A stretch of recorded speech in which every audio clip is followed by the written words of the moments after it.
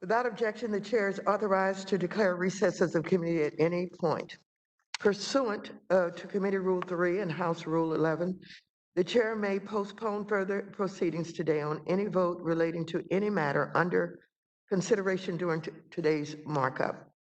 As a reminder, all members on the WebEx platform should keep themselves muted and should only unmute themselves when they are recognized. The staff has been instructed not to mute members except when a member is not being recognized and there is inadvertent background noise. Members on the WebEx platform are also reminded that they may only participate in one remote proceeding at a time. So if you are participating today, please keep your camera on, and if you choose to attend a different remote proceeding, please turn your camera off. To facilitate recognition of members who are seeking recognition, members are encouraged to identify themselves by name. For members who are participating in person, wearing a mask at all times while in the hearing room is a requirement, including while speaking into a microphone when recognized. This is based on guidance from the Office of the Attending Physician, and the chair will treat wearing masks as a matter of order and decorum. Members who do not wish to wear masks may participate virtually through the WebEx platform. We will be collecting and distributing amendments electronically to ensure all members have access to relevant documents in this hybrid format. All amendments must be submitted to the committee email provided in the meeting notice. The amendment will then be given a unique identifier for reference and distributed to all members through an email list that was developed in advance in coordination with the ranking member. Members who are participating in person are encouraged to have their own devices with them to access the amendments electronically so as to avoid hand-to-hand contact. As is the chair's practice, amendments that are pre-filed will be given priority consideration. While we're trying to make this process as familiar as we can, we must recognize the limitations that go with ensuring the safety of all members. So I ask for members to be patient with delays and other limitations we face in this hybrid format. Without objection, all members will have 5 legislative days within which to revise and extend their remarks and to submit additional materials to the chair for inclusion in the record. With that, the chair now recognizes herself for 5 minutes for opening remarks. Today, this committee convenes for a markup to consider legislation to carry out President Biden's American Rescue Plan, the American Rescue Plan Act of 2021.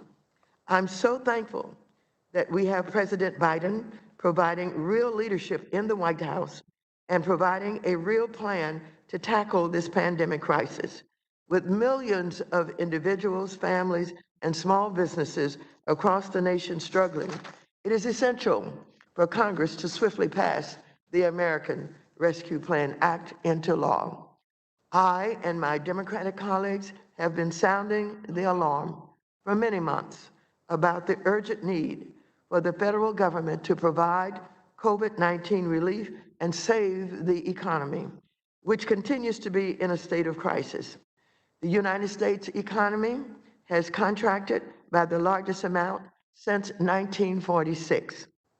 Over 1 million small businesses have closed. Millions of individuals and families are on the brink of eviction or foreclosure as back rent or mortgage payments pile up through no fault of their own. Across the nation, people are struggling to make ends meet, and hunger is growing. Communities of color continue to be the hardest hit. The nation needs the $1.9 trillion in relief the American Rescue Plan would provide. Economists and experts widely agree on the clear benefits of this plan. Analysis have shown that the plan would increase U.S. gross domestic product by 4% by the end of the year and create 7.5 million jobs this year. The measure we are considering today to carry out President Biden's plan provides a total of $75 billion towards programs under this committee's jurisdiction and builds upon the work of many of our colleagues. So today, we will consider $10 billion to support the production of emergency medical equipment using the Defense Production Act, a measure offered by Mr. Vargas. The package also includes $25 billion to provide rental assistance, including $5 billion towards 70,000 emergency vouchers and funding directed to rural and tribal communities, building off of the legislation offered by Ms. Achney, Mr. Vargas, and myself.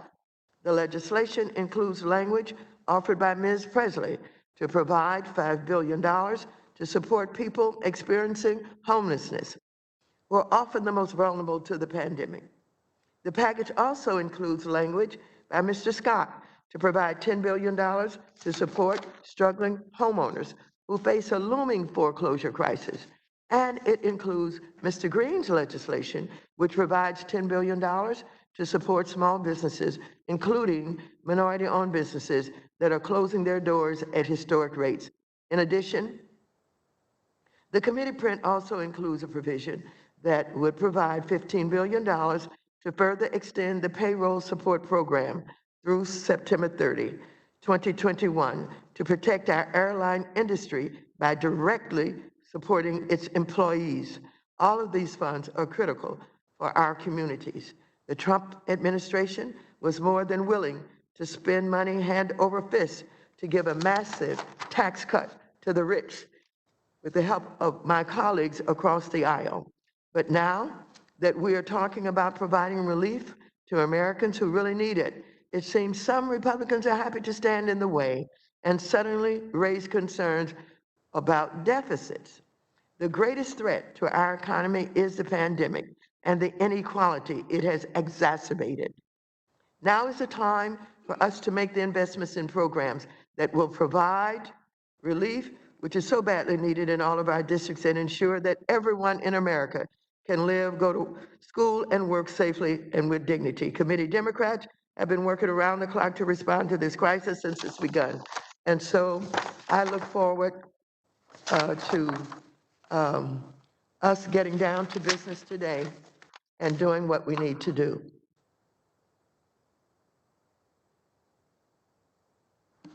The chair now calls upon the committee print providing for reconciliation pursuant to Senate Concurrent Resolution. Wait a second. The concurrent resolution on the budget for fiscal year 2021. Point of order. I beg your pardon. The chair now recognizes the ranking member, Mr. McHenry, for 5 minutes. Well, thank you. And I thank my colleague, Mr. Gonzalez, for seeking physical recognition for me. This is the challenge of a hybrid environment. And I would just ask the chair for sensitivity to those of us that are online here, and do appreciate the majority working with us to make sure that we can have a markup that is both safe but accessible to all members. Look, lawmakers shouldn't be in the business of guessing. Yet today, we're here today discussing a so-called plan that is not based or backed by facts, data, or expected outcomes.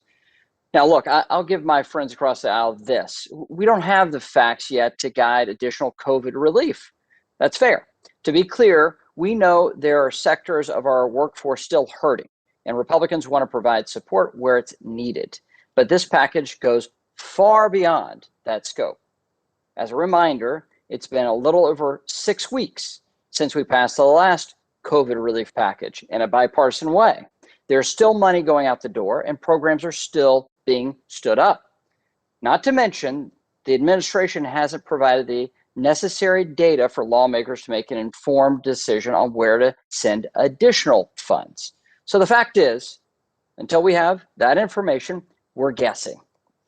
And it's a very expensive guess that is this $1.9 trillion package. That's not what the American people need. It helps no one for us to say, well, we hope schools will reopen if we spend more money, or we think bottomless stimulus will get the economy back up and running, or programs that didn't work before, they might work this time. Well, I don't think that's right. Hurting families need a plan, not to be placated. We need people to feel safe enough to go out to restaurants, to go to movies, or on a trip to visit grandparents. We need kids back in classrooms, not just for the sake of their education and mental health, but for the single parent who can't search for a job until they have childcare. Bottom line, we need to deliver temporary, targeted, and COVID-related relief to the people who need it most. Here's what we do know. So far, we've come together 5 times to provide more than $3.5 trillion in support for our economy. Congress has acted in the worst economic crisis, and we've acted in a bipartisan way. Next, we need to get the economy to recover. Consider this. The unemployment rate right now in America is better than it was in the first 5.5 years of the Obama administration. Let that sink in. Now, that's not to say people aren't in pain. That's why we need targeted relief to those that are experiencing the shutdown, that have a health-related shutdown. Compare this to what we've done. Compare this to what happened back in 2009. We spent $800 billion on the America Recovery and Reinvestment Act, the so-called stimulus, in 2009, which was in response to what was then the worst economic crisis of our lifetimes. Despite my colleagues' claim, it is possible that we do too much. In fact, there's bipartisan agreement that an additional $1.9 trillion package could have negative consequences over the long term for our economy. Unfortunately, that's where the bipartisanship stops. While we are only marking up a portion of the $1.9 trillion package, this would codify numerous partisan priorities, including duplicative rental assistance to funnel money toward non-COVID related purposes, and restart the ineffective Obama-era state small business credit initiative. So today, committee Republicans will work to make this package better. In fact, I expect that there will be many opportunities for Democrats to join Republicans in our common sense efforts to target this bill towards those most in need. I'll leave my friends across the aisle with this warning, though. You do not need to embody this quote. Quote, "They have learned nothing and forgotten nothing." This quote from history is impactful today because it seems like my Democrat friends are reliving the 2009 experience and pushing partisan programs and ideas that have no demonstrable impact on the American people is at least unnecessary and at worst harmful to the recovery effort. Like 2009, the words COVID now are being used as a means to pass a partisan agenda. The word COVID now becomes their, quote, shovel-ready project, end quote, from 2009. They have learned nothing and forgotten nothing. The desire to defeat this pandemic transcends politics, but guessing will not accomplish a good result for us. We need to safely reopen our economy. Getting kids back in classrooms and distributing vaccinations will do that work. So let's focus on those things. And with that, I yield back. Pursuant to notice, the chair now calls up committee print, providing for reconciliation pursuant to Senate Concurrent Resolution 5, the concurrent resolution on the budget for fiscal year 2021. The clerk will report the committee print. Title 4, Committee on Financial Services, Subtitle A, Defense Production Act of 1950. Section 4101, COVID-19 Emergency Medical Supplies Enhancement. Without objection, the first reading of the committee print is dispensed with, and the chair offers an amendment in the nature of a substitute copies of which have been distributed in advance electronically and are available to all. The clerk will read the amendment. Amendment in the nature of a substitute to the committee print. Strike the text of the committee print and insert the following. Title 4, Committee on Financial Services, Subtitle A, Defense Production Act of 1950. Section Without 4101. objection, the amendment in the nature of a substitute will be considered as read and considered base text for purposes of further amendment. I Madam object Chair. to the ANS.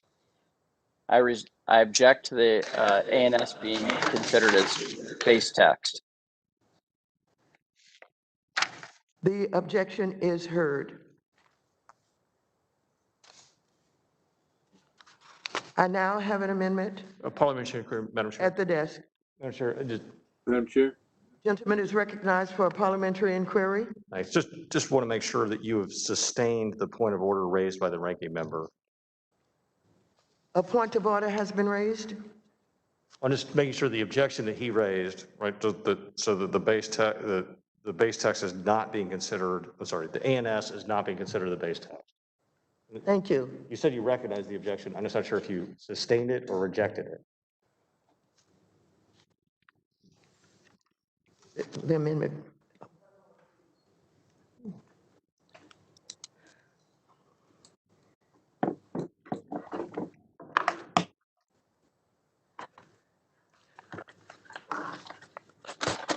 May I make an inquiry of the gentleman? Are you asking that the amendment not be treated as base text? Correct. I believe that the ranking member's objection Well, was, yes, the amendment will not be treated as base text. Thank okay. you. So you're sustaining his point of order and it's not going to be treated as base text?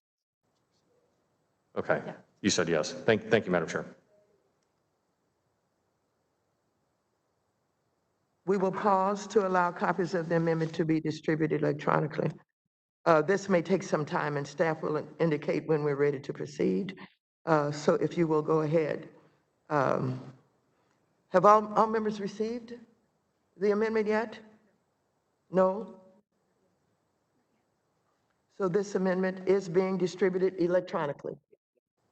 Thank you. We will pause.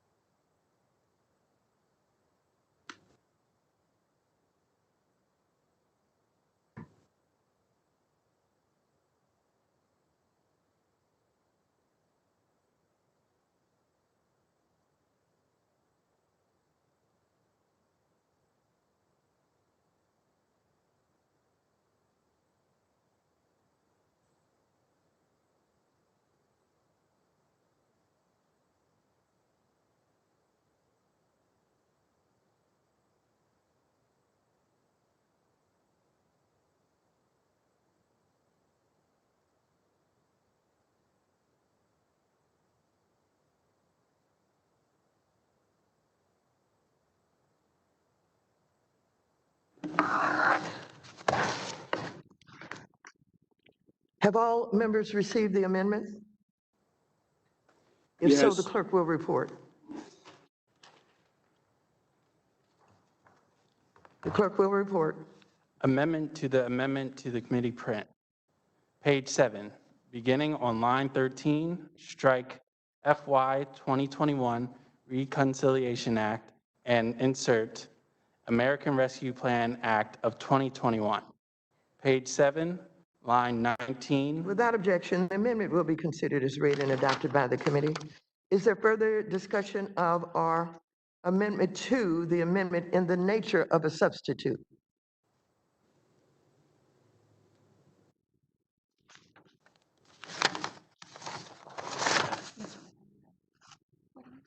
Who is it?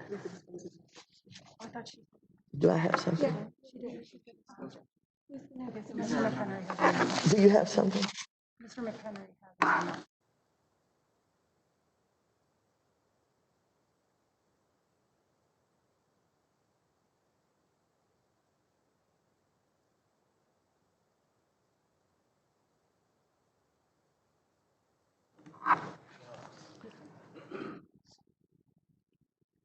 For what purpose does the gentleman from North Carolina seek recognition?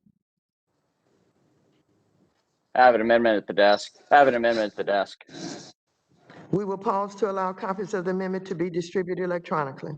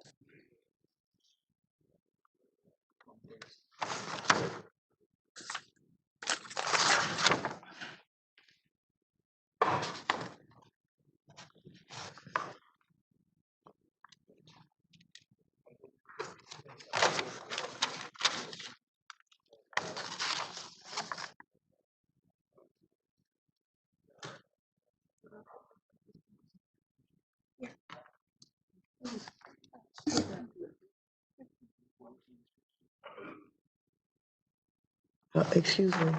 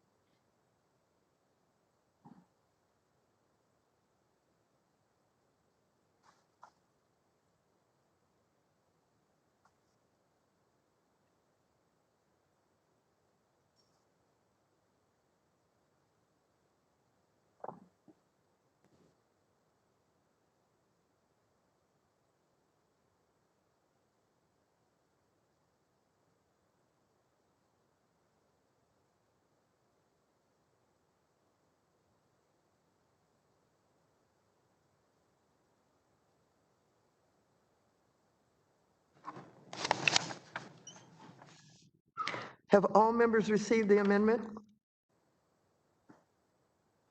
If so, I would like to reserve a point of order on this amendment. The clerk will report the amendment. Amendment to the committee print offered by Mr. McHenry of North Carolina. Page 1, after line 2, insert the following. Section 4001, presidential determination required. Authorization only. Without objection, the amendment will be considered as read. The gentleman is recognized for 5 minutes to explain the amendment. Well, thank you, Madam Chair. The amendment is making this clear that this package, that these programs, that these dollars be connected with the COVID epidemic, the pandemic that we're dealing with here. The fact is, no amount of money will simply reopen restaurants. No amount of money will simply reopen schools. It has to be the concerted will of the community to deal with the health crisis in order to have a full reopening of our economy. It is necessary that the funds we expend are directly related to the COVID health crisis. We need to get shots in arms. We need to get people vaccinated. We need a testing regime that is world-class. We need to make sure that we have all those available treatment options across the country, rural and urban and everywhere in between. And so this amendment makes it very clear that these dollars need to be connected with the COVID pandemic. And when the national emergency ends, the expenditure of funds should end as well. Once we get to the other side of this health crisis, we should allow the economy to grow and flourish as the American people intended to. So the idea is also to say that we're not setting up new government programs on a permanent basis based off of this health crisis we're currently facing. That is the intention of the amendment. That's what it makes clear. I think this is a good way for us to start and set the tone for the debate we're having in this committee. It's also a great way to set the tone for how we're going to deliver the type of care that we provided and the response we provided in the CARES Act and the 4 further iterations of funding that we provided last year in a bipartisan way. Let's make sure that these dollars don't create a new federal bureaucracy or a permanent new federal program or set of programs. Let's make sure it's temporary, targeted, and focused on getting people back on the other side of this health crisis. Look, the fact is, no amount of stimulus dollars will get people back in restaurants until they feel safe getting back in restaurants. No amount of dollars will get people back in theaters or to see large gatherings of people to see entertainment. So the only way we get that done is not through shoveling dollars out the door, but by getting people healthy and safe. And so let's focus our work around those things, getting people healthy and safe, and not have this as a grab bag of money around a permanent new set of government programs. So that's the intention of this amendment. Let's support this, and I urge the adoption of this amendment and yield back. Thank you. Is there further debate on the amendment? I move to strike the last word. I move to strike the last word. The gentlewoman from California is recognized for 5 minutes. Madam Chair? Who's it? Madam Chair, have you recognized? Gentleman? The gentleman from California is recognized for 5 minutes. Now I recognize myself. I wish to respond to the Do you see ranking him? member. Oh, there he is. I wish to respond to the ranking member. He tells us we should make sure that this bill ends when the health crisis is over. The fact is the economic crisis will last many, many months, perhaps after the health crisis is over. And this is a bill to deal chiefly with the economic crisis. The ranking member gives us a quote from an Austrian diplomat about the Ottoman army, saying that it had forgotten nothing and learned nothing. The fact is, No, that's not the case. It's the French Revolution. I believe It's you'll the French find Revolution and the Bourbon Dynasty. I believe you'll find it as a statement about the Ottoman military forces. I'll get you the historical quote after today's markup. Yeah. In any case, Democrats have not forgotten anything about the suffering that we had many years after the 2008 economic meltdown. And we learned from that meltdown that it is critical not to go too small, as we did in 2009, but to get the economy up and running as quickly as possible. So it is true, Democrats have forgotten nothing. We learned what we needed to learn, and we will not want to repeat the pain that we have not forgotten. Madam Chair, I want to thank you for bringing us together to advance this important legislation. Our economy is weak. We added only 49,000 jobs last month. The economy is still down nearly 10 million jobs since before the pandemic. While the ranking member says unemployment is tolerable because it's in the range that it was in 2010, 11, and 12. The fact is those were painful years, not pain that we have forgotten, pain that we have learned from. According to an analysis by Moody's, as of December, well over 11 million Americans are behind on their rent and utilities, representing on average $5,800 of unpaid bills. So now we're gathered together to pass the American Recovery Act. And I know that our colleagues on the other side of the aisle oppose that act. Unlike 10 Republicans in the Senate, they have not proposed any comprehensive alternative. They tell us that we should wait until we have perfect information. Well, we never have perfect information, and we should not wait forever. We cannot wait any longer. We do have some information. That is that next month, the extended unemployment benefits expire. And that is next month. And also we know that the American people expect stimulus checks of $2,000, and we need to pass the additional $1,400, and that will do a lot to stimulate our economy. So I know that Republicans will offer many dilatory amendments. I hope that they can keep that to a minimum. It would be even better if they had a comprehensive alternative, and one that was not like the one put forward in the Senate that was scarcely 1/3 of what is necessary. I commend the president for putting forward his plan. We are moving quickly, just 21 days after the inauguration. This contrasts with President Trump taking a full week to sign the bill that his people had already negotiated. Undue delay is not the kind of government we need at this in this critical circumstance. According to a Brookings Institution analysis, the American Rescue Plan will increase our real GDP by 4% by the end of this year. Similarly, Moody's Analytics estimates the president's plan will create 7.5 million jobs and return the U.S. to full employment a full year faster. We should not delay in moving this legislation. I want to commend especially Mr. Scott and Mr. Green for championing important parts of this legislation. I know that we need $25 billion in additional rental assistance and $10 billion in homeowners assistance. So let us move forward without undue delay. I yield back. Madam Chairwoman, I move to strike the last word. For what purpose does the gentlewoman from Missouri seek recognition? I move to strike the last word. Gentlewoman is recognized for 5 minutes.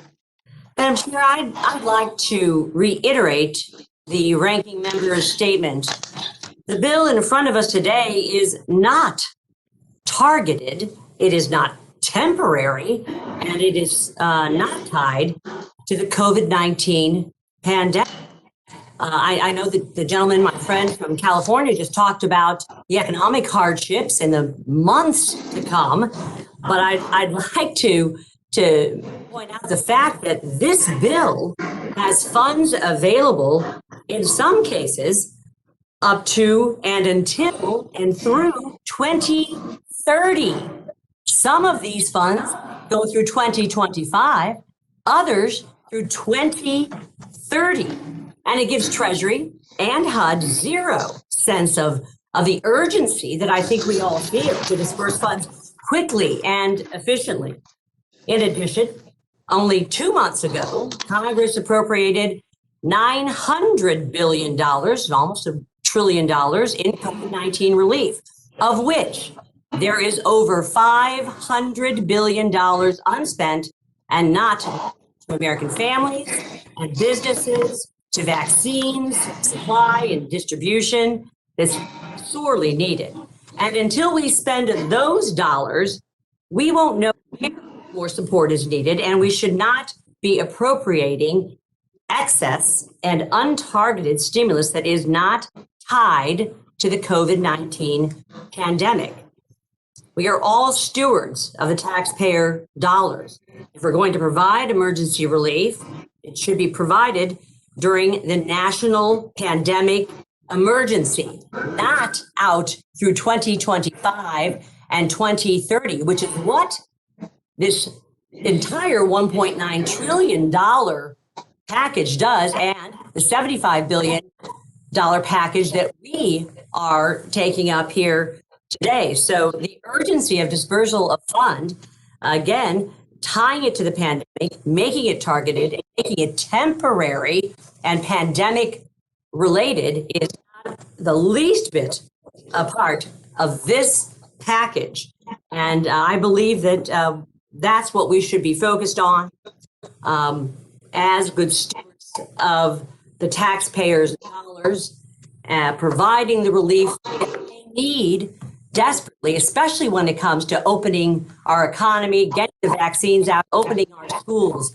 But let's make sure that we're not having programs that go on for years and years and years through this $1.9 trillion package, when the ink, again, is barely dried and hasn't even been spent on the last $900 billion. Thank you, and I yield back. Is there further debate on the amendment? Madam Chair, gentleman from Missouri. Who seeks recognition?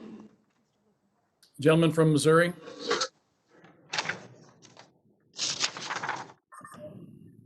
Madam Chair, if I could make a point of order, if people would just introduce themselves, give their names, and that people mute themselves. I don't know what he said. This is Perlmutter. I just said that when people move to strike the last word, they need to say their name so that you can recognize them by name. Thank you. This is the gentleman from Missouri, Mr. Seeks Luke Meyer. recognition? Who seeks recognition? Gentleman from Missouri, Mr. Luke Meyer. The gentleman from Missouri is recognized for 5 minutes. Move to strike the last word, Madam Chair.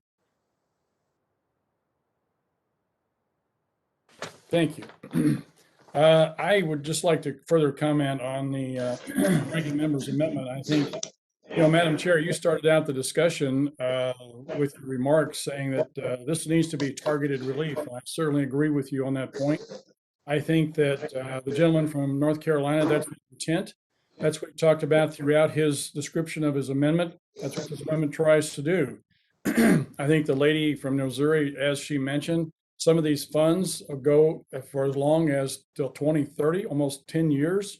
I have an amendment later on that's going to discuss this, so I'll bring this back up later. But that is not targeted relief. That is something that is a budget proposal that needs to be in a budget bill somewhere rather than a stimulus package. I further am concerned about the priorities in here, some of the other things that are in the bill that are not COVID related. And I think that is where we really run into some problems and run up the cost of this bill. I can tell you that the CBO came out just last week, February the 1st, and they say that they expect the economy to improve fairly impressively, even assuming no further stimulus legislation is enacted. Their projections, which incorporate the assumptions that and that current laws, the ones that are in place now, that no significant additional emergency funding or aid is provided, the economy will continue to strengthen during the next 5 years. So CBO believes that we're in good shape from the standpoint of the economy is poised to move up. I think the ranking member makes the point about lockdowns and opening schools. If we do those things, we have the opportunity to move our economy along quite quickly. And I'll give you an example. In my home state of Missouri, for instance, we haven't been locked down here since mid-May. We had a 5% increase in revenue to the state of Missouri in 2020 over 2019. Visitation at the Lake of the Ozarks, one of the finest recreational centers in the Midwest, where I basically live. They doubled the visitation there over last year, which was second most in history. The economy, if you open it up and quit locking it down, will move along quite quickly. And I think that's more important, quite frankly, at this point than this massive plan here. I think the targeted stuff in this plan is good. I think, CBO projects that the unemployment rate is going to drop from 6.8 at the end of the year down to 5.3 if we do nothing else. But I think there is a group of people, there's a group of industries that are hurting.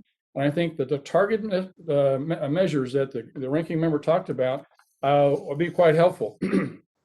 Wall Street Journal editorial board, for instance, said the Biden spending bill is the wrong remedy for an economy that is growing. The best economic stimulus is to end the lockdowns and accelerate vaccine rollout, which are the exact 2 points that the ranking member made. Lawrence Summers, Clinton's Treasury Secretary and former economic advisor, made this comment just last week as well. Recent CBO estimates suggest that with the already enacted $900 billion package, but without any new stimulus, the gap that actually and potential output will decline from about $50 billion a month at the beginning of the year to $20 billion a month at the end. The proposed stimulus will total in the neighborhood of $150 billion a month, even before consideration of any follow-on measures. That is at least 3 times the size of the output shortfall. This is, again, if you have the targeted portions of this to help those industries and individuals that are most affected and need the help, that would be our job. That would be the charge that we would have. But the superfluous stuff that's in here, the duplicative stuff that's in here, the stuff that's in here that's going to go 10 years out, that's not necessary. That is not what we should be doing. And from that, I again support the ranking member's amendment and certainly ask for everybody's support. With that, I yield back. Thank you. Is there further discussion on the amendment? Madam Chair, I move to strike the last word. Who seeks recognition? And please give your name as Mr. Perlmutter has required and asked us to do when you are recognized. So again, who seeks recognition? Mr. Gonzalez from Ohio. The gentleman is recognized for 5 minutes. Thank you, Madam Chair. I move to strike the last word. I'm going to start with a quote. We can join forces, stop the shouting, and lower the temperature. For without unity, there is no peace, only bitterness and fury. No progress, only exhausting outrage. So those words come directly from President Biden just 3 weeks ago. And if there was one part of his message that I think most Republicans, certainly most people across the country, agreed with, it was this notion of unity and coming together and finding a way to lower the temperature. This bill, which we all know is a purely partisan bill, does nothing on that objective and only accelerates the division that we have in the country. It was also stated that Republicans don't want to help, that we were eager to pass a tax cut, but we don't want to help people in need during this pandemic. I'd remind my colleagues on the other side of the aisle that to date, we have passed multiple bipartisan COVID relief packages that have been targeted, that have helped us get through this pandemic, and have been bipartisan in nature. It's also been said that, and I think the ranking member is absolutely right, that we need targeted relief. I would argue targeted relief on 3 points. 1, we need to defeat the virus. 2, we need to target the hardest hit. And 3, we need to safeguard the financial system. The virus provisions, frankly, I think are fine. They're not perfect, but they're fine. Targeting the hardest hit, I mean, I don't understand how we're targeting the hardest hit when we're shooting out thousands of dollars to those making up to $150,000 a year who have had no economic hardship whatsoever as a result of this pandemic. So the targeting on the stimulus checks clearly is not targeting the hardest hit. The minimum wage increase that we're sneaking into here, the CBO already scored it. It's going to raise unemployment, not lower it. We need to get people back into the workforce, in particular, those hardest hit areas. And also, when we talk about the hardest hit, I don't know of anybody who's more hard hit right now than some of our urban and rural poor school districts and school children. who have been pushed out of the classroom. There's nothing in this bill that guarantees that they get back into the classroom. I think we're going to see a lost generation for a lot of these individuals who have been stuck in out of school, many of whom struggle to even connect to Wi-Fi. And then finally, to talk about Larry Summers' point, which my colleague just raised, I actually think the biggest risk to the financial system today is inflation. It's not necessarily debt deficit, but I think it is inflation. And when we're overshooting the output gap by 3, 4, 5 times what is required, we open up a door that we haven't gone down in a long time. And to remind everybody that the whole deficit spending notion is predicated on this belief that, well, as long as interest rates stay low, we can somehow service our debt. That's only going to happen if we don't have inflation. If we have inflation and the Fed is forced to raise rates, the party stops. Interest rates go up, stocks are going to plummet, housing costs are going to plummet, massive problems, these asset bubbles that have inflated, they're all going to pop. And at that point, we will be left with very few, if any, tools to combat the pandemic. So I would urge my colleagues who say, well, we have to go big. Let's go smart. How about that? Big doesn't necessarily mean good. Let's go smart, let's go targeted, and let's solve the actual need and not a bunch of partisan wish list items. And with that, I yield back. Thank you. Is there further discussion on the amendment? If not, I recognize myself for 5 minutes, and I'd like to withdraw my point of order. I oppose this amendment. This amendment ignores the fact that there is already a declaration of a national emergency. The amendment also puts up hurdles for the administration to prove how funds will be used when many of the funds in the act are intended to go to the states to support their efforts. For the first time since the pandemic began, we finally have a president who is taking the pandemic seriously, is setting up a national vaccination program and providing the tools to end this pandemic. Notably, the language in this amendment was not part of the CARES Act, but now, because the president is a Democrat, we have new hurdles. I oppose this amendment. Is there further discussion on the amendment?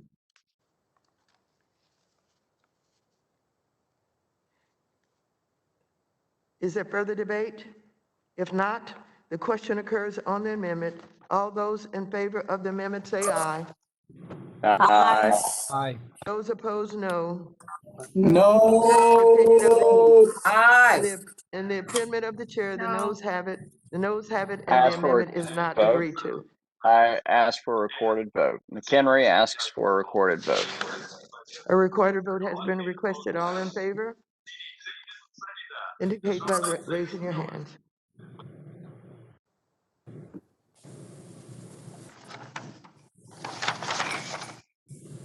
There's a sufficient second and a recorded vote is ordered. Pursuant to the chair's previous order, the vote on this question is postponed. Is there further discussion of or amendment to the resolution?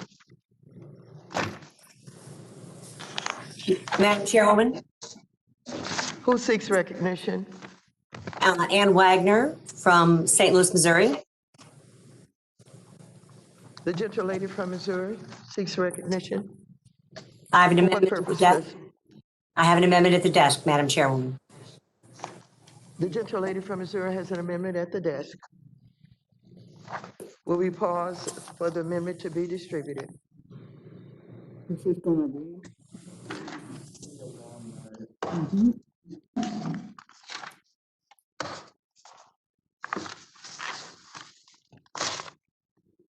This is my lunch that I ate in New York yesterday. Somebody needs to mute.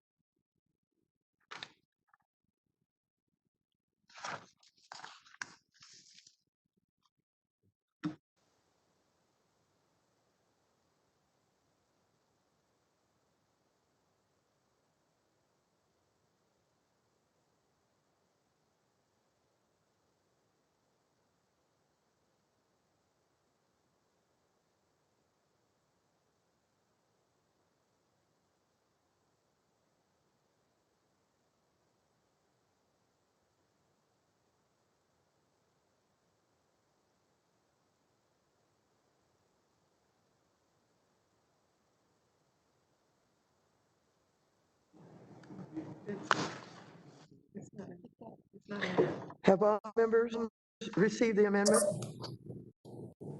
If so, I would like to reserve a point of order on this amendment. The clerk will report the amendment. Amendment to the committee print offered by Mrs. Wagner of Missouri. Page 1.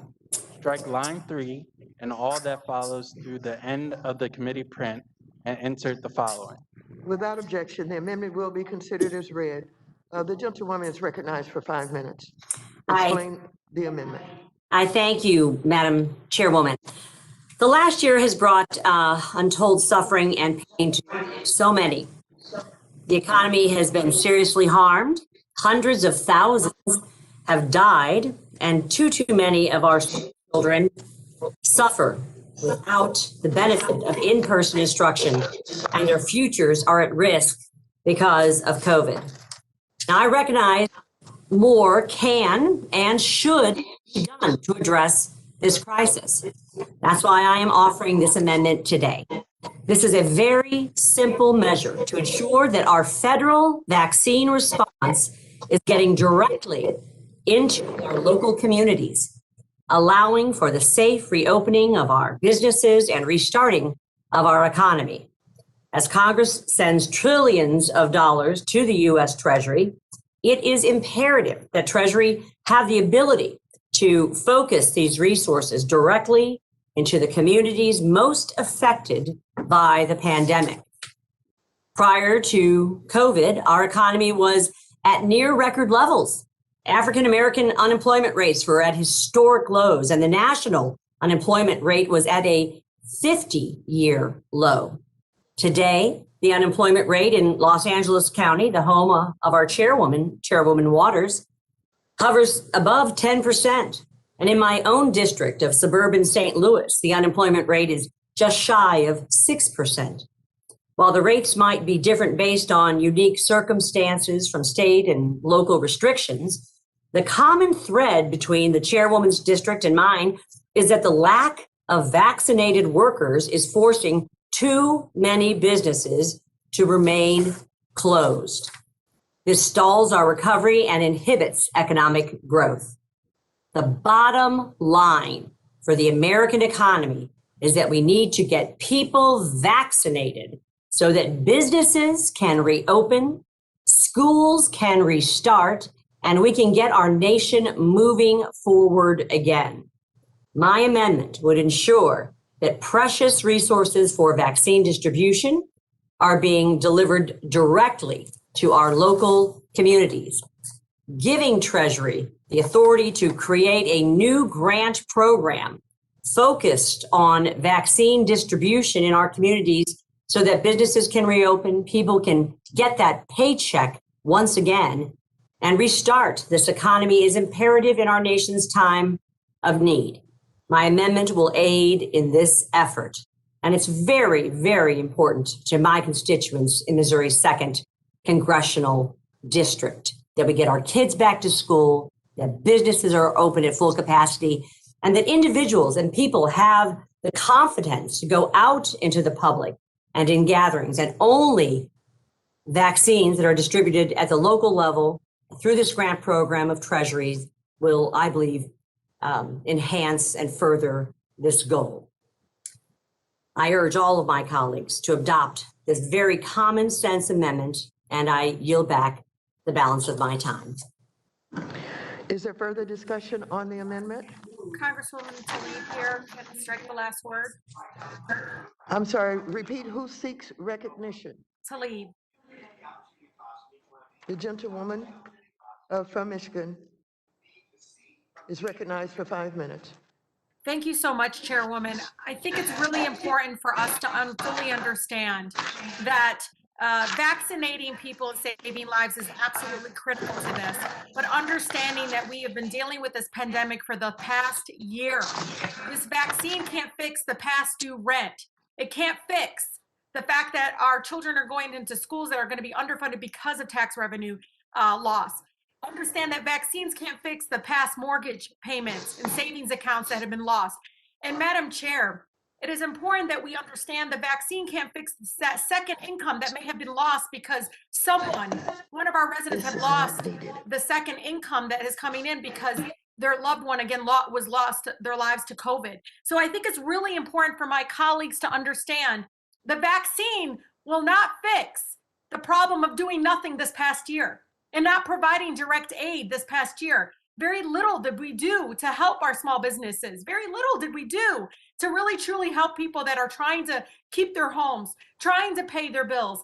I mean, I have so many people right now in jeopardy of losing access to water, Madam Chair. So vaccine can't fix all of this. So I think it's really important for us to understand that we need to provide help for families that have not gotten enough from us, their own government, this past year. I yield.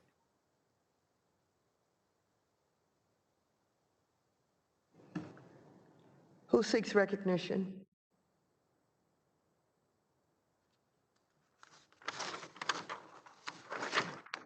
Congressman Davidson.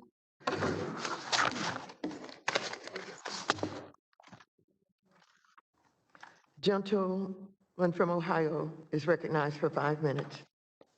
I thank the chairwoman, and I want to thank my colleague, Ms. Wagner, for offering this amendment.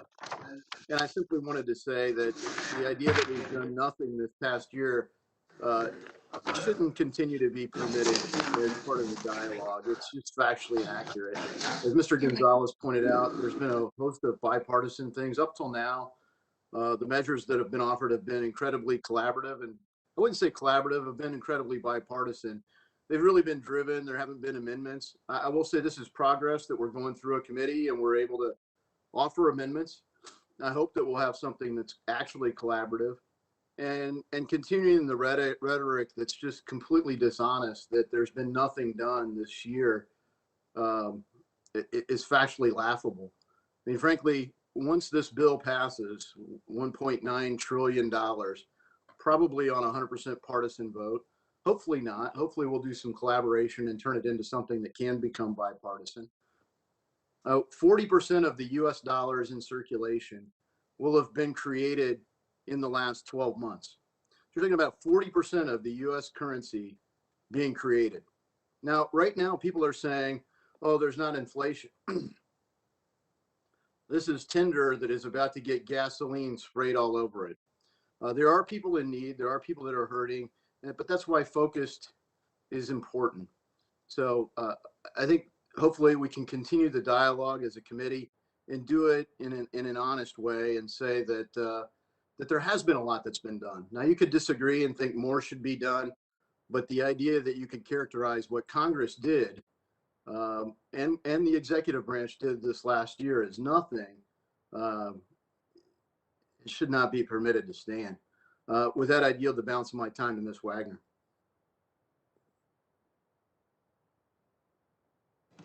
Is there further discussion or debate on the amendment? I appreciate the gentleman yielding his time, and I agree with many of the points that he made. Certainly what this Financial Services Committee worked with in terms of PPP loans and making sure that small businesses were keeping their employees attached to the workplace, the Fed agencies and funds that were out there that really bolstered our economy and kept it from crushing. There's so much good on a bipartisan package, as the ranking member has pointed out, and many others. 5 bipartisan packages, $5 to $6 trillion that we have put into this system to help those in need. And now we are finally at the point where we have viable vaccinations that can really make a difference to take us that next step into making sure that our economy is open, our kids are at school, our families feel safe. And I think giving Treasury the authority to create a new grant program that is focused on vaccine distribution in our local communities is absolutely the key to this. If you talk to any of your constituents, and I know most of us are back home in our districts right now, and all we hear is, when can I get a vaccine? When can I get a vaccine? And this is important, that we take money that we're talking about now and make sure that we are doing whatever we can to have vaccinations increased in terms of supply and distribution in our local communities. And I believe that giving Treasury this authority would be a great boost to that. So I thank the gentleman, Mr. Davidson, for speaking on my amendment, and appreciate him yielding me the rest of his time. And now, Madam Chairwoman, I yield back my time. And I yield as well. Thank you. Does the gentlelady yields back the time? Madam Thank Chair, you. Green from Texas desires to strike the last word.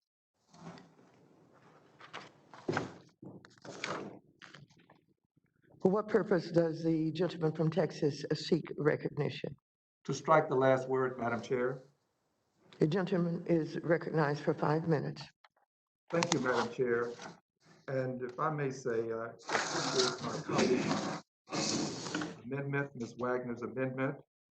She seeks to do something that the holistic approach that the president is taking includes. Her amendment indicates that there would be prioritizing of funding to businesses that purchase, produce, and distribute these medical supplies.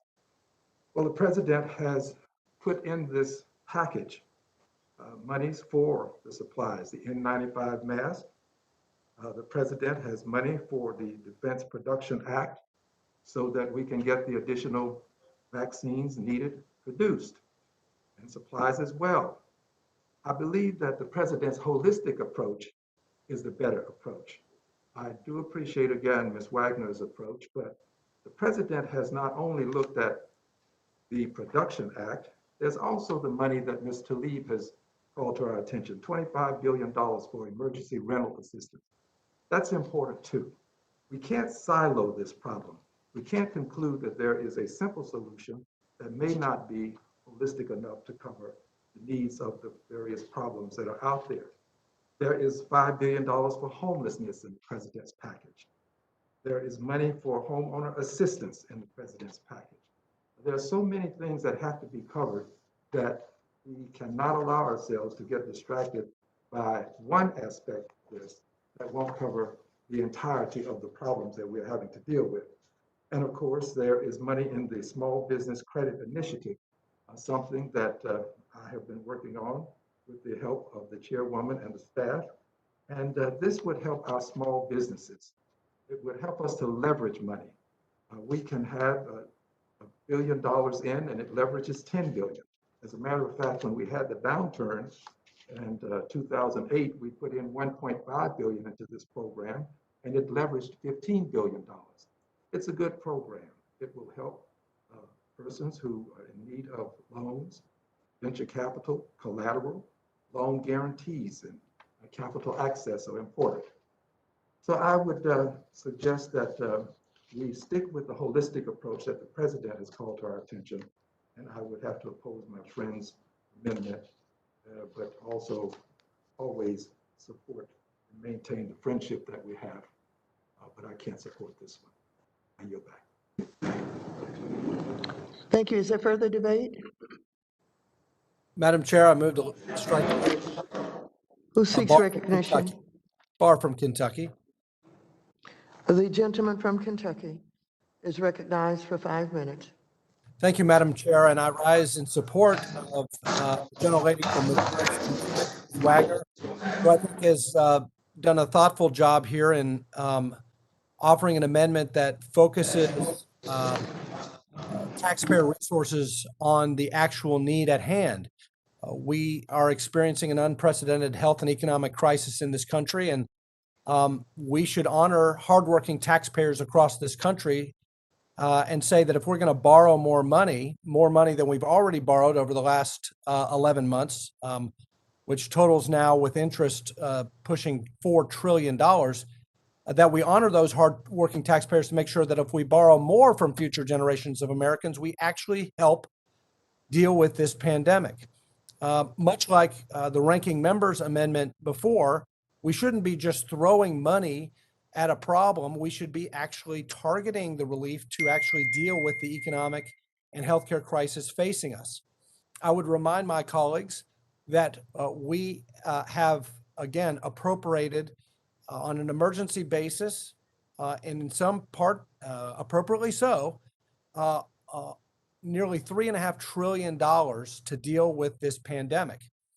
Now, we have left over from the CARES Act, its progeny, the various pieces of legislation since then, and then the $900 billion from the COVID relief package from last December, less than 2 months ago. We have over $1 trillion left in unspent funds. $1 trillion, think about that.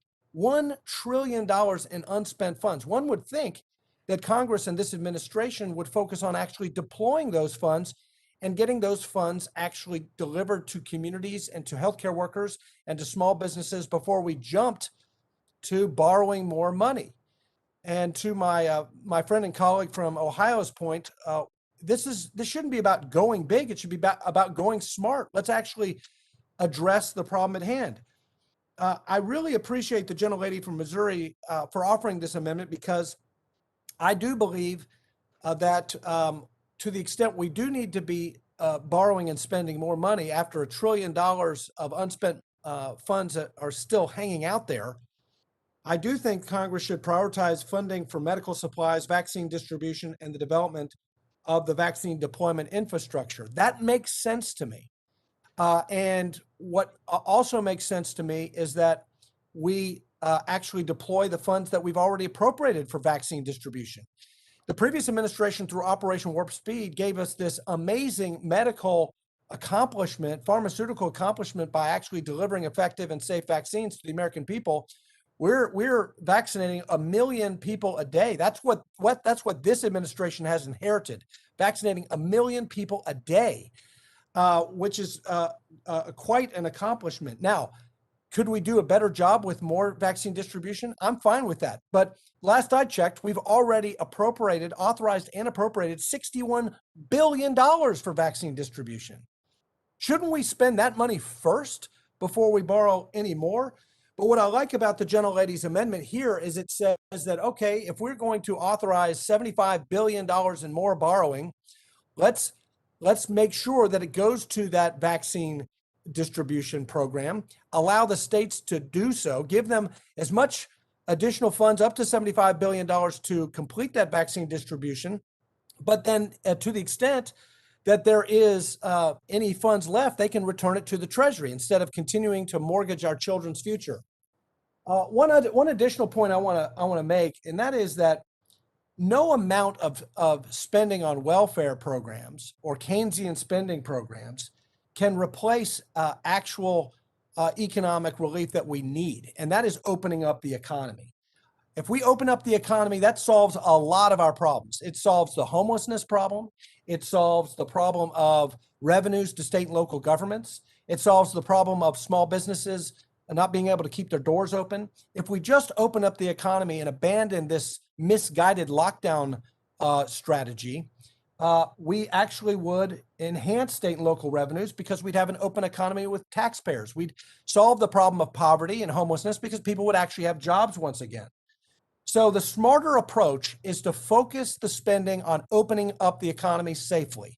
And that is exactly the reason why the gentlelady from Missouri has offered her amendment, why I support it. Because to the extent we need to borrow and spend more money, let's focus on helping people get vaccinated, helping businesses open up so that we can actually open up the economy and solve the problem that we're facing right now. It's much smarter because it spends only what we need based on local needs and only to the extent it opens up the economy. So I urge my colleagues to support the gentlelady's amendment and yield back. On the amendment. Madam Chair, this is Vargas Who from seeks California. I recognition? move this- Vargas from California.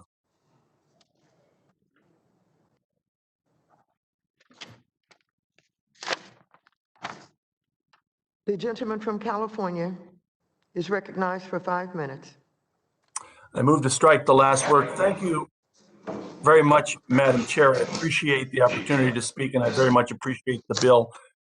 However, I am opposed to this amendment. I do assume the goodwill on the part of all my friends on the opposite side of the aisle. But I think one of the things that this amendment does is it eviscerates the Defense Production Act portion of the bill that I'm very much in favor of. Those of us who have large military installations in our districts are familiar with the Defense Production Act. Of course, it's an act that goes back to 1950, it was signed into law by Harry Truman, and has been used, I believe, by almost all, if not all, presidents since then, including President Trump. What the Defense Production Act allows for is to move more quickly for the things that we've heard today. So, for example, when I hear my friends on the opposite side of the aisle say that we lack vaccinated workers, well, that's what the Defense Production Act allows for, to speeding up to make sure that we have vaccines to produce. When we get the schools open again, well, of course, we all want to open schools. We want to make sure we do that safely, and we can't if we don't have the vaccines available. We don't have the safety precautions for the kids and also for the teachers. In fact, we all want to get vaccinated. That's the same back home. Why can't we get vaccines? Why can't we get vaccinated? Well, that's the same things that are being asked here in San Diego and in California. And of course, as you probably know, we've been hit very hard recently with COVID-19 deaths. In fact, sadly, now we lead the nation in deaths. So we're not guessing. I know that earlier the ranking member said we don't have to guess. Here in California, we're not guessing. We can count the corpse. We can count the dead bodies here. We need help. We need vaccines. And that's why I think the portion of this bill that is the Defense Production Act moves us quickly to get these things that we need. And that's why I'm against this particular amendment. But again, I assume the goodwill of my friends on the other side of the aisle. In fact, that to be frank, in the last few months and really weeks, some of the courage that some of my friends on the opposite side of the aisle have shown, even placing themselves and their families potentially in great harm by doing what they think is patriotic and what is right, really moves me. In fact, that's the grand old party that I remember, the party of my father-in-law, that he was so proud to be a Marine and to be a Republican. So again, I assume their goodwill, but I think this amendment goes in the wrong way. And again, because it nullifies the Defense Production Act and how quickly we can move with it. So with those comments, again, I thank the gentlelady from Missouri. I do believe that vaccinations have to move, and I do thank the gentleman from Kentucky. I do think he's right that we have to vaccinate people and move quickly. But this amendment doesn't help when it eviscerates the Defense Production Act amendment that I'm so much in favor of. So again, Madam Chair, thank you very much. I appreciate everything that you're doing, taking it as seriously as possible, knowing that we haven't done enough. We did learn that we went too small in 2008, and we did learn, I think, that we weren't prepared. And that's why I think for this pandemic, that's why I think it's so important to have the Defense Production Act in place, funded, and moving forward to make sure that we not only tackle this COVID-19, but the variants that we're starting to see from England, South Africa, and other places, because we're not out of the woods yet. We don't know how this thing is going to turn. Every time we think that we have this thing under control, it's not. Originally, the scientists were thinking maybe 60, 100,000 people would die. We have 465,000 dead, and probably many, many thousands more. So let's not go too small and watch our neighbors get sick and die. Let's do the right thing and move forward with the underlying bill. Again, thank you, and I yield back. Thank you. Is there further debate on the amendment? Madam Chair. Madam Chair, Timmons from South Carolina strikes last week. Gentleman, St. Nicholas from Guam, Madam Senator Chair. from Guam is recognized for 5 minutes. Thank you, Madam Chair. I just want to clarify for the record what this amendment will do, and then kind of talk about how the language of the amendment is actually counterproductive to a lot of the arguments that we've been listening so far today.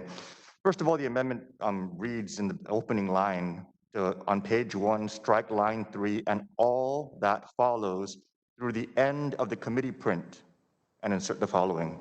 And so basically, we're going to wipe everything out with this amendment and just have what this one and a half page language says. We're basically going to kill the rental assistance that this country is screaming for. We're going to kill the mortgage assistance that this country and our financial institutions are all on edge about. We're going to kill airline assistance. All of those airline workers who are struggling to make ends meet begging us to respond, we're going to kill that with this amendment. And then, I don't know if it was intentional, I don't know, maybe I'm not reading the language correctly, but it only refers to states. So we're going to kill our territories and we're going to kill our tribes.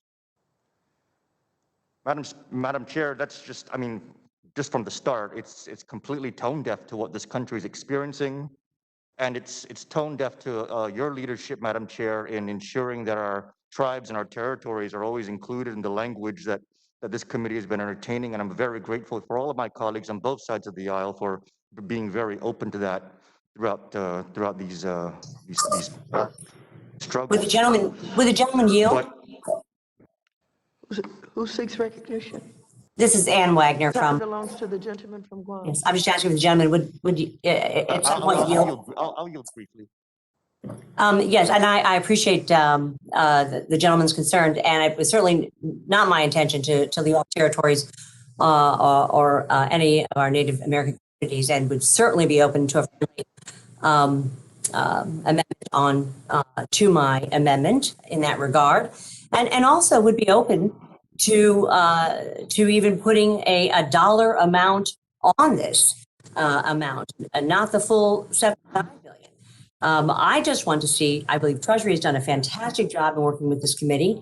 And I think a grant program that could actually get vaccinations to our local governments would be very much in order. So I am open and receptive to those kinds of amendments, and I will yield you back your time, and I appreciate your courtesy.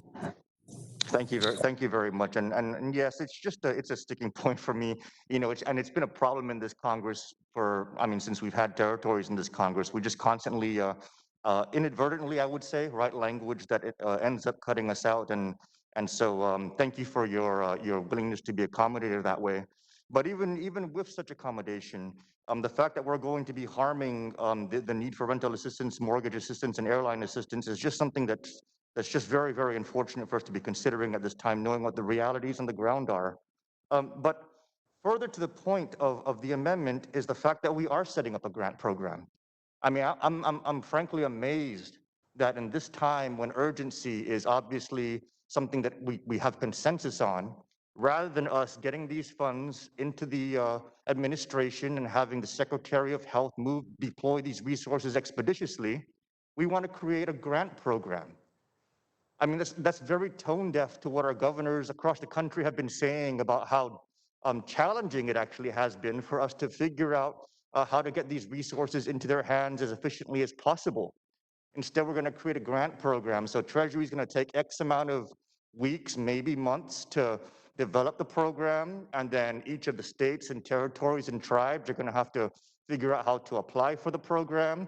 And then after they're approved with their grant application, they're going to have to then create their state, tribal, or territorial plan, and then resubmit that again for the plan to be approved. And we want all of this to happen in 2021. I mean, I've been hearing conversations so far today about how there is dissatisfaction with the speed of how resources are being deployed, and yet now we're trying to entertain an amendment that would slow down the deployment of resources. And then we take $75 billion and tie it all up into a much more complicated process, rather than utilizing the Defense Production Act, which is designed to expeditiously mobilize resources in circumstances such as these. I mean, just across the board, who are not helping, what we're not addressing, and how we're complicating things is reason for us to reject this amendment. Thank you, Madam Chair, and I yield back. Thank you very much. I withdraw my point of order. Is there further debate on the amendment? If not, the question occurs on the amendment. All those in favor of the amendment say aye. Aye. Aye. Those Aye. opposed, no. No. In the opinion of the chair, the noes have it, and the amendment is not agreed to. Madam Chair, I ask for a recorded vote. A recorded vote has been requested. All in favor of a recorded vote shall raise your hand and be counted. Raising it. There's a sufficient second and a recorded vote is ordered. Pursuant to the chair's previous order, the vote on this question is postponed. Is there further discussion of on the amendment? to the amendment in the nature of a substitute? Chair, If there are no further amendments, Madam Chair, I have an amendment at the desk. who seeks recognition? Loudermilk from Georgia. The gentleman from Georgia is recognized for 5 minutes. Madam Chair, I move to strike the last word. The gentleman is recognized. Thank you, Madam Chair. I think all of us on this committee support assistance that is temporary, targeted, and tied to COVID to help renters and homeowners make ends meet until they get back on their feet. That kind of assistance addresses the symptoms of the challenges that people across our nation are facing. But one thing the bill does not do is address the root causes of why individuals and families are experiencing financial hardship. And that is, of course, because so many people have lost their jobs and are unable to go back to work. Some Americans are fortunate to have the ability to work from home during the pandemic, as we are doing here. However, many others who work in places like restaurants, retail, and construction do not have that luxury of working from home. For that reason, it's critically important for children to go back to school. It's very difficult, if not impossible, for working class parents to go to work in person if their children are stuck at home and not going back to school. My amendment is simple. It will require local governments to open their schools before they receive the rental Hey, and Mr. mortgage Chairman, assistance it's Cindy funds. Axme. We should not throw billions of dollars at the problem and pay for people to be stuck at home indefinitely without addressing the problem itself. My home county here in Georgia addressed this problem last year when they reopened the schools for in-person attendance, and they also allowed for hybrid and virtual and let the parents decide what is best for their family. The Democrats and the media have criticized the previous administration for not following the science and undermining public health officials. Well, the science and public health officials now say that the schools can and should safely reopen. Just a few days ago, the CDC director said schools can safely reopen even before teachers are vaccinated. Children have very low case rates and are minimally affected by COVID and are at little risk of infecting teachers. Not only have school closures been devastating for working parents, they have been devastating for the children as well. Children are suffering psychologically, physically, and intellectually from needless school closures. The rates of depression, suicide, and failing grades among students have increased. A CDC survey of students showed that 11% of them have seriously considered suicide. Low-income families and families of color are disproportionately affected. I hope all of my colleagues will support this very simple amendment, which is also common sense, which says that cities and counties must open their schools before they can receive these funds. We should not throw money at the problem without first addressing the problem itself. I thank you, and I yield back. Thank you very much. It was my understanding that everyone did have a copy of the amendments.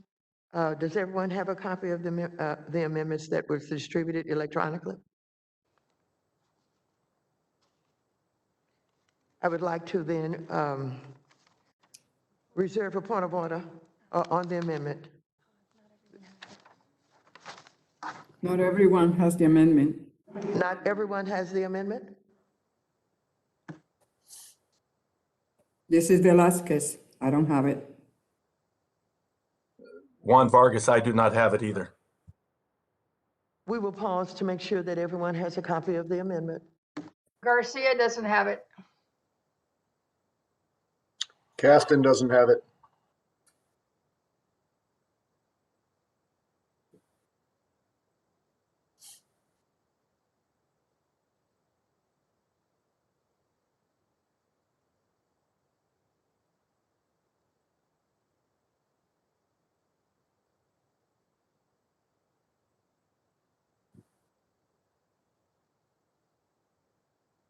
I lost and I didn't have the amendment.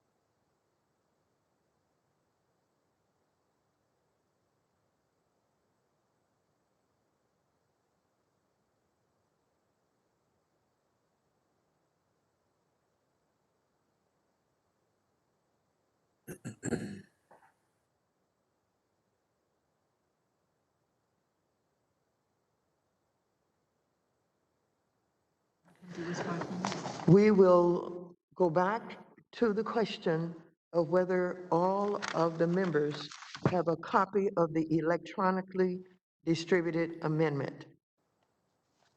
This side has a copy. Does everyone else have a copy of the amendment?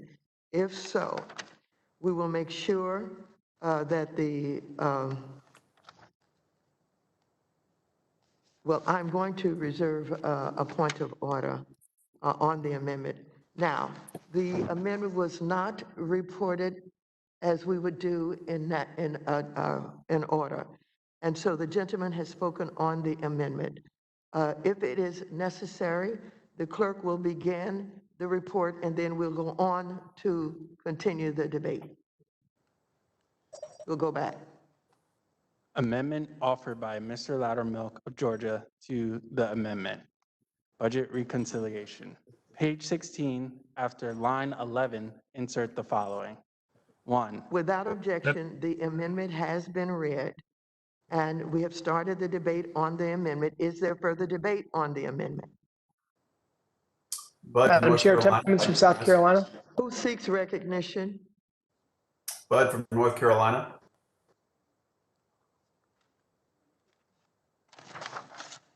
The gentleman from North Carolina is recognized for 5 minutes. Chair. Thank you again, Madam Chair. I just want to support my friend from Georgia that would require city and county governments to reopen their schools before they receive certain funds. Now, not all science is clear, but this science is clear. Schools need to be reopened for in-person learning. The CDC, which I believe is in proximity to my friend in Georgia, they recently published a study that argued that students can return to the classroom safely and immediately. Webcams are poor substitutes for markups like this, and they're really poor substitutes for classrooms in the long term. And the digital divide between American families who do and do not have access to reliable internet has caused many students to fall behind. For example, the number of students receiving grades D and F, they're up 200 to 300% in states like California and Virginia. Worse yet, as many as 3 million students were simply not enrolled in school this past fall at all. These issues predominantly fall on low income and children and minorities who just can't afford to send their kids to private schools and attend in-person classes. That's why going forward, addressing the long-term ramifications of that digital divide needs to be a top priority of this committee, as well as helping more people access broadband internet so that they can continue to live their lives, operate their businesses, and educate their children in reopened schools. We're going to look for ways to proactively force this issue in Congress, and I'll always keep our students' best interest in mind. And with that, I yield back. Thank you. Is there further Madam debate? Chair, Roger Williams. Who seeks recognition? Yeah, Roger Williams. One moment. The gentleman from Texas. Thank you, Madam Chair. What purpose does the gentleman from Texas seek recognition? I move to strike the last word. The gentleman is recognized for 5 minutes. Thank you, Madam Chairwoman. It is vital we get our children back into school. We have seen grades drastically decline from students that do not have the motivation to sit behind a computer screen all day with no accountability or if they're paying attention. We have seen greater rates of depression and other mental health issues from children not being able to have human interaction on a daily basis. We've seen athletes have their dreams taken away and not be able to pursue their goals of playing at the next level because sports and other extracurricular activities have been canceled. There is simply no substitute in social skills and invaluable life lessons that are learned while students are physically present in schools. This amendment is even more timely after we found out the Biden administration thinks a school offering in-person learning 1 day a week is considered reopened. The CDC, as we've already heard, has come out and said that schools do not pose a large risk of spending or spreading the COVID-19. In fact, CDC went a step further and said that it actually is safe to reopen schools even without having teachers vaccinated, since children have very few low rates of carrying the virus. I urge the Biden administration to stop the political gamesmanship and caving to the demands of teachers' unions and begin listening to the public health experts that they say we need to get our kids simply back to school. Just look at the flaws that we go through with this viral or virtual proceedings in this committee. Yes, they get the job done, but it has been significantly more challenging and less effective than when we are in the committee room all together. So I support the amendment. I thank my colleague for offering it, and I yield back the balance of my time.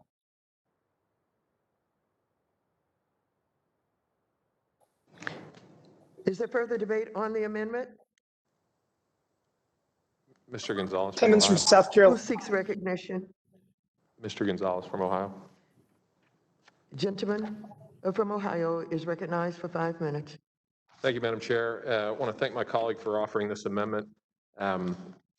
You know, my friends on the other side of the aisle, rightly, I commend them for this often, ask us to follow the science. In this instance, as has been stated, the science is clear and has been for a while. And frankly, it's been a bit embarrassing and couldn't be more disappointing that we haven't been able to get many of our schools open, in particular, those in urban areas. I'd ask, if not this amendment, then what? Because we just saw not long ago the CDC head, the Biden CDC head, come out and recommend that students go back to school. She was forced to then walk that comment back and say, well, no, that was just in my personal capacity, not my capacity as the head of the CDC. Of course, there was a giant CDC banner behind her as she was saying these things, but I digress. We've seen Fairfax County in Virginia make some of the most absurd demands I've ever seen, where the teachers have said they will not come back to school even if they're vaccinated, unless the kids are vaccinated. Of course, the problem with that is the vaccine is not approved for kids. And so I guess that's a way of saying they're never going to come back. The Chicago Teachers Union released the goofiest interpretive dance video I've ever seen in my life. I have friends who grew up on the south side of Chicago, went to those schools. I couldn't help but watch that and think, I don't know if they've ever even spoken to their students. I mean, the cultural gap between what I saw in that video and what I know of my friends who grew up in Chicago and went to those schools was alarming, but then not surprising. And then in my own neck of the woods in Cleveland, as the pandemic was starting, I called an old friend who's a legendary football coach in the area. Schools had been shut down, sports had been canceled. And I called him and I said, how are your kids managing? Because I know those kids. I went to college with those kids. They're still some of my best friends in the world. And those are some of the most difficult environments that we have in this country. And the message was chilling. He said, Anthony, I've been doing this for 30 years. This is the first time in my life I have nothing to say to my kids. I can't keep them in the classroom. I can't keep them on the football field. I don't know what's going to happen, but I know it's going to be horrible. And of course, the flip side of that is, on the other end of the spectrum, if you're a wealthy family, if you can put your kid in private school, you can navigate this pandemic. Yes, it's frustrating. Yes, it's annoying, but you can throw money at the problem and you can manage your way through, and your kids are probably going to be okay. But what are we doing for our kids in urban America? What are we doing for them? Because I promise you, we're going to look back 5, 10, 15 years from now, and how we handled our pandemic for those who are already the most vulnerable is going to be criminal. It's going to accelerate more divides than we've ever seen in the education system. And so if not this amendment, I would ask the majority what? What are we going to do to get these schools back open? And I think the answer is pretty obvious. We're going to have to start standing up to special interest groups who want them closed for whatever reason. So I yield back. Thank you. Is there further debate on? Perlmutter from Colorado moves to strike the last word.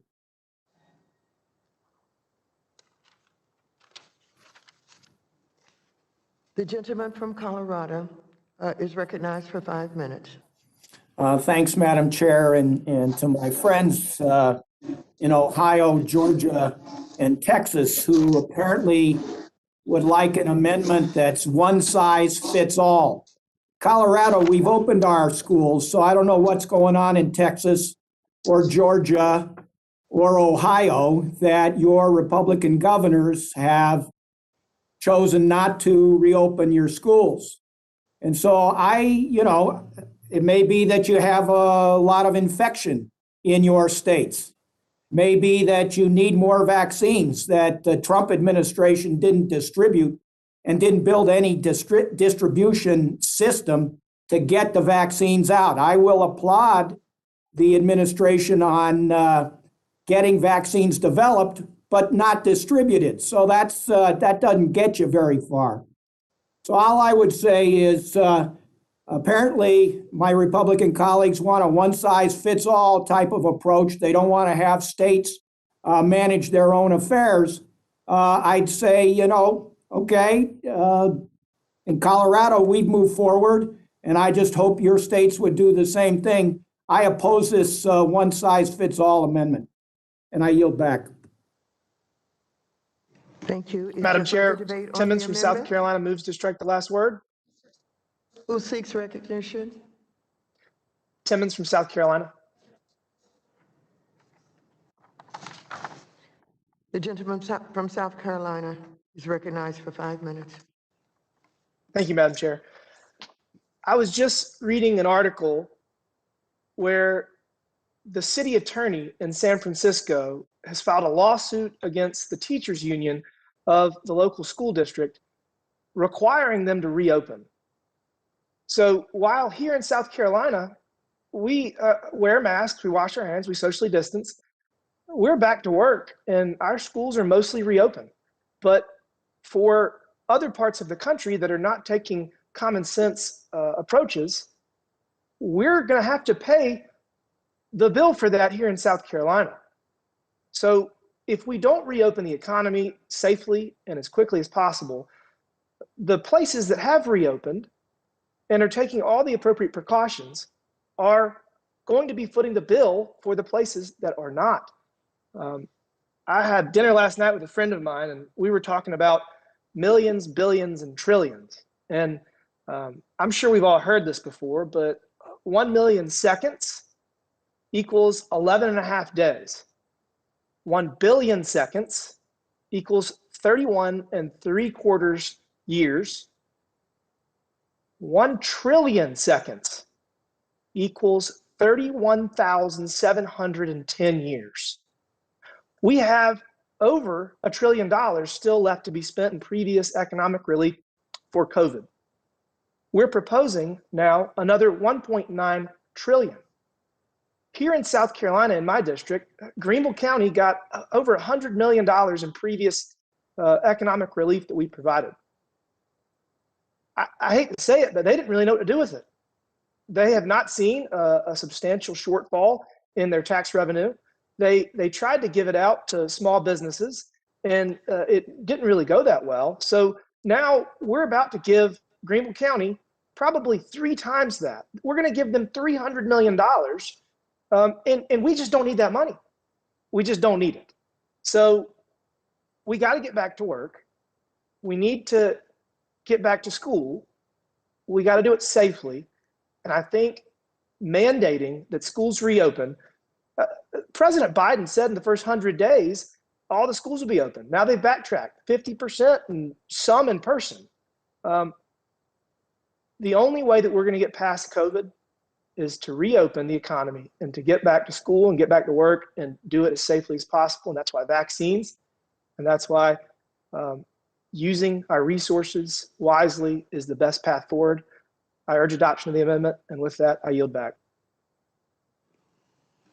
Thank you. Is there further debate on the amendment? Madam Chair, Who seeks recognition? Sir Nicholas from Guam, move to strike the last word. The gentleman from Guam is recognized for 5 minutes. Thank you, Madam Chair. I have a son with autism, and this whole virtual learning environment has not been good for him at all. I absolutely would like schools to reopen. In my district, they're slowly reopening schools. I don't understand where this idea is, though, that there's some kind of grand conspiracy out there to keep schools closed. I don't understand where that's coming from. You know, parents across this country want schools to open. The students want to go back to schools. The teachers want to get back into the classrooms. I don't know of a single governor who's conspiring to shut the schools down. The whole reason why the schools are closed is because of the pandemic. And I find this amendment to be very bothersome because it's almost as if there's an assumption that the pandemic is gone, and an assumption that the circumstances of this virus have been completely contained.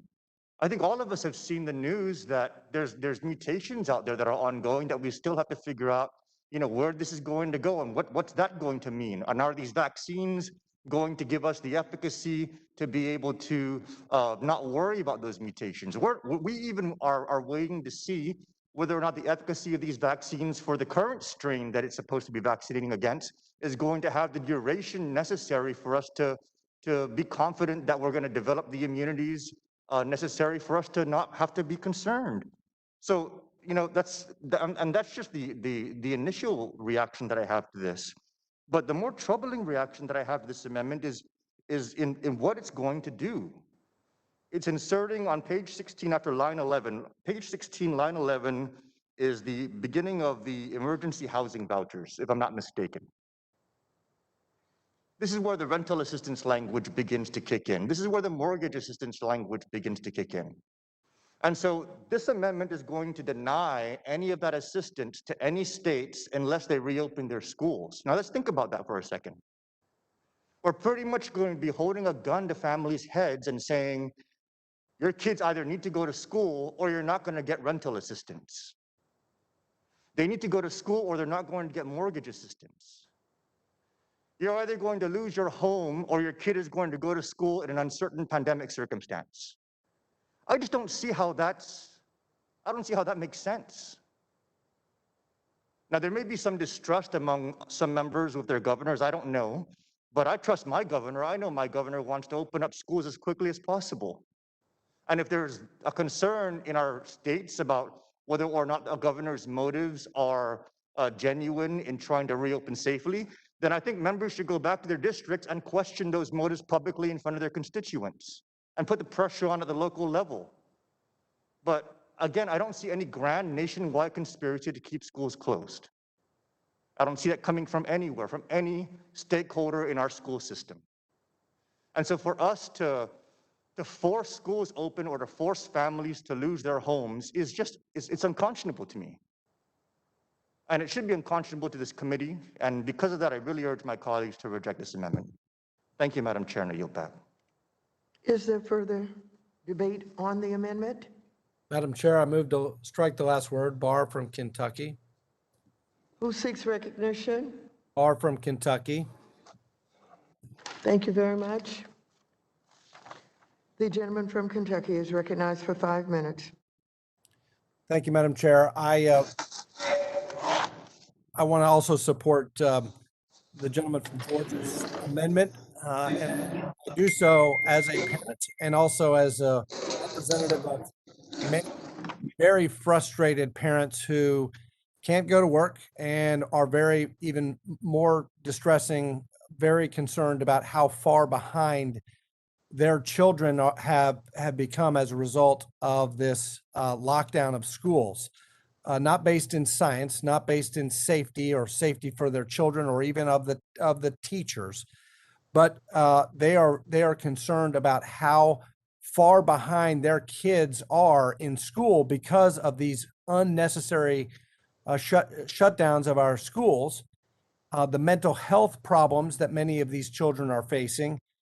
And I am very concerned about the long-term impact of these continued school closures, which have devastating effects on our children. They're cut off from socialization. The parents are not productive. They have to incur the expense of babysitters or nannies or daycare because they can't go to school, and therefore they're losing income. They're losing their jobs. They have to stay home. Many of them are two-income earning families. One of them has to quit their job because they've got to do homeschooling. They're having a lot of difficulty balancing educating their children with their employment responsibilities. And it's devastating for the long-term progress educationally and in terms of economic opportunities for our students. I'll cite to my colleagues a recent study by the Organization for Economic Cooperation and Development that found that on average, students learning remotely during the pandemic can expect at least 3% lower lifetime earnings due to lost in-person learning. The data simply doesn't support extended school closures, and the consequences are too great for them to continue. The CDC has been referenced by my colleagues, but I think we should all take seriously this report recently published by the CDC that found that there is little evidence that schools have contributed meaningfully to increase community transmission of COVID. As any concerned parent would do, I went to my own pediatrician. I have a 9-year-old and a 7-year-old, and I asked my own pediatrician, I said, tell me, doctor, what about this CDC study? And what about Dr. Fauci, who says we should safely return students to classrooms? Is this true? Or what does the American Academy of Pediatrics have to say about this? And he said it is absolutely a disaster that local school boards, states, governors continue in the face of the cumulative scientific evidence to continue to shut down schools when the weight of the science is that it's doing much more harm than good. The Biden administration and my colleagues on the other side of the aisle in this committee are saying that even more needs to be done, despite the insight from experts and beyond that of the billions of dollars we have already appropriated to schools. But I would say that this amendment is needed because the science from the pediatricians is get the kids back in school because they are an extremely low transmission risk to teachers. They don't transmit. My pediatrician said that most of the kids who get COVID, they get it because they're home, because they're more at risk of getting COVID, of contracting COVID from adults in the household, as opposed to the lower risk at schools. So I don't know why we don't listen to pediatricians in this country anymore, why we don't listen to concerned parents, why we don't listen to mental health experts, why don't we listen to economists who say that these kids are going to lose out in the long run in terms of economic opportunity, why we're listening to teachers' unions instead of actual scientists and pediatricians. We need to open the schools. We need to open them now. I urge my colleagues to think of the kids and the parents and vote for my friend from Georgia and his amendment. Madam Chair, Is there further Mr. debate Garcia on the from amendment? Illinois. Madam Chair, Who seeks Mr. Garcia from recognition? Illinois. Mr. Garcia from Illinois.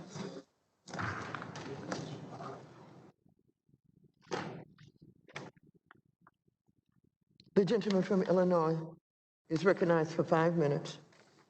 Thank you, Madam Chair. I'd like to move to strike the last word. Of course, schools need to reopen, but I rise in opposition to this amendment because we must reopen schools carefully. And quite differently from what Mr. Gonzalez says, teachers across the country and especially union teachers in my city of Chicago have taken on this fight to keep our community safe. I have 2 sons who graduated from Chicago public schools and currently have 2 grandchildren in my home doing virtual learning. Anyone who has children knows how easily viruses spread in the classroom, and my neighborhood in Chicago has one of the highest rates of contagion of COVID-19.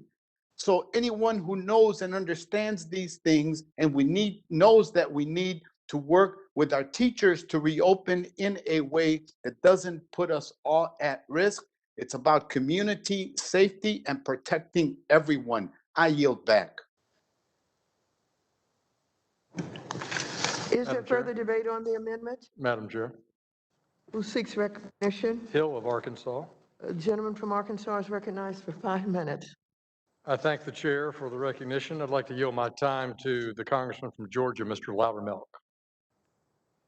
Gentleman yields. I thank the gentleman for the time. And look, as we've listened to this debate, my mind just keeps going back to everything we heard last year throughout the COVID pandemic. We have to listen to the scientists. We have to listen to the medical professionals. But what I'm hearing here today is we're only going to listen to it if their message actually meets what we want. Well, that is not what we should be doing in this nation. I also heard recently that our Department of Education should put our teachers first. What happened to the children? What happened to putting the children and the students first? President Biden said that in his first 100 days, he would open the schools. The schools will be open. 100% of the schools, the majority of the schools will be open in his first 100 days. But when the teachers union came out and they opposed it, he's put an asterisk on it, which has become something normal that we're seeing out of the White House press office, that we hope to have 50% open within the first 100 days. Either we're going to follow what has been said, which is follow the science, but as we've seen time and time and time again, we only want to follow the science if it follows our political, if it supports our political narrative. This is the time we put it aside and let's put the children first. These families are hurting. Families need to get back to work. I talk to families around here. They're scared to death that their schools may be shut down. Single parents are saying, I don't know what I'm going to do if I can't go to work and I have to stay at home with my child anymore. We need to be smart. We need to put the children first, not our own political agendas. And I yield back. Madam Chair. The last Gentleman word. yields back. Is there any further debate I on move the to strike the amendment? word Cease California. recognition. Vargas, California. Thank you. The gentleman from California is recognized for 5 minutes. Thank you very much, Madam Chair. I move to strike the last word. This is a headline from the New York Times, January 27th. A dying teacher worrying over his students to his last breath. The death of an educator in Houston, like others across the country, has deepened teachers' fears and conflict over in-person instruction during the pandemic. Goes on to say, Eric Ortiz lay in a hospital bed, struggling to breathe, unable to see his family. He texted his wife, concerned about his high school chemistry students, quote, have they assigned a sub for my classes? And basically, that's the last thing he said to his wife before he died. He was concerned for his students. I think most teachers are very similar to Mr. Ortiz. They're very concerned about their students. In fact, so much so that they want to get back into the classroom. Everyone wants the teachers back in the classroom. It's the right thing to do. However, I agree with what Mr. Laudermilk has said. We have to follow the science. And I hope we don't overstate what the CDC said, because the CDC also, and these are some of the considerations and policies and procedures that they've said. Develop a plan for organizing students and staff into small groups, cohorting, that remain together while socially distancing with limited between groups, all schools day for young students, and as much as possible for older students. Develop an appropriate COVID-19 accommodations, modifications, and assistance for students with special healthcare needs or disabilities. Incorporate considerations for students in special education who have a 504 plan or individualized education plan to ensure educational remains accessible. Incorporate consideration for children and youth who need assistance with activities of daily living as well as their service providers. Plan for servicing students individually plated, boxed, or wrapped meals in classrooms in the cafeteria, or implementing staggered meal times to reduce number of students or small groups in the cafeteria. The protocols to limit contact among small groups and other students, guardians, for example, staggered arrival and drop-off times. Develop a plan if someone gets sick or shows symptoms of COVID-19. Facilities and space. Close communal spaces or develop a plan for staggered use, cleaning, and disinfecting. Develop a protocol to ensure safe and correct use of storage of cleaners, disinfectants, including storing products securely away from the students. Ensure ventilation systems operate properly. It goes on to name a whole bunch of things. All those things require money. All those things are exactly what we're attempting to do in this bill. That's why the underlying bill is so important. Yes, we want to follow the science. We want to make sure that the schools are open safely, not only for the kids, but for the teachers too. We do know the teachers are dying, not necessarily at a higher rate than any other group, but they are dying because they do get COVID-19 kids as they can. So again, why the underlying bill is so important. That's why I do not understand why my colleagues on the other side of the aisle want to prevent us from spending the money that's appropriate so we can open the school safely, because we all want to do that. Of course, the best place to educate the kids are in the classroom. And that's what we have to fight for. But at the same time, making sure the money's there so they can, in fact, open up. The CDC asks us to do, open up safely. They don't just say open up. There's a whole bunch of procedures that they want us to follow to make sure that the teachers are safe and the children are safe. Let's not overstate what the CDC has said, just open up. That's not what they're saying. It's going to take money, more money than we've spent already. And I hope to do it the right way to make sure we protect the children and the teachers. With that, I yield back. The gentleman yields back. Is there further debate on the amendment? Madam Chair, Rose from Tennessee. I'm sorry, did I hear? Madam Chair, Rose from Tennessee seeks recognized? recognition. Oh, thank you very much. The gentleman from Tennessee is recognized for 5 minutes. Thank you, Madam Chair. I move to strike the last word. I support the amendment offered by my friend from Georgia. We are the greatest nation in the world, and to keep it that way, our children must have access to the quality education they deserve and for which we pay.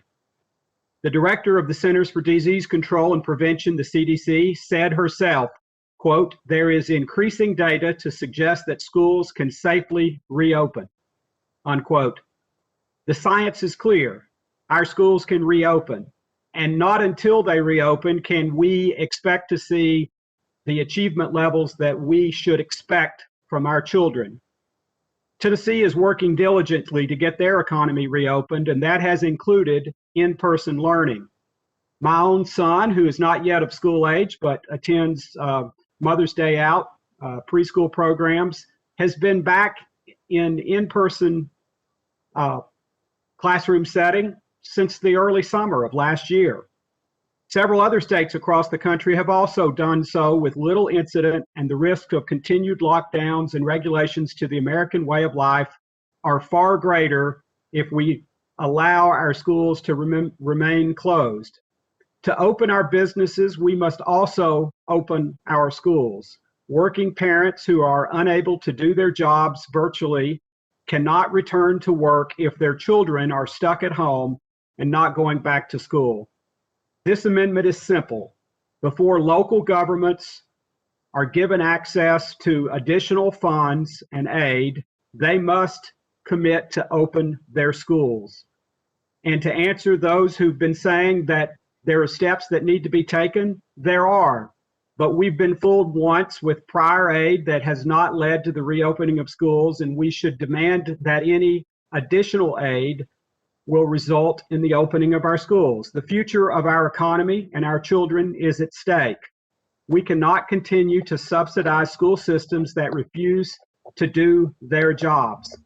Again, the science is clear. I urge my colleagues to support the amendment, and I yield back the balance of my time. Thank you. Is there further debate on the amendment? I withdraw my point of order, and I recognize myself for 5 minutes. I oppose this amendment. This amendment would prohibit more than $19 billion in emergency rental assistance and $10 billion in homeowner assistance funding from going to those who need it most during this pandemic.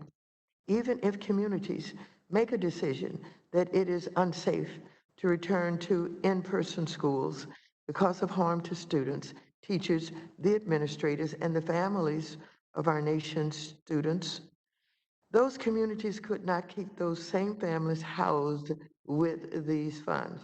Instead, this amendment would require localities to make a choice between keeping their students and families safe or keeping them housed. This is beyond reckless and undermines the efforts of the president to finally create a national plan that supports and bolsters rather than harms state and local efforts to end this pandemic.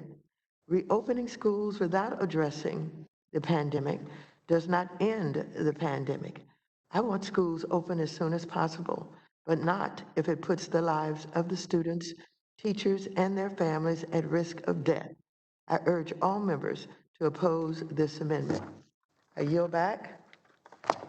Is there further debate on this amendment?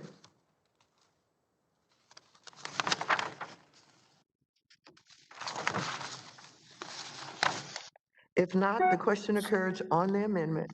All those in favor of the amendment say aye. Aye. Those Aye. opposed? Aye. Those opposed, no. No. In the opinion of the chair, the noes have it. Madam The Chair, noes have request it, a recorded and the vote. amendment is not agreed to. Request a A recorded recorded vote. vote has been requested.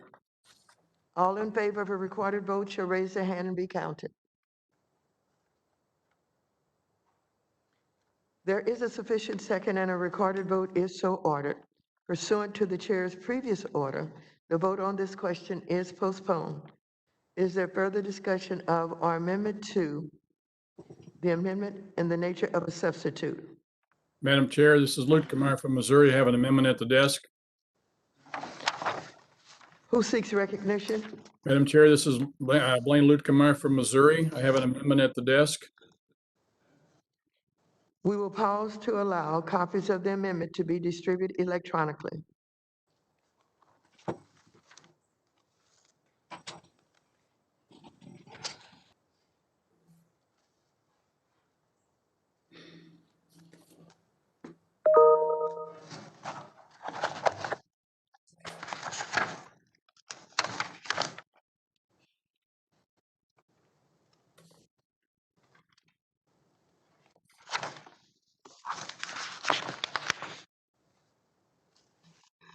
Who's seeking?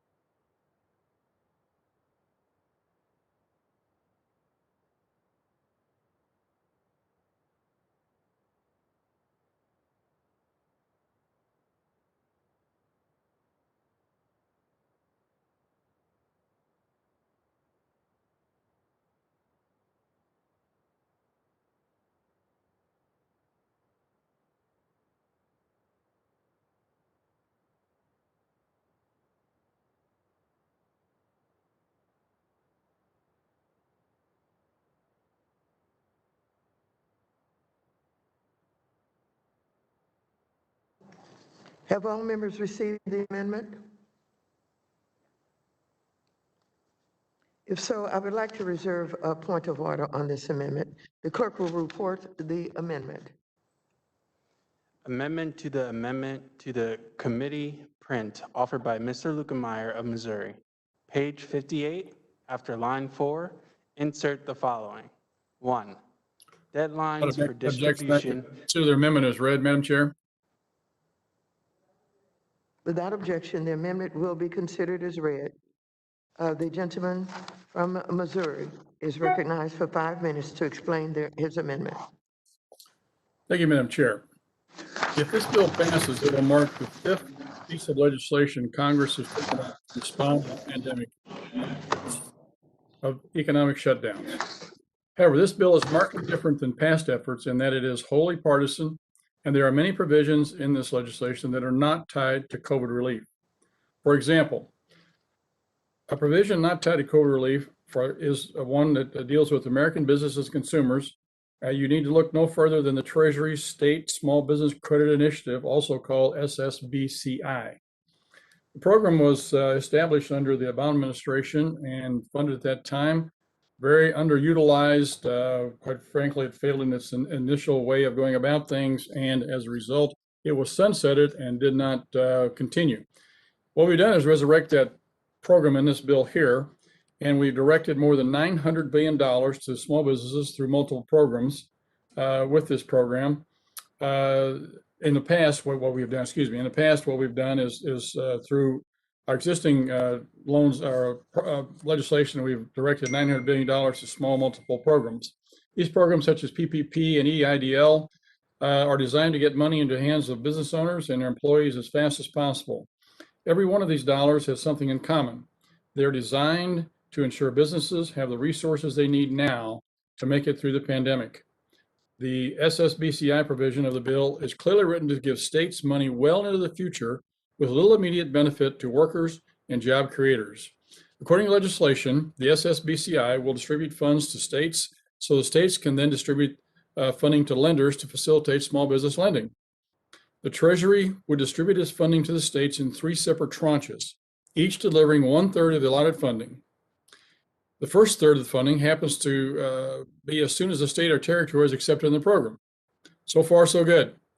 However, the next third of the funding must be delivered to states within 3 years. And the final third of funding must be delivered to states within 5 years. 5 years. Just stop and think about what kind of message we are sending to American businesses by establishing a program where states may not receive all the funding until 5 years from now. While it appears some governors would like to keep small business shut down for the next 5 years, we need to be focused on the next 5 weeks. Additionally, the SSBCI program includes a provision that allows Treasury to rescind any obligated or unobligated funds from this program on September 30th, 2030. I repeat that so my colleagues can fully understand how inappropriate this program is to respond to the pandemic. This program is being touted as helping small businesses make it through the pandemic, yet does not require all the funding to go out for 5 years and allows the states to sit on that funding for up to 10 years. Truly astonishing. If the pandemic is still going on by that time, we will be totally broke, and this program will be something that will not even be effective at all in addressing the issue. However, to ensure this program actually works for small businesses, my amendment would make common sense changes that get funding into the hands of businesses when they need it, immediately. First, it requires all funds to be distributed by the Treasury within 60 days of enactment. All states and territories must have until March 30th, 2022 to use this funding. States and territories must use 65% of the funding by December 31st, 2021, or the funds will be reallocated.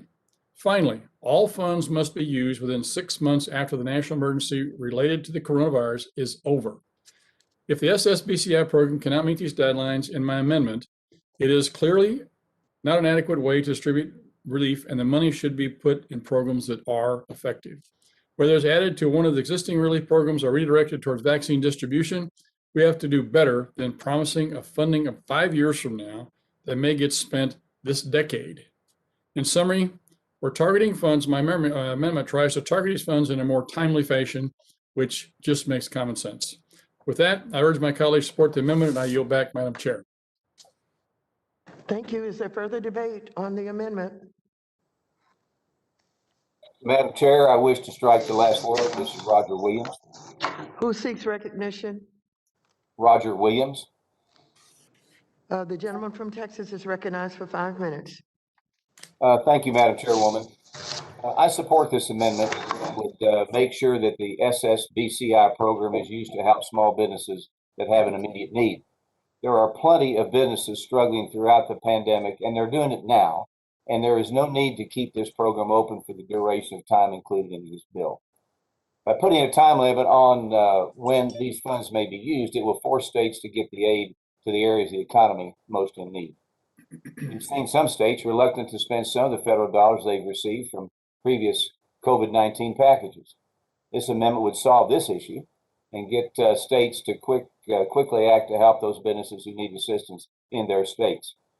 Additionally, we cannot predict the needs of businesses 5 years away.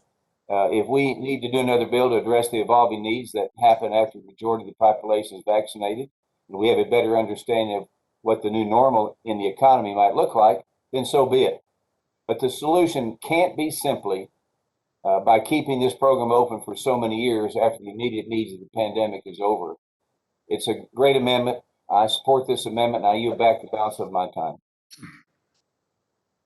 The gentleman yields back. Is there further debate on the amendment? If not, I recognize myself for 5 minutes. I oppose this amendment, which would deprive states of a critical resource to assist the most vulnerable segment of our economy, small businesses. Contrary to the assertions of my colleagues on the other side of the aisle, the SSBCI was an effective program that fostered economic recovery from the Great Recession. Over the course of the program, it supported over $10 billion in lending to and investments in small businesses and created or retained more than 240,000 jobs. As drafted, the underlying bill before us would build on that success, making numerous improvements to make sure that the program reaches a wider range of small businesses. Moreover, the small business collapse we're facing in this country as a result of the COVID-19 pandemic is even more dire than during the Great Recession. From February to April 2020, the number of active small business owners dropped by 3.3 million, and a recent analysis by the Sloan School found that the impact from COVID-19 on firm profits and revenues so far is comparable to the worst quarter of the 2008-2009 financial crisis. Not only does assistance through SSBCI need to be robust and immediate, but it needs to be structured in a way so that it remains in place as the economy recovers for years to come. Federal Reserve Chair Jay Powell understood this point in his most recent press conference. Asked where he was most concerned about permanent job loss during this recession, Powell mentioned small businesses which don't have the kind of resources that you need to get through this. If you agree with providing as much support as possible to America's small and minority-owned businesses, I urge you to reject this amendment. And I withdraw my point of order. Is there further discussion or debate on the amendment? If there's no further debate on the amendment, the question occurs on the amendment. All those in favor of the amendment say aye. Aye. Aye. Those opposed, no. No. No. The opinion of the chair, the noes have it. The noes have it, and the amendment is not agreed to. Madam Chair, ask for a recorded vote. Luke A Demeyer from the recorded vote has been requested. All in favor of a recorded vote shall raise their hand and be counted. There is a sufficient second, and a recorded vote is so ordered pursuant to the chair's previous order. The vote on this question is postponed. Is there further discussion of or amendment to the amendment in the nature of a substitute?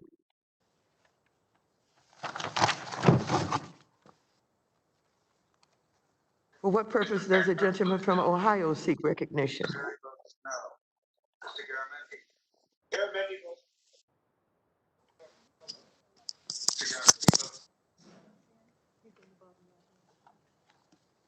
His head is kind of lumberjack. He's in the bottom.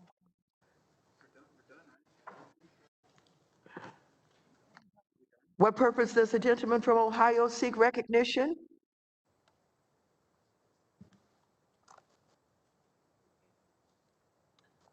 Madam Chair, I move to strike the last word. Here we go. The gentleman has an amendment at the desk. Yes. I The have an gentleman amendment is at the desk. recognized for 5 minutes. Mr. Stivers? No? Thank you, Madam Chair. I have on December 27th. We will pause to allow copies yes, of the amendment to be yes, distributed electronically. Yes, ma'am. Hang on, Steve.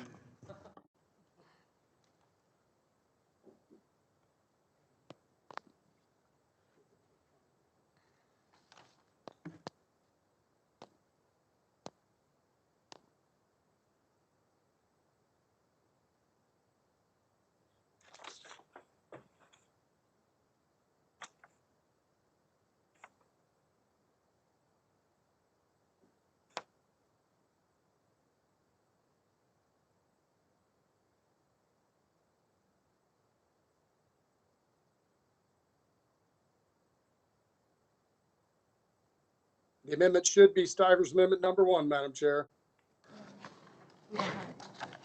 You don't have it. Not all members have the No amendment problem. yet. We'll wait. We will pause.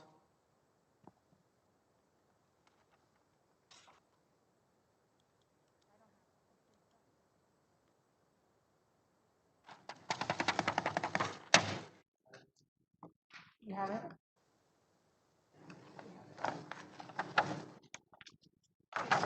I would like to reserve a point of order on this amendment. The clerk will report the amendment.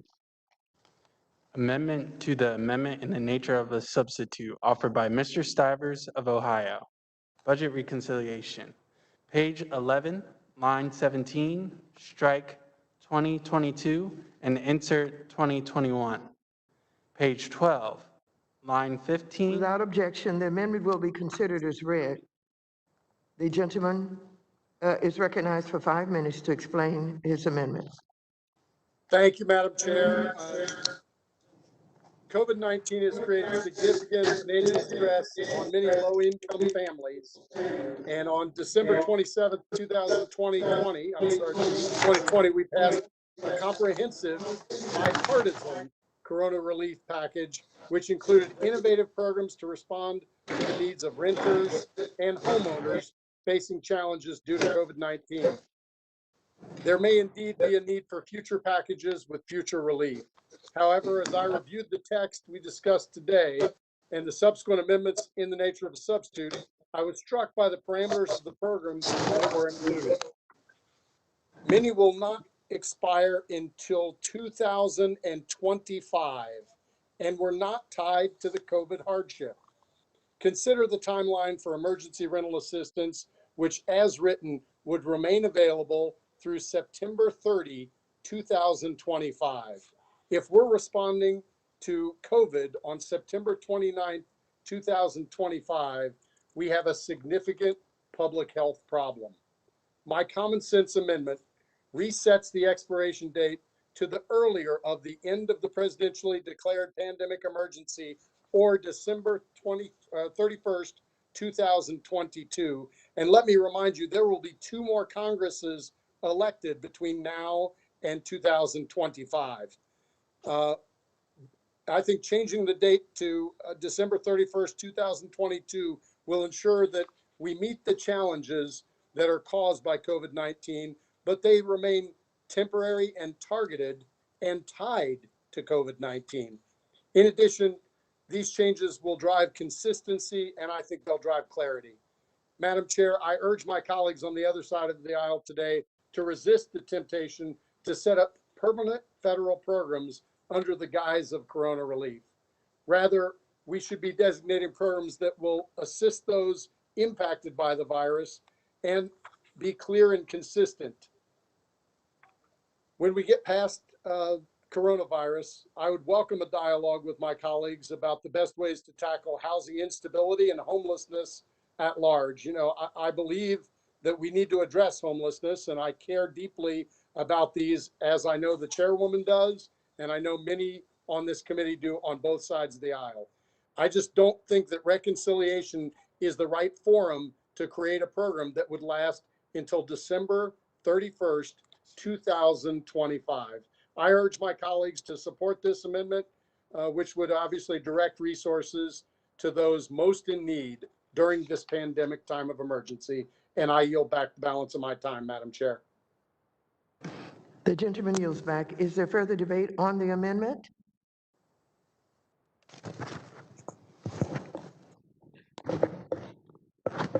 Madam Chair. Who seeks recognition? Sir Nicholas from Guam, move to strike the last word. The gentleman from Guam is recognized for 5 minutes. Thank you, Madam Chair. I'd just like to put on the record and remind the committee and the ranking member opened in his statement about whether or not we learned anything. And I'd like to thank the committee for actually being very mindful of what we have learned in the language that they've included to make the availability of these resources go to 2025. And I think that it's important for us to remember that the financial crisis in 2008, affected the whole country, but rural America in particular did not recover. Rural America did not recover even before this pandemic hit. When we had Chairman Powell in here from the Federal Reserve sharing with us the interest rate policy that they're going to be pursuing, I raised a point on the record that rural America still did not get to a level where rate increases would make sense in their particular economies. Sometimes, Madam Chair, it takes longer for certain parts of this country to recover. And the language in this legislation is obviously very learned language. It obviously takes into consideration the circumstances that we've been through economically in the past, because it's going to give us more time to make sure that those parts of the country that will take longer to recover are still going to receive the support. You know, imagine if we were entertaining rental assistance back in 2008. Imagine if that became a necessity. And imagine if we had just cut it off because we wanted to rush it out early instead of allowing for a more protracted timeline to be in place that would help those particular communities. We would be evicting people from their homes, not providing the support based on where they lived. You know, this committee is looking out for rural America with this kind of language based on what we've learned. And that is that economic recovery sometimes takes longer in certain areas, and we don't want to leave any Americans behind. Thank you, Madam Chair. I yield back. Gentleman yields back. Is there further debate on the amendment? Madam Chair, Who Huizenga seeks strike. recognition? Mr. Huizenga, strike.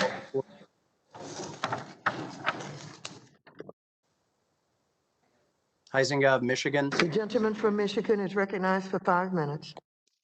Thank you, Madam Chair. And I just want to on support of my friend from Ohio. Yes, there is bipartisan support for this. Both Michigan and Ohio support this amendment. But in all seriousness, the last colleague who was just speaking, it just reminds me that I think there's a lack of perspective here. We're talking 22 months of funding. If we are not reviewing this within the next 22 months, shame on us. Shame on us for not being clued in enough as to what's going on in this country. I mean, and I quote the amendment here. It is set an expiration for the availability of the funds are the sooner of 12/31 of 22, so over 22 months from now, or the end of the presidentially declared pandemic disaster. So what my colleague is arguing for on the other side of the aisle, he's arguing, well, it doesn't matter if the president rescinds the pandemic order and this pandemic disaster order, we're just going to keep funding this.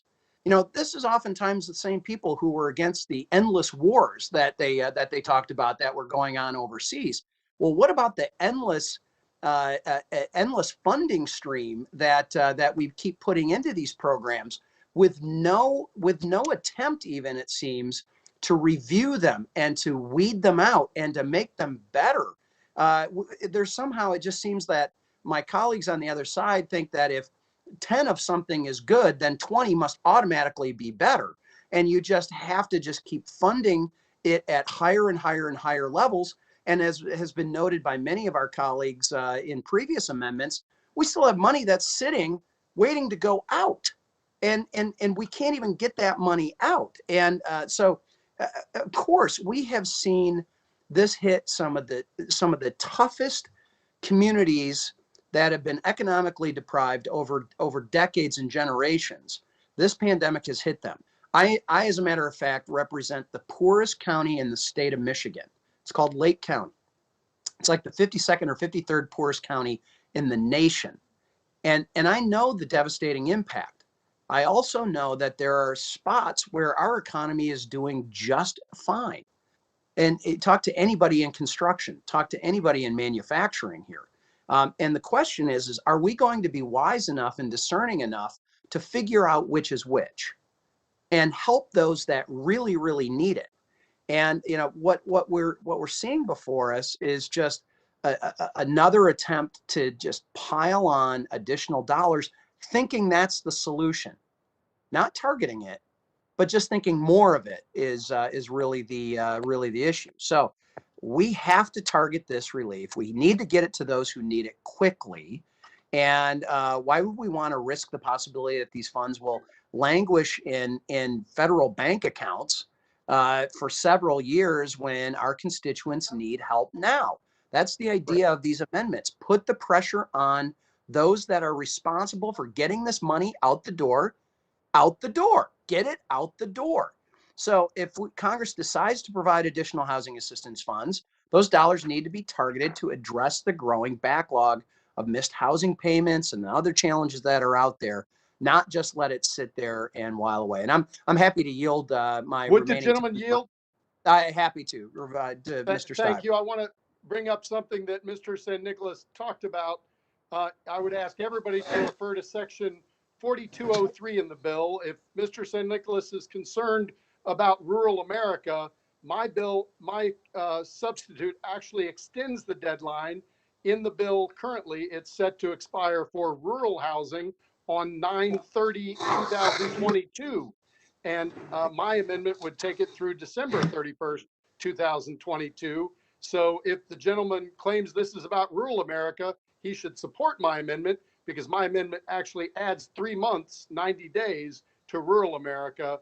The deadline in the current draft of the bill that we would vote on would be September 30 of 2022. My amendment would take it to December 31st of 2022. So if he cares about rural America, like he said, he should vote yes, not no. Thank you. I yield back to the gentleman from Michigan. Well, I Thank you. support that statement. For those of us that do represent very rural districts, for many years when I was in the state legislature here in Michigan, we had the board of the Michigan Rural Health Association, and we know that those needs are there. And with that, I yield back. Thank you. Is there further debate on the amendment?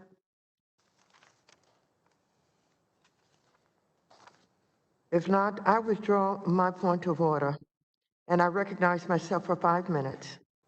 I oppose this amendment. Ensuring communities have the resources they need to respond to the effects of a global health and economic emergency is not a political issue. This amendment ignores the reality that families will continue to struggle in the wake of the pandemic that has greatly disrupted our economy, leaving millions unemployed and unable to pay their rent. Many of our nation's renters and homeowners will never get their existing jobs back and will have trouble finding new employment. In worst cases, some families have already fallen into homelessness. Instead of working to keep families in their homes to avoid eviction and homelessness, this amendment would make it harder for communities and families to get back on their feet. Regarding the point that Congress will revisit the pandemic at a later point, I'd note that my colleagues on the other side of the aisle already noted their position to future funding by voting against the budget resolution twice last week. President Biden has embarked on his American Rescue Plan, and I plan to provide him with the resources necessary so that the federal government can finally provide the leadership it should have over a year ago. I urge all members to oppose this amendment, and I yield back the balance of my time. Is there further debate on the amendment? If not, the question occurs on the amendment.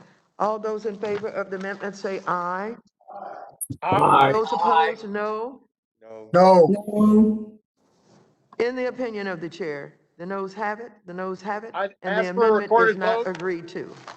Would ask for a recorded vote, Madam Chair. A recorded vote has been requested. All in favor of a recorded vote shall raise their hand and be counted. There is a sufficient second and a recorded vote is so ordered. Pursuant to the chair's previous order, the vote on this question is postponed. Is there further discussion of or amendments to the amendment in the nature of a substitute? Madam Chair, Heisinger has an Who amendment. seeks recognition? Huizinga from Michigan has an amendment at the desk. We will pause to allow copies of the amendment to be distributed electronically.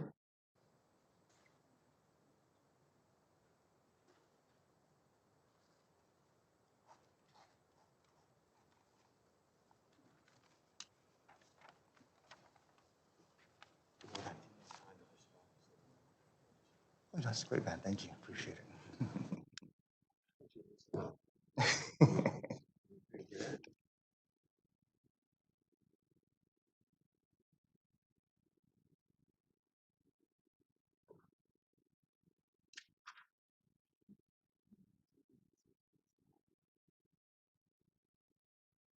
Madam Chair, I assume that you will let us know when the amendment has been distributed.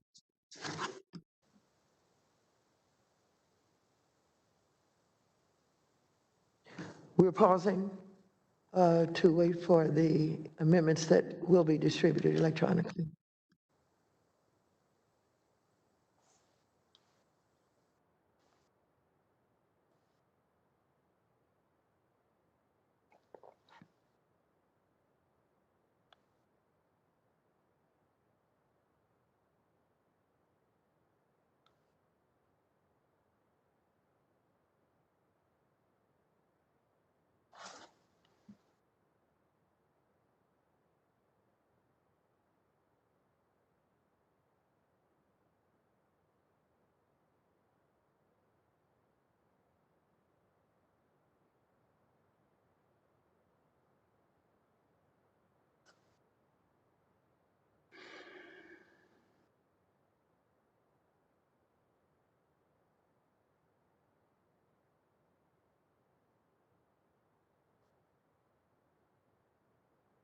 Have all members received the amendment?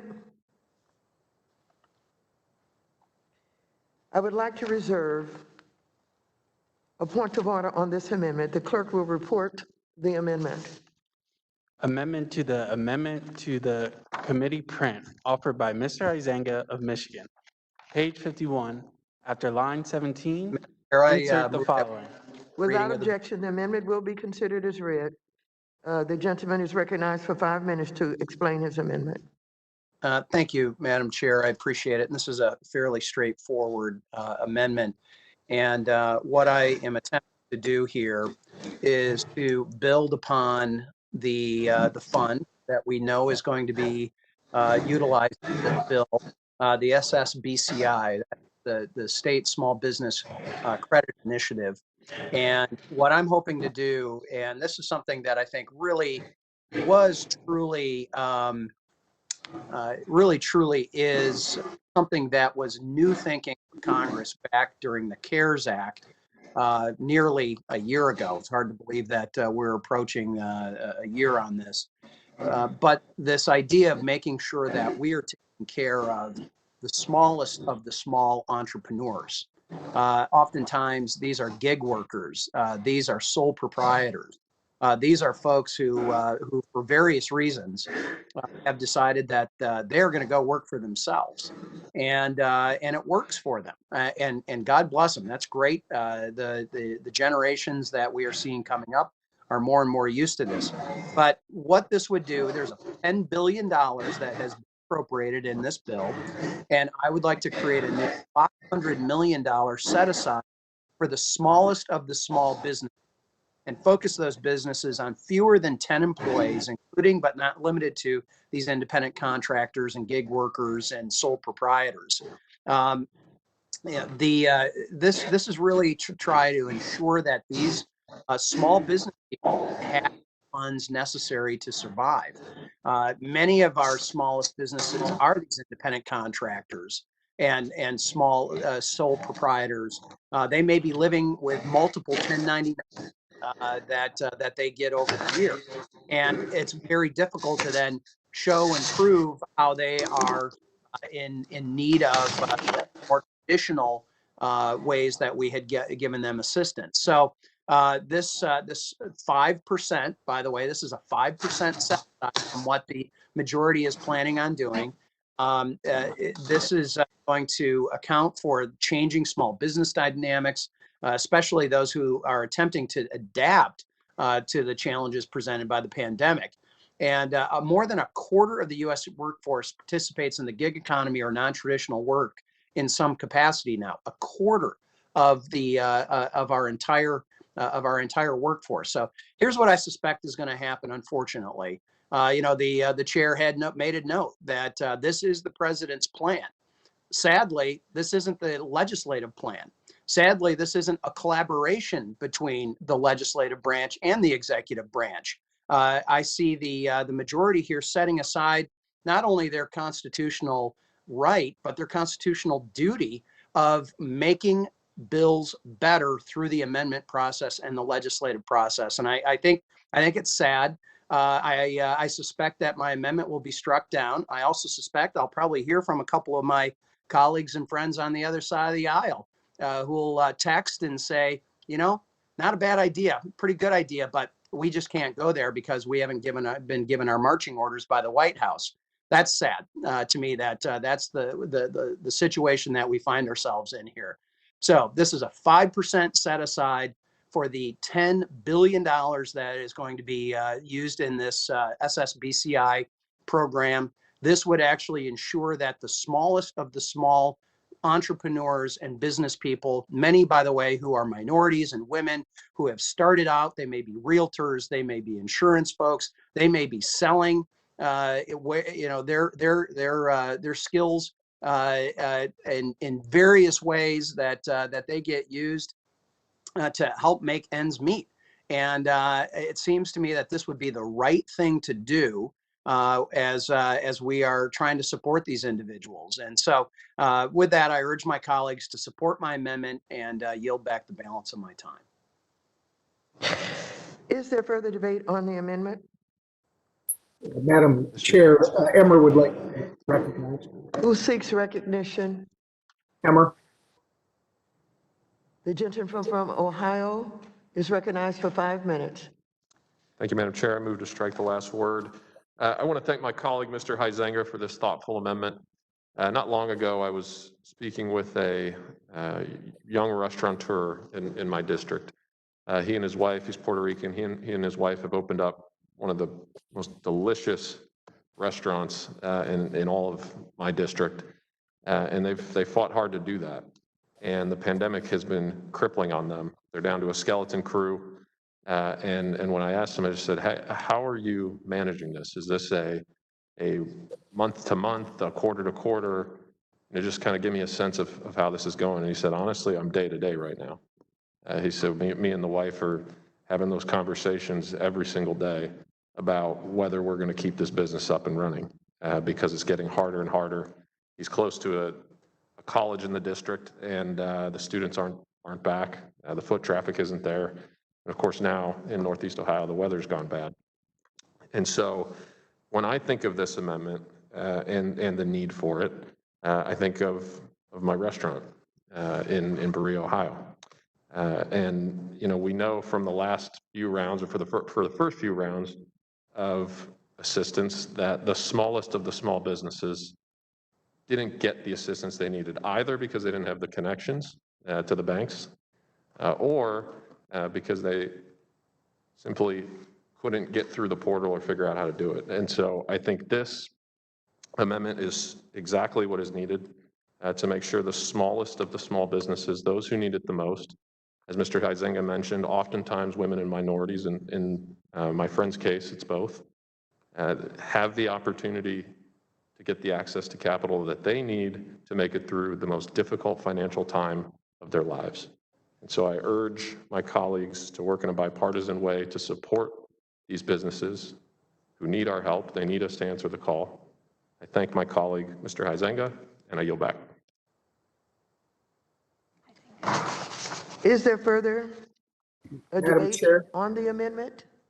Madam Chair, Emmer would seeks recognition. Who seeks recognition? Emmer from Minnesota. The gentleman is recognized for 5 minutes.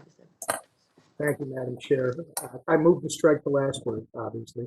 Today's gig economy sprung out from the last recession. It offers a job to anyone who wants one. During COVID-19, we must make sure that our nation's sole proprietors and the smallest of small businesses receive timely Will the department gentleman support. suspend? I'm sorry, Mr. Emmer, Yes, are you okay? I am. You're upside down, Tom. I don't know how to fix that. Would someone assist Mr. Emmer in getting right side up? What's that? Yeah, Madam Chair, I think the cat. Is this a metaphor? I don't know, but it's upside down. I don't know how to fix it.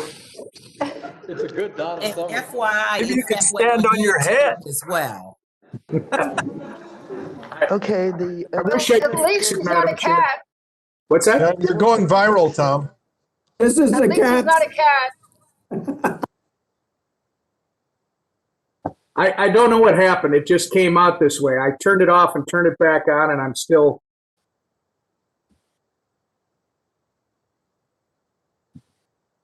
Okay. There Hey! you go. Yay. Yay! Madam Chair, how's that? The gentleman from Minnesota will continue. Thank you, Madam Chair. Again, during COVID-19, we must make sure that our nation's sole proprietors and the smallest of small businesses receive timely and targeted support. The hardest hit in our labor force are these businesses that have 10 employees or less, including independent contractors who rely solely on their own efforts to provide a life for their families. Businesses have increased their reliance on subcontractors and gig labor during these uncertain times. These self-motivated individuals have served as a lifeline for the American economy. Their impact has only become magnified this past year as workers find themselves searching for non-traditional forms of employment and work that can be done from home. I'm proud to support Representative Huizinga's amendment to protect America's smallest businesses, our independent contractors, and our sole proprietors. And I also hope that through this process, the Democrat majority will take the time to actually work with Republicans to craft an improved bill and seriously consider our thoughtful recommendations. We can work towards compromises, hopefully, that benefit all Americans if you're willing to come to the table. Thank you, Madam Chair. I yield back.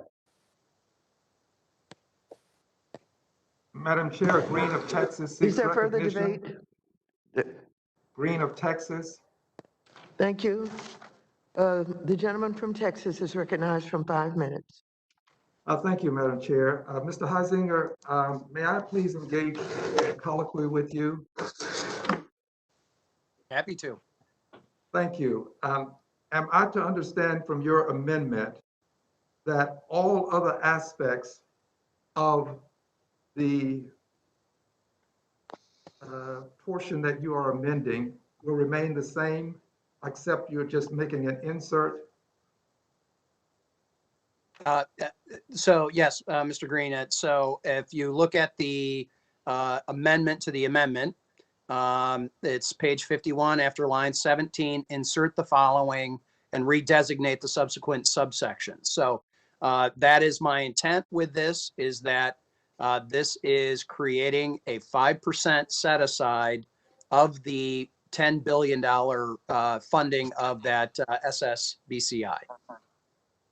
Thank you. And is it also your understanding, and should I understand as well, that the 500 million set aside will come from the 10 billion that the amendment that we currently are amending, it will come from that amendment, is that correct? Yes, that first, it says, of the amounts appropriated to carry out the program, the secretary shall ensure that 500 million from funds allocated under this section shall be expended for very small businesses, close quote. Thank you. And while all of this may seem a little bit superfluous, redundant, if you will, let me just ask one more question and then I'll have a comment. This would not in any way, as you have codified it, impact the 2.5 billion to support business enterprises owned and controlled by socially and economically disadvantaged individuals, would not impact the 500 million for tribal governments, would not impact the 500 million for technical assistance. These are specified amounts in the amendment that you seek to amend, your contention is that the 500 million that you would insert for very small businesses would come from areas other than those that I've just outlined. Is that a fair statement? Yeah. My understanding is there already are a number of set asides within that $10 billion. This says on my second point, very small businesses defined in this subsection means a business with fewer than 10 employees and may include independent contractors and sole proprietors, close quote. So as long as those numbers that you were referencing don't add up to more than $10 billion, it's not going to take away from that pot. It is just going to make sure that these truly very small businesses are a part of the equation and must have this 5% set aside. Mr. Huizinga, I'm going to ask that you and I have some additional time. I'd like to peruse it just a little bit closer, if I may. I think your language is fairly explicit, but would you allow unanimous consent to prevail and for this to be passed so that you and I might continue this for a moment longer or some time longer? So I think that's going to be up to the chair and the parliamentarian. But I'm asking, would you support the unanimous consent that I'm making? Would you support? If it's in pursuit of a, which yes, I would. Okay, well, it's in pursuit of continuing to dialogue with you, have an opportunity to read this closely, and then thereafter we'll come back to it. It's not to pass it indefinitely, but just to pass it momentarily. So I'll ask for that unanimous consent.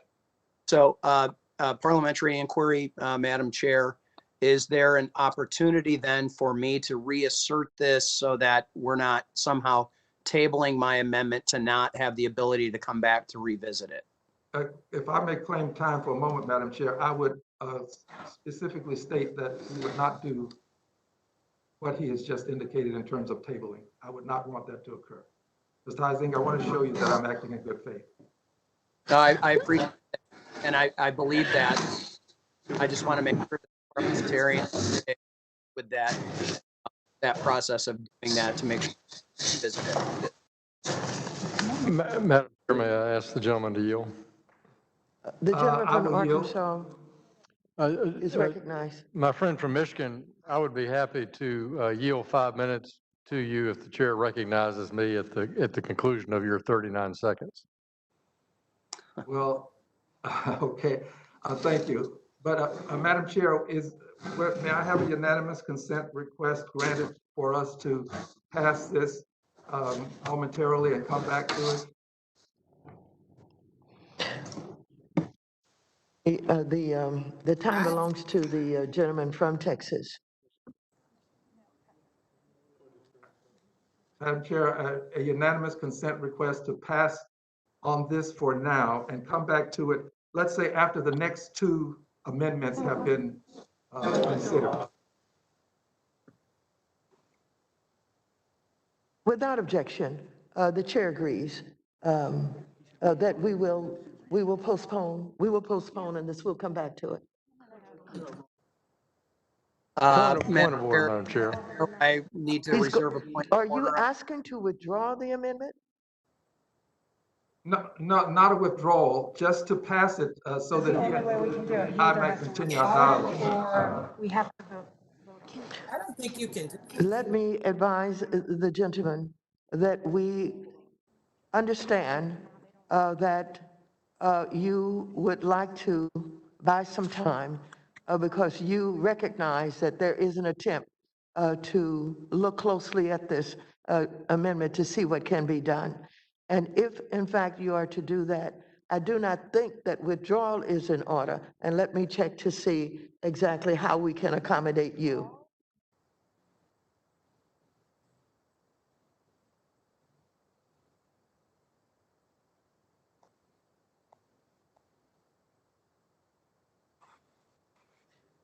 I'm being advised that you may withdraw your amendment and reoffer it without objection, such as the order.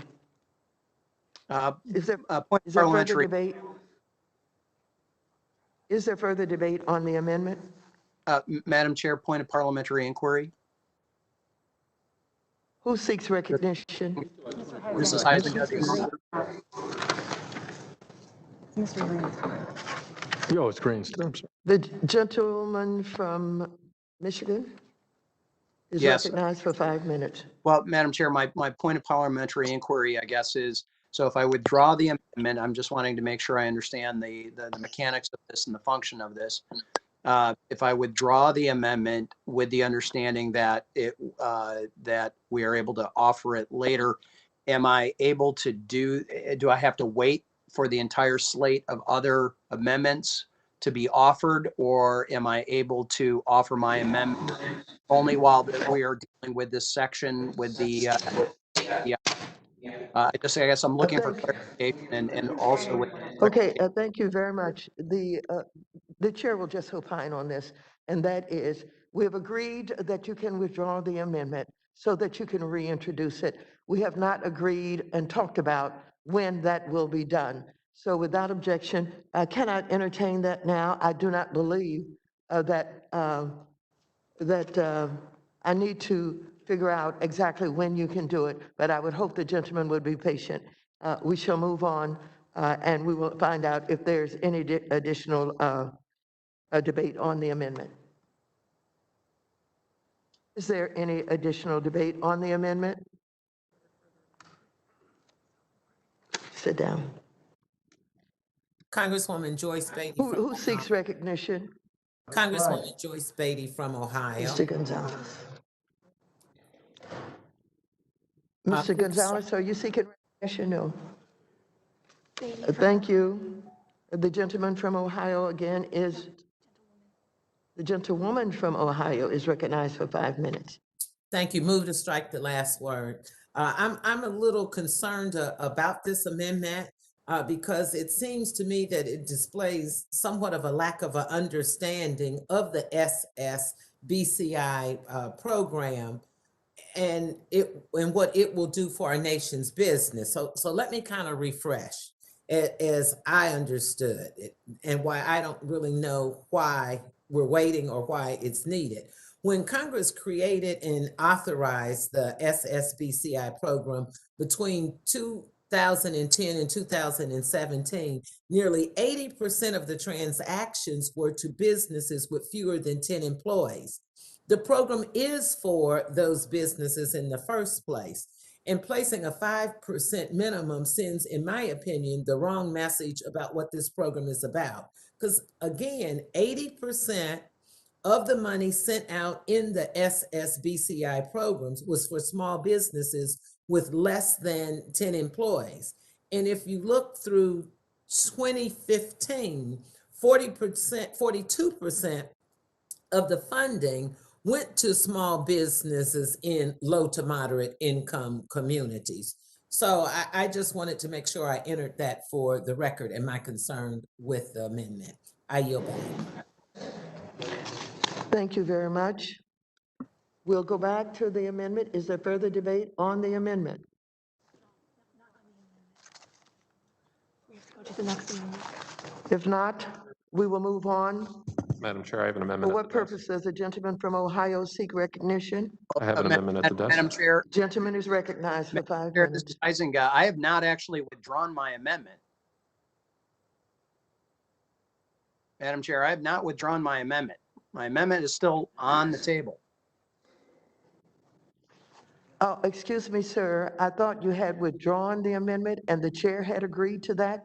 If Well, the no. gentleman does not wish to withdraw his amendment, then I will not have to be concerned about whether or not there is unanimous consent to support it, and we will move on to the next amendment. Well, Madam Chair, you had asserted my amendment was withdrawn. I had not done that. So as long as we have this understanding with my colleague, Mr. Green, I am willing to withdraw my amendment at this time to reoffer it in the future after a reasonable amount of time to review it. And with that, I would my amendment temporarily. And I The would so chair agree. agrees I agree, Madam Chair. that the gentleman can withdraw his amendment The gentleman has withdrawn his amendment, and we will continue on to the next amendment. If the gentleman is attempting to negotiate with me about when you can take it up again, I can't do that at this time, but I will accept your withdrawal if you want to do it and assure you that we're interested in working this out. So does the gentleman withdraw? Madam Chair, I guess I'm looking for your good faith understanding that this will be taken up in a reasonable amount of time. I'm not asking for 5 minutes. Point of order. 5 days from now. Thank you. The gentleman withdraws his amendment. Who seeks recognition? Juan Vargas, California. Just a point of order. Who is this? Mr. Gonzalez of Ohio is recognized. Thank you, Madam Chair. I have an amendment at the desk.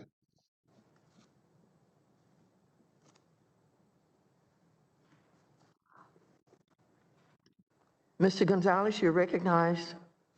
Thank you, Madam Chair. This amendment is simple. It's very similar to Mr. Huizenga's. It would ensure that any funds reallocated under this program are focused on the smallest of the small businesses. Again, many of the smallest businesses are independent contractors or sole proprietors. Pause. Okay. Does everyone have a copy of the amendment that has been distributed electronically, I'm told?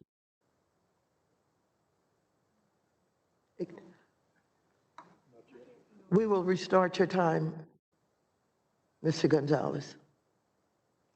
Thank you, Madam Chair. As I was saying, similar to Mr. Huizenga's amendment, amendment simple, ensures that any funds reallocated under this program are If the focused. gentleman will suspend, I'm told that they have not received the amendment. I'm sorry to interrupt your testimony here. Will someone please give me notification as to when the amendment has been distributed electronically?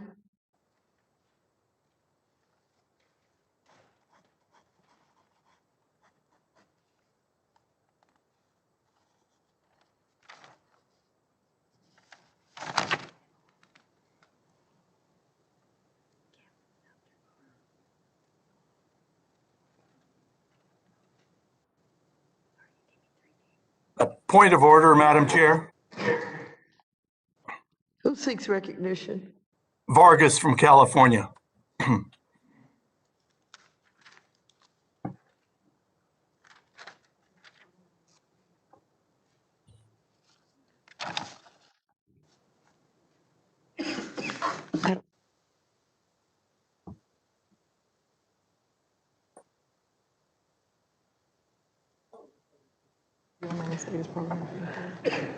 The gentleman from California is recognized for parliamentary inquiry, did you say? Yes. Your gentleman may proceed. I guess my question is, there was a concern with the withdrawal of the amendment, if it could come back to it in a reasonable amount of time. Does that mean that there's an unreasonable amount of amendments? There is a perfect amount of amendments. Perfect. I thank the gentleman for his parliamentary inquiry description.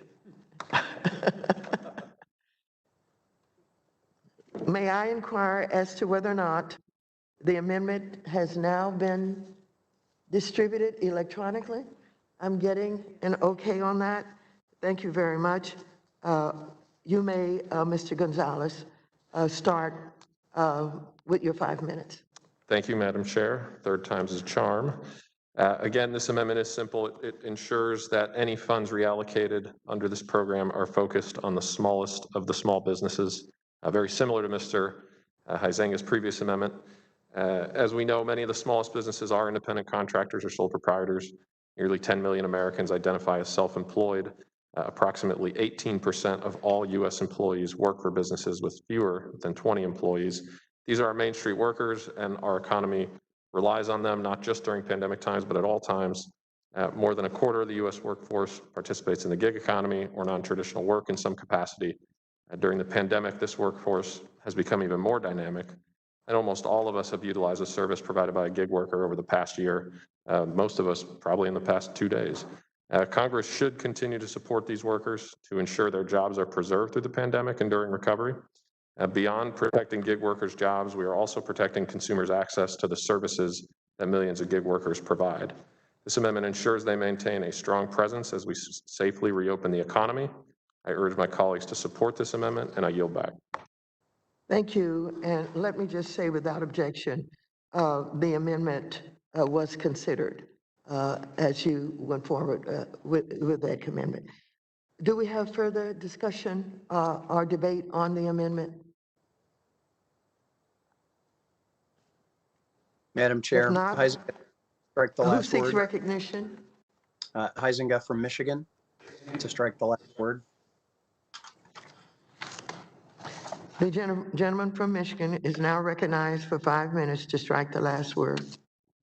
Thank you, Madam Chair, and I want to offer my support to the amendment as well. I think you are seeing the intent behind mine, as well as my colleague from Ohio, as an attempt to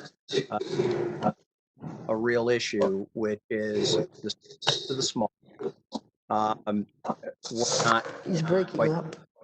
PPP program and other had, even though we were innovative in opening it up to gig workers and self-employed, that a positive step. What I don't know. Is that there are a number of set-asides and allocations that the majority and the White House have put into this program. It seems to me that I want to make sure that that targeted help is actually temporary and targeted. I know the word temporary doesn't appear very often in this document, I think once. And targeted and small may not be in the lexicon of the current language, but that is certainly the intent of these two amendments. And however we can work to get that in, I would be appreciative of that. And I'm happy to yield back to my colleague from Ohio, Mr. Gonzalez, if he has anything follow up that he would like to do. Gentleman, Mr. Gonzalez, yield to Green of Texas. Mr. Gonzalez, would you yield to Green of Texas? It's Heisinger's time. I'm willing to recognize my colleague, Mr. Green. Thank you very much. It seems that there was some intentionality to have these two amendments work in tandem with each other. Is that a fair statement? Yes, I think certainly we're not. And may I ask another question, please? Are there other amendments that you'll be presenting? Because I didn't anticipate this one at the time I was negotiating with you on the prior amendment. So are there others? If so, I'd like to see the entire package of amendments that you have on this topic. Speaking for myself, have additional amendment. I'd be happy to yield to Mr. Gonzalez to. I do not have an additional amendment on this specific topic. The gentleman yield? With no additional amendments, Madam Chair, I know that this is getting a little bit awkward, but this is an effort to act in good faith and to see if we can come to an amicable conclusion that may be beneficial to a good many people that, quite frankly, could benefit from some targeted money. So would we be allowed, and with the consent of the maker of the amendment, to have the time to associate these two with the actual text language that we are seeking to amend? Reclaiming my time, I can't answer for Mr. Gonzalez. I'm happy to recognize him if he would like to answer that. And certainly I am willing to try to figure out the way of whether it's collapsing our two amendments into one. I'm not sure if that's what the gentleman from Texas is asking, or whether he would accept both of those amendments Well, if you'll yield to me, I'll suggest this, that we have a moment to make those very decisions. That's what this is all about, having the opportunity to decide how to proceed with this. And quite frankly, I wasn't anticipating something as coordinated as what you have. As coordinated. I'll give you the word as appealing as what. Yes. No, the word is coordinated because you and your colleague have coordinated this, and I wasn't anticipating this. So if you'll be so kind as to allow us to, Mr. Gonzalez, to allow us to have time withdraw as well, and let us look at all of this together. Let our staffs kind of work together, and we'll get back in the game. And let's see if we can't come up with something that would be amenable to the three of us and to the entire committee. Reclaiming my time, I believe, and I'm not sure if where exactly we are on the time allowance here. Mr. Gonzalez will have to speak for himself. I'm certainly willing to do that. I did just want to note of that 10 billion, 100 million small business financing for state, territorial, and tribal government programs, 2.5 billion support for business enterprises owned, controlled by socially and economically disadvantaged individuals, 500 million for tribal government programs, 500 million for technical assistance for small business, legal, accounting, and financial, and other kinds of advice in applying for small business support. So it seems to me that these amendments are relevant and certainly there. So I believe my time has expired, and I'll let Mr. Gonzalez answer for him. Yes, your time has expired. Green of Texas, Madam Chair, would like to strike the last word. Who seeks recognition? Green of Texas. The gentleman from Texas is recognized for 5 minutes. Thank you. One of the concerns that I have with your amendment, Mr. Gonzalez, is a definition for gig workers. And these are the kinds of things that I believe we can attempt to work out. I'm not sure whether we'll get exactly to the common ground that I would hope we can reach, but I think we ought to at least try. So would you be amenable to withdrawing your amendment and allowing the staffs to work together for a while, some reasonable amount of time, and see if we can't come to an amiable, amicable conclusion? Would the gentleman yield? I will yield. Thank you, sir. I'm happy to do that, provided, obviously, that the negotiations take place in good faith and in a timely manner. I have no reason to believe they wouldn't, but just want to offer that. If you could confirm that, our staffs could get together. Probably need to happen very soon, since this markup only lasts a day or two. Is he agreeing to them? I would agree that the staff should get together immediately, if not sooner. And I would agree that the work product should be brought to us as quickly as possible, and that at some point we would ask for an opportunity for the amendments or amendment to be reinserted in the lineup. I really am acting in as good a faith as I can, given that I'm strapped with rules that I don't necessarily understand.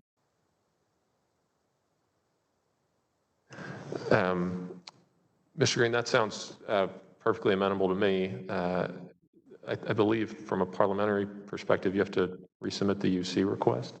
You would have to withdraw. Restate it. You would withdraw, Mr. Gonzalez. Withdraw with the understanding that you will have the opportunity to your amendment. Does the gentleman request withdrawal? I request unanimous consent to withdraw without prejudice. Without objection, such is the order.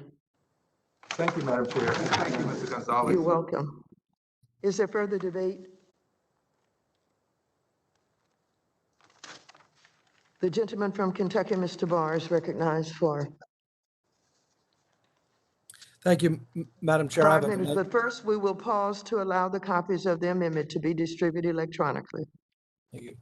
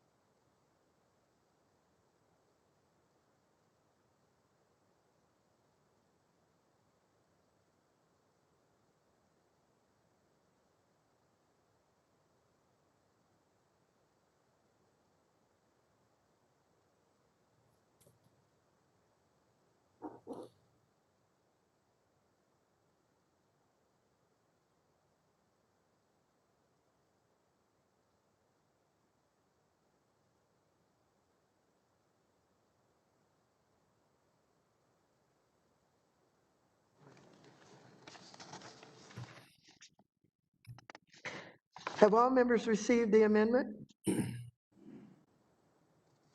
If so, I would like to reserve a point of order on this amendment. The clerk will report the amendment. Amendment to the amendment in the nature of a substitute offered by Mr. Barr of Kentucky. Budget reconciliation. Page 31, after line 19, insert the following. 5.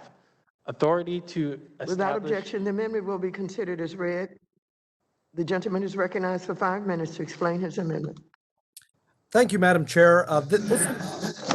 This amendment will ensure that we embrace an all-of-the-above strategy for fighting homelessness and don't artificially limit our options for partners to help us win that fight. In this bill, we are spending $5 billion on homelessness assistance.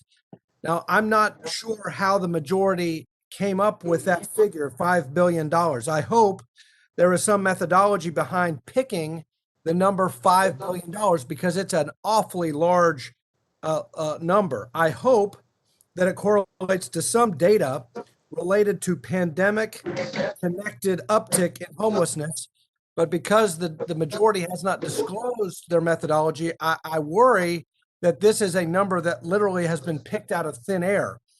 I say that because while experts believe that the number of homeless has risen during the pandemic, mainly because of an increase in unemployment, there isn't yet any official data on the pandemic's impact on homelessness or the people experiencing it. I would also note a report by the Associated Press that coronavirus hasn't devastated the homeless as many as had feared. And I'm quoting from the article, while shelters saw some large COVID-19 outbreaks, the virus so far doesn't appear to have brought devastation to the homeless population as many feared. Researchers and advocates say much is unknown about how the pandemic is affecting the estimated 500,000 people without housing in the United States. But let's just stipulate that homelessness has risen because of the unemployment and the pandemic. Let's stipulate that this vulnerable population has experienced an uptick in COVID contraction. I think that for this population, it is our responsibility to ensure that whatever funds we expend are used effectively to help the greatest number of people. When it comes to addressing the scourge of homelessness, especially during a pandemic that has brought so much hardship, we shouldn't be limiting our options. We should review the data and understand what types of programs work and what policies may be standing in the way of success. My amendment would simply stipulate that 20% of the funds not be allowed to carry prohibitions on providers requiring participation in assistance services as a condition for that aid. The amendment says that a portion, just a portion of the money would not be subjected to the so-called housing first policy because that policy excludes so many transitional housing facilities in the private sector and other service providers, despite an objective track record of successfully transitioning people out of homelessness. It doesn't say that all $1 billion must go to facilities with those conditions. It doesn't say $5 billion that we're appropriating here has to go to facilities with those conditions. It just allows some of those facilities to be eligible for a portion of the funds, specifically $1 billion or 20% of the total. There are a number of facilities in my district who operate amazing programs that successfully transition people out of homelessness, but are excluded from many federal funds because they require sobriety, counseling, or career development training as a condition of participation. Many of these are faith-based organizations, but many are not. The Franklin County Women and Family Shelter in Frankfort, Kentucky, for example, helps many low-income women, often with a history of substance abuse, and their families get off the street.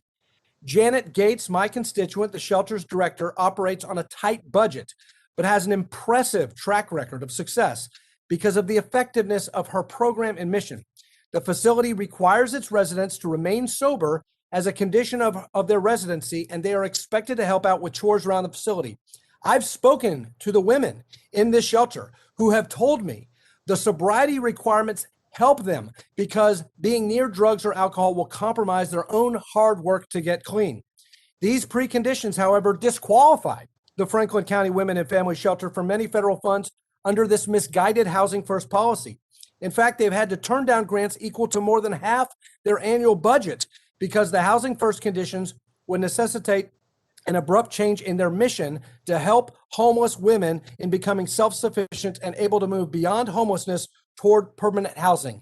There are many other examples here, but what I would say is this: for those of you on this committee who believe in Housing First, this doesn't change the eligibility for most of the funds to go to Housing First programs. It just says that that 1/5 of the money, 20% or up to $1 billion, be eligible for many of the organizations in my district and in yours who do it differently, who provide additional wraparound services, not just putting a roof over a head, but also giving them meaningful help in tackling the underlying cause of their homelessness. With that, I urge support of this amendment. Is there further debate on the amendment? The gentleman from Arkansas is recognized for 5 minutes. Madam Chair, thank you for the recognition and convening this markup. I want to urge support for Mr. Barr's thoughtful amendment. I move to strike the last word, I should say. Mr. Barr has brought up the policy around Housing First off and on over the years I've served in Congress, and we've had many interesting discussions about it with Congressman Scott of Georgia. And I want to say I wholeheartedly agree with the need to allocate a portion of this homelessness assistance program beyond the scope of a Housing First policy. Housing First has been successful for both individuals and families for whom housing is their most immediate need. However, this program is not the end-all to be-all, which is why I appreciate Congressman Barr's approach at redistributing just 20% of the $5 billion. I'm a strong advocate for integrating workforce development in certain circumstances as a condition for providing housing. Not only should we be providing housing for those who need it, but we also should be providing them the tools to help them re-enter the workforce and create long-term success and sustainability. I've admired that with Our House, which is an important nonprofit in Little Rock. I've certainly admired the amazing success for a quarter century of the Doe Fund in New York and the tremendous work that they do. So whether we're in Los Angeles, New York, or Little Rock, in my view, this kind of articulated efforts to address homelessness need to be data-driven, cost-effective, and outcome-based to tackle the root causes of why that family or individual is homeless and ameliorate that. And these can range from to underemployment, the inability to afford or obtain housing due to poor credit or recent evictions, lack of reentry services from those shifting back to society from incarceration, and lack of access to behavioral health care for addiction. Integrating workforce development with holistic supportive services through housing and other areas better prepare individuals and families and give them the tools for success they need for permanent success, both in housing and in the workforce. One of the nonprofits that I've observed their excellent results from that implemented this Housing First Plus wraparound services has incredible success, with 62% of their families and individuals not recidivating after 3 years. Unfortunately, many of these types of programs aren't available to receive federal funding because they have a mission beyond simply the scope of Housing First. Passing Mr. Barr's amendment will allow these types of nonprofit organizations and others to receive funding and would allow these organizations to continue providing housing while also harnessing individuals with the necessary skills they need to enhance their independence, responsibility, home ownership, and not returning to homelessness. And with that, Madam Chair, I have a minute left, and I'd be pleased to yield it to my friend from Kentucky. Well, thank you very much, Mr. Hill, for your support of the amendment. I want to also point out that in the CARES Act, this Congress, in a bipartisan way, appropriated $4 billion, that's $4 billion, for homeless assistance that use exclusively the Housing First model. So it's not as if we have not been generous to a Housing First model. What I'm saying is that with this additional $5 billion, we merely allocate a tiny fraction of that, up to 20% of the additional funds on top of the existing $4 billion to other programs, non-housing first programs for private or charitable or faith-based organizations in the districts of every member on this committee that would otherwise be ineligible under this legislation. And so, again, I urge you to fight for your organizations in your district who do a great job combating homelessness, but who are ineligible under this bill. I yield back. I yield back, Madam Chair. Thank you. The gentlewoman from Massachusetts is recognized for 5 minutes.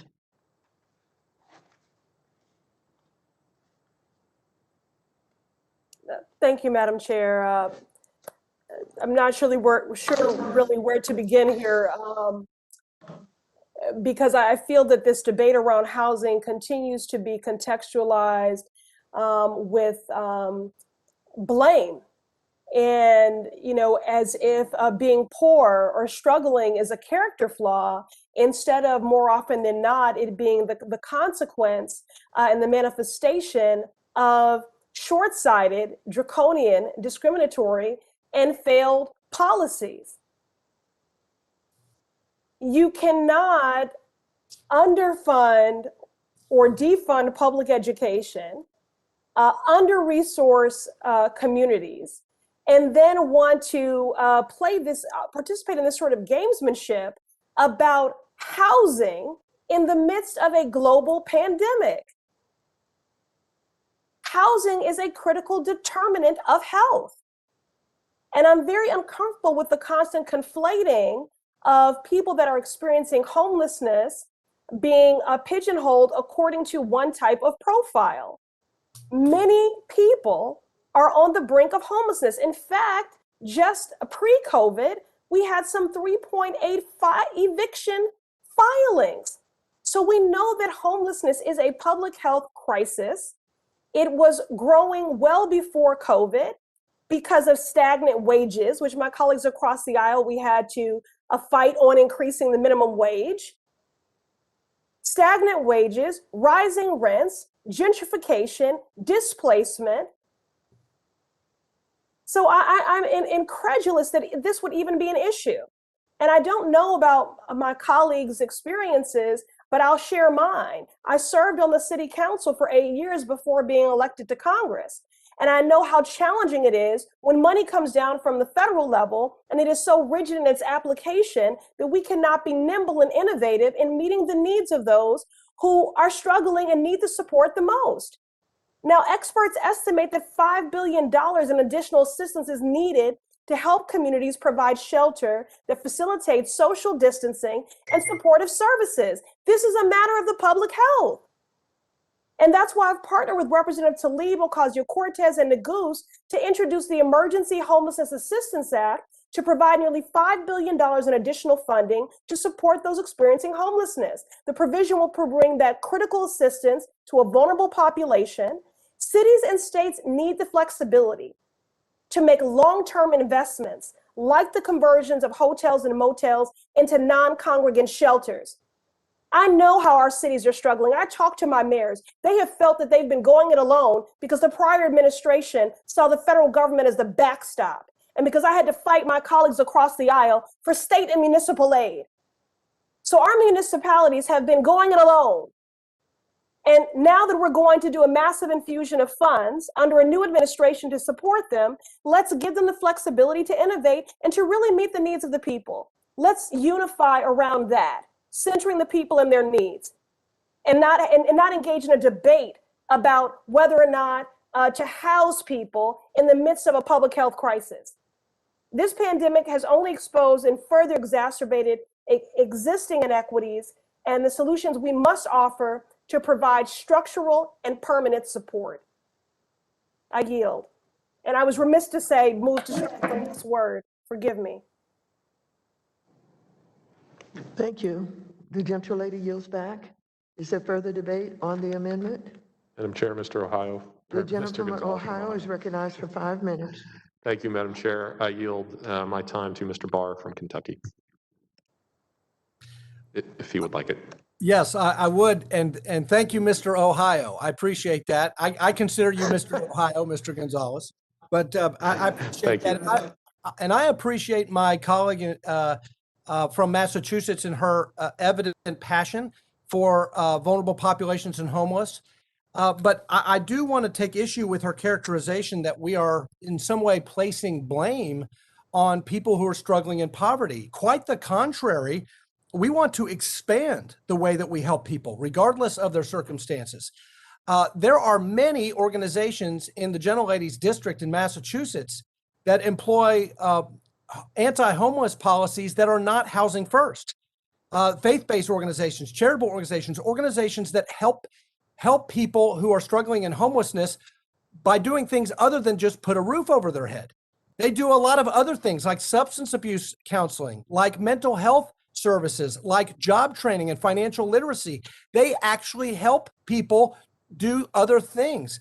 And they meet these individuals, these homeless individuals and families where they are. They help them with the underlying causes of their homelessness. We're not saying do away with Housing First programs. We're just saying expand the eligibility of other organizations so that we have an all of the above strategy. Why would we limit our options when there are effective programs that are being arbitrarily excluded from eligibility? Why would we in this bill, in response to this pandemic, disqualify organizations in the Gentlelady's district and every district of every member on this committee from eligibility to receiving just a small percentage of the money in this bill? And if you're wondering why we should consider alternatives, consider data on Housing First. Last year, the U.S. Interagency Council on Homelessness released a report that found that this one-size-fits-all approach to homelessness is not effective and has actually led to an increase in the number of unsheltered homeless since the U.S. adopted Housing First as its official policy. In the 5 years after 2014, when the U.S. adopted Housing First as its exclusive solution to combating homelessness, unsheltered homeless increased more than 20%. This is despite significant increases in federal funding to fight homelessness. This sharp increase came after a welcome decline in homelessness of roughly 31% between 2007 and 2014. So it's when we adopted Housing First that homelessness went up. And look, let me just say this. I think we should take HUD and the data from HUD seriously. So the Department of Housing and Urban Development released a 2018 annual homelessness count. Over 111,000 homeless people, or 20%, had a severe mental illness, and 86,000 homeless people, or 16%, suffered from chronic substance abuse. Among all adults who used a shelter at some point in 2017, 44% had a disability. That doesn't make these people bad people. Nobody's blaming them. Nobody's saying that they're bad people. But what we are saying is we're recognizing that there are factors that contribute to their homelessness, and we want to help them with those problems. Why on earth would we deny these people struggling in poverty the services that they actually need to overcome their problems? My only point is this. You may be an advocate of homeless first, but let's please recognize that there's other organizations out there that actually do things other than just provide shelter. They provide additional assistance. And one final story, in addition to the Franklin County Women's Shelter, that I want to share with you all, another constituent of mine, St. James Place. This is a faith-based organization, but St. James Place has a stellar track record, despite what the gentlelady from Massachusetts alleges, a stellar track record of success in helping residents. I know this because I've visited there. Phil Gray, my constituent, and the leadership of St. James Place tell me that an exclusive reliance on the Housing First model compromises their mission and the mission of facilities like theirs. If we don't amend this bill, they will not be eligible for any federal funds, but they have a great track record of helping homeless veterans achieve self-sufficiency. I would hope that we would not disqualify St. James Place in Lexington, Kentucky, or the Franklin County Women and Family Shelters in Franklin County, Kentucky, or the faith-based private organizations and charitable organizations in Ms. Presley's district, or any of our districts, just because they don't employ a housing first model. Let's give these organizations a shot at helping homeless people overcome their difficulties. I now yield back. Is there further debate on the amendment? Garcia of Texas wishes to strike the last word. The gentleman from, someone else? The gentlewoman from Texas is recognized for 5 minutes. Thank you, Madam Chair. I'm opposed to this amendment. It seems to me that it's a direct attack on the housing first policy, which we have found has worked. I think it's important that we give people a chance to have some stability in their lives and through a good home and to be able to put their lives together. And I would associate myself with the remarks that Ms. Presley, my colleague, made earlier, and I yield the balance of my time to her. Ms. Presley. Thank you, Representative Garcia. Move to strike the last word. Just picking up on what my colleague across the aisle was offering, I think language matters here. So, I want to be very precise here and just saying that I reject your frame entirely because these are not services, they are conditions. And just yesterday, I was speaking with housing advocates and community-based providers to families experiencing homelessness. We're speaking about Project Hope is the name of the organization and the boom that they have seen for families experiencing homelessness. And the thing is that what you're talking about are not services, they are conditions, and we should not be conditioning support on drug testing or job training in the middle of a pandemic. And so what I heard from providers just yesterday is, again, how challenging it is. How can you seek employment if you don't even have shelter?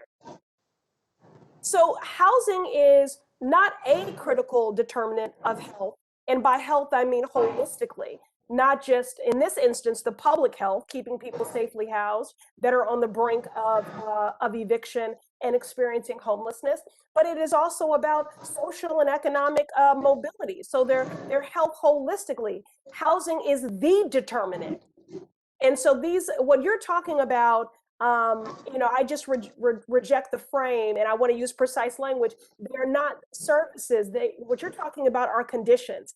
And I think it is unconscionable that we would do that in the middle of a pandemic, and we should prioritize housing first. And I yield. I yield back. Huizenga from The Michigan. gentlelady yields back. Is there further debate? Huizenga from Michigan. The gentleman from Michigan is recognized for 5 minutes. Thank you, Madam Chair. Appreciate the opportunity to strike the last word, and I'll have a brief comment before I yield to my colleague, Mr. Hill, for a comment. I guess I would like to reject the framing that my colleague from Massachusetts puts forward, that when there are people who are seeking help, sometimes it's not purely for a roof over their head, and to have the opportunity to allow them to address oftentimes these self-realized issues in their life that they are looking for help with, in conjunction with having that roof over their head, is a good thing. And I fully support the fact that you need to have a roof over your head if you are thinking about trying to go get a job, but you also need to make sure that you don't have other issues that may be in your life, self-realized issues that people struggle with, and every family has struggled with. And to answer the question, that rhetorical question that my friend from Kentucky asked, why would we not want to do this? I think the answer is becoming clear because it's not politically correct. That's why. So with that, I'll yield to my colleague from Arkansas. Well, I thank my friend from Michigan, and I greatly appreciate again Mr. Barr's effort and Ms. Presley's efforts in this discussion, because it seems, Madam Chair, we have a competition in compassion today on this topic. All of us are struggling with homelessness, as I say, from the Los Angeles basin to the smallest town in Michigan. And when I travel, I see so many strategies, like what Salvation Army is doing in Cleveland, or what the Doe Fund is doing in the boroughs of New York, or what Our House is doing in Little Rock. And they're not conditions, they're needs. And if one is near homelessness and seeking a shelter, we're trying to tackle that root cause and help that family or that individual reverse it and receive the independence of life. So this is not an either or.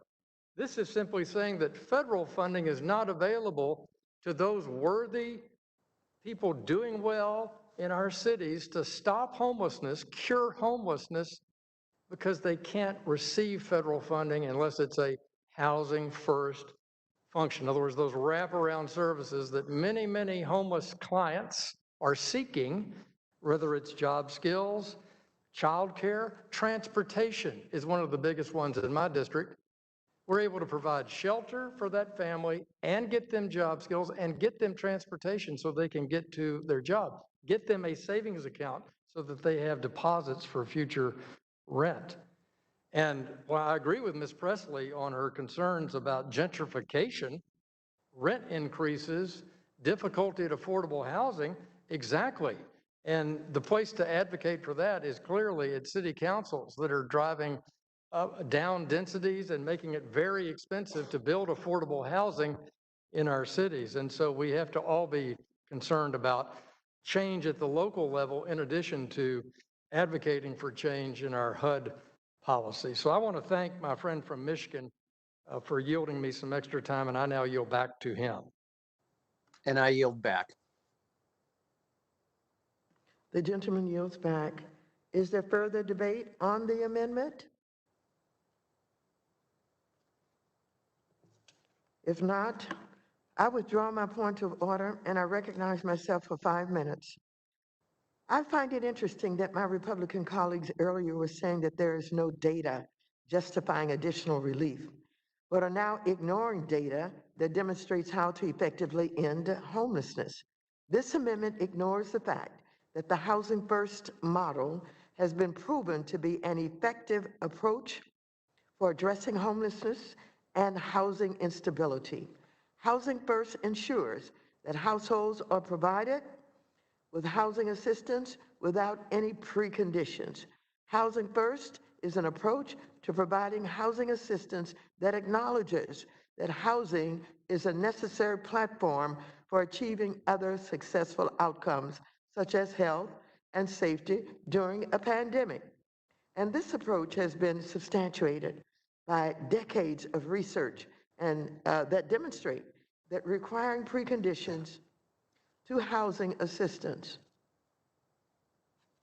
like employment or sobriety, are counterproductive. There's often a misunderstanding that Housing First does not include services. This is just plain wrong. Under the Housing First model, people are encouraged to access a variety of supportive services that might benefit them, including mental health or addiction treatment. However, nobody is required to participate, and they are not threatened with eviction if they don't participate. HUD has sought to incentivize recipients of homeless assistance grants to move to a Housing First approach while leaving sufficient flexibility for recipients to make exceptions in limited cases where it might be appropriate. For example, a domestic violence housing provider that chooses to require sobriety to ensure that victims of domestic violence that suffered as a result of individuals. I would also note that the Housing First approach is bipartisan. In fact, the George W. Bush administration adopted the Housing First model, and it helped spur a 30% reduction in homelessness from 2005 to 2007. And ultimately, this amendment ignores that these funds were meant to support people experiencing homelessness during a pandemic. Why would we require anyone to first get sober before they can be housed? And when they face death, not just from being on the street, but from the pandemic itself. So for these reasons, I urge my colleagues to oppose this amendment, and I yield back the balance of my time. Is there further debate on this amendment?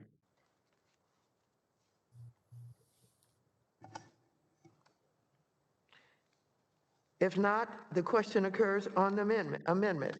All those in favor of the amendment say aye. Aye.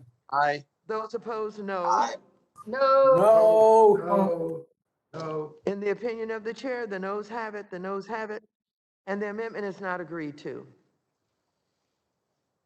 Madam Chair, I'd like to ask for a recorded vote on that amendment. A recorded vote has been requested. All in favor of a recorded vote should raise their hand and be counted.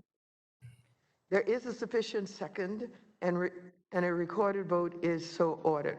Pursuant to the chair's previous order, the vote on this question is postponed. Is there further discussion of or amendment to the resolution? With that,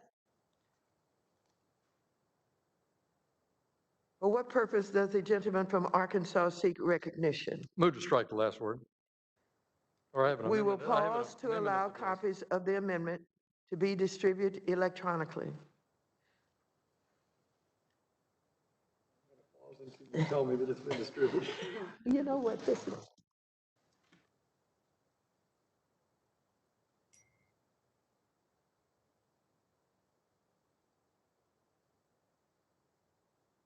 I think after. We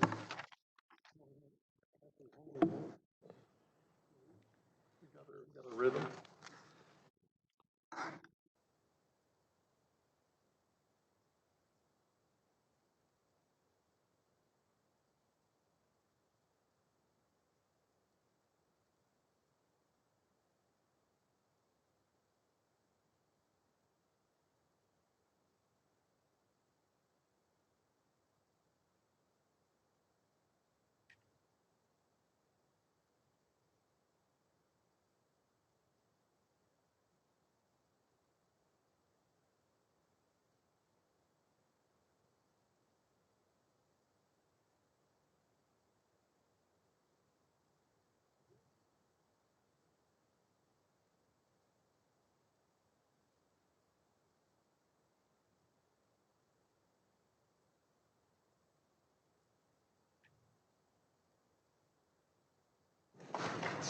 Have all members received the amendment?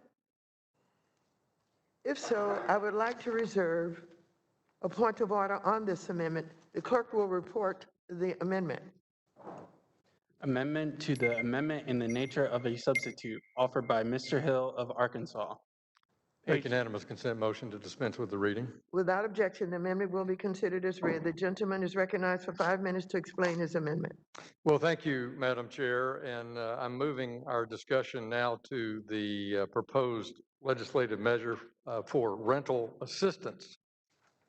Several economic projections, including one cited by the majority by Moody's Analytics and one I read this morning from the Federal Reserve Bank of Philadelphia, estimate that the total amount of rental debt across the country is in the tens of billions of dollars. In fact, in that Moody's estimate, that when the federal moratorium ban is lifted, up to 40 million people will owe more than $57 billion. The Philadelphia estimate, which is more narrowly targeted and more analytic state by state, has a number somewhat smaller. But as the vaccines are distributed and our economy reopens, these estimates still remain troubling, and Congress should be focused on how to help families extinguish that rental debt and avoid eviction. The resolution before us today fails to address this problem, as it has no requirement that the recipients of these funds use them to pay past due rental payments. Now, Madam Chair, our families are suffering through this pandemic with past due mortgages. But those that have a home and have equity in that home and have a past due mortgages have more flexibility. They can tack the payments on the end of their loan note. Our families that are renting benefiting from eviction forbearance, but that rent is piling up. And at the end of that eviction moratorium, they don't have the ability to, quote, tack that payment on the back end of a note. So my amendment would address this issue directly by requiring that this new proposed funding be used to pay rent in arrears. It seems to me it's out of touch for Congress to promise housing assistance at some point in the future when families are already facing months of missed rental payments today.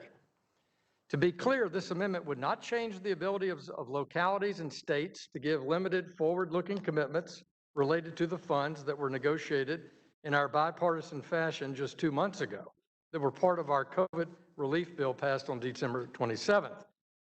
Those funds can still be used to prevent housing instability.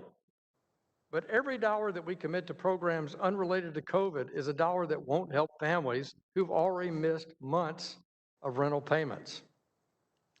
Now, nonprofits in our states and our cities are also helping families try to catch up rent in arrears. And we have pandemic unemployment compensation, the whole purpose of which is to help families keep up with their rent. But this amendment will ensure that these funds remain targeted and tied to COVID to ensure that this funding is stimulus money and not just general relief funding, and that we tackle the biggest challenge for these families, which is cleaning up that rent that's in arrears. And with that, Madam Chair, I urge adoption of this amendment, and I yield back the balance of my time. Is there further debate on this amendment? If not, I recognize myself for 5 minutes. Mr. Hill and members, I have spent an inordinate amount of time on this issue.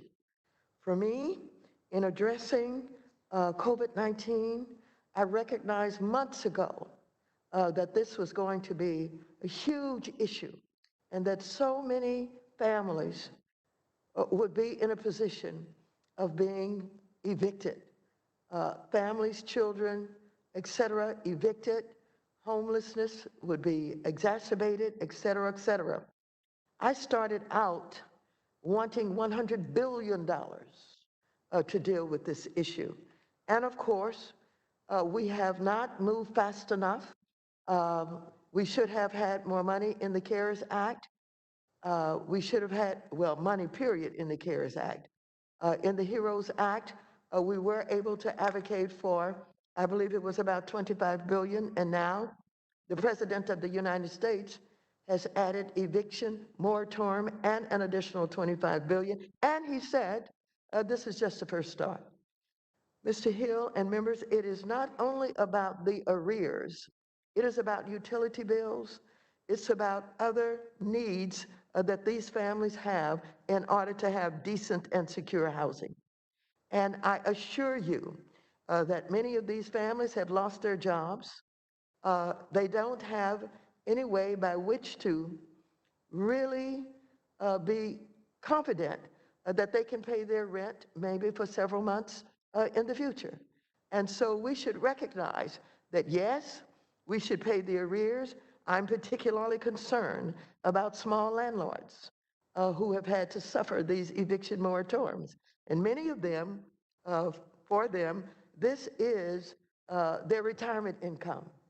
And some say, well, why don't they go to the bank and why don't they basically borrow money in order to pay for the repairs and all that needs to be done? Well, that's a whole nother story about retirees, for example, who happen to be small landlords encumbering more debt than they are willing to deal with. And so, for these reasons and many other reasons, I would not like to limit the rental assistance to just arrears. I would not like to eliminate the utility bills that must be paid. What good is it to have a rental if the lights are not on, the gas bill is not being paid? And so I would simply ask the members of this committee to reject this amendment and to understand that not only must we consider what we're already doing a beginning. This is just a beginning in this problem that we have in this country. And we're all going to have to step up to the plate and continue to give support to all of those families that are at high risk at this time. And so I withdraw my point of order. I yield back the balance of my time. I ask for a no vote on the amendment. Madam Chair. Is there further debate on the amendment? Madam Chair, Congressman Style from Who Wisconsin. seeks recognition? Congressman Style from Wisconsin. The gentleman from, what is this? Wisconsin's is recognized for 5 minutes to strike the last word. Thank you.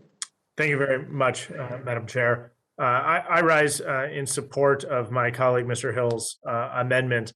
I hear time and again from small local landlords across Southeast Wisconsin and across the country who have also been uniquely impacted by the coronavirus. This is one of those diseases that has affected so many people in such different ways. Some people have had enormous impact, thinking of our waiters and waitresses, our cooks, people that work at local hotels. And I would put in that bucket many of our kind of small local landlords, somebody that owns a local duplex in Racine or Kenosha, Wisconsin, folks that are dependent, as mentioned, in particular on a retirement income side. And as we've seen the flow of cash dry up for those folks, and we understand why we're here. The challenge is there's major capital investments that these small landlords have to make on an ongoing basis. We all know, if you own a small duplex and you're not repairing the roof and you're not putting in the money to keep that in tip-top shape, long-term problems start to arise. And so the market structure that has been put in place by Congress has dramatically altered the economics of this broader industry. And I think it's completely reasonable to say what my colleague, Mr. Hill, is saying, that we need to make sure that we're also prioritizing payments so that these investments can be made, which are just absolutely essential. So I'm in support of this amendment. I'll pause there and I will yield back. The gentleman yields back. Is there further debate on the amendment? If there is no further debate on the amendment, the question occurs on the amendment. All those in favor of the amendment, say aye. Aye. Aye. Aye. Those opposed, no. No. In the opinion of the chair, the noes have it, and the amendment is not agreed to. Madam Chair, I'd ask for a recorded vote. A recorded vote has been requested. All in favor of a recorded vote shall raise their hand and be counted. There is a sufficient second and a recorded vote is so ordered. Pursuant to the chair's previous order, the vote on this question is postponed. Is there further discussion of or amendment to the amendment in the nature of a substitute? Madam Chair, this is Lee Zeldin from New York. I have an amendment at the desk. Mr. Zeldin of New York has an amendment at the desk. We will pause to allow copies of the amendment to be distributed electronically.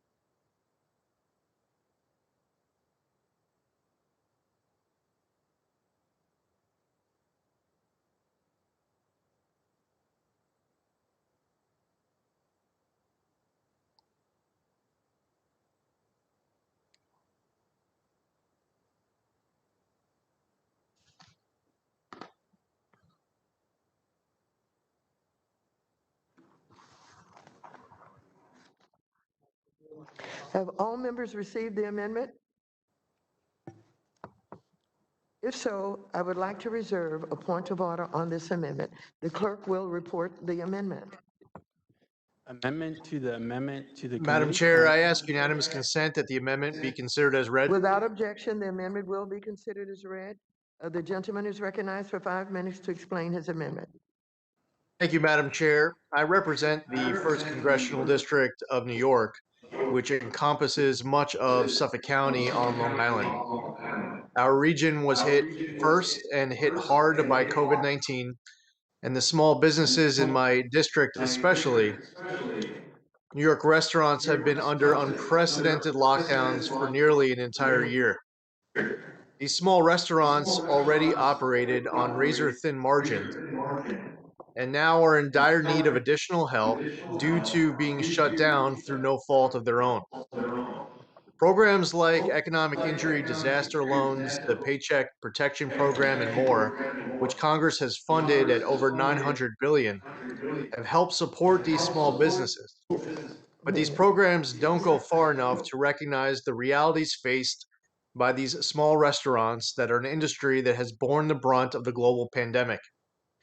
It creates a new $500 million set aside within the state Small Business Credit Initiative for small businesses in the restaurant industry, focusing especially on those with 50 employees or less. The Chamber of Commerce measures the vitality of our nation's small businesses using its Small Business Index, which surveys small businesses and reports their outlook of the small business landscape from these small business owners' perspective. In Q1 of 2020, before the outbreak of coronavirus and the decimating impact it would end up having on our country was realized, the Chamber's Small Business Index score was 71.7 out of 100. In Q4 of 2020, it had dropped all the way down to 52.9. Half of these small businesses see their operations continuing for less than a year in the current business climate before they have to permanently close. That's the bad news. The good news is that there's absolutely something we can do about it, and we can start today. We need to provide necessary support to our local restaurant industries to help them safely and quickly reopen. Getting back to work is the best stimulus, but this amendment has become necessary as well. As staples of our communities, job creators, and more, our local mom and pop restaurants must bounce back if we have any hope of doing the same. I urge my colleagues to support this important amendment, and I yield back.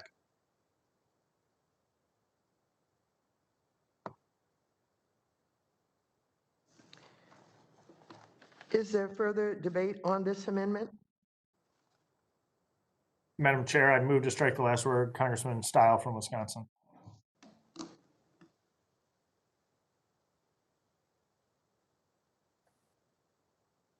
Gentleman from Wisconsin is recognized for 5 minutes to strike the last word.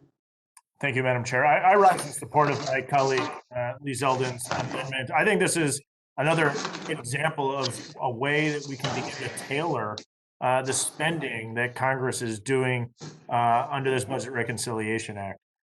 You look at what's occurring here as nationally, we're talking about spending $1.9 trillion, a real broad blanket brushstroke of spending. We have the opportunity to target that spending. In my comments to the previous amendment, I noted that coronavirus has impacted people in such disproportionate ways. Some people have felt the brunt of this from either a health standpoint or from an economic standpoint.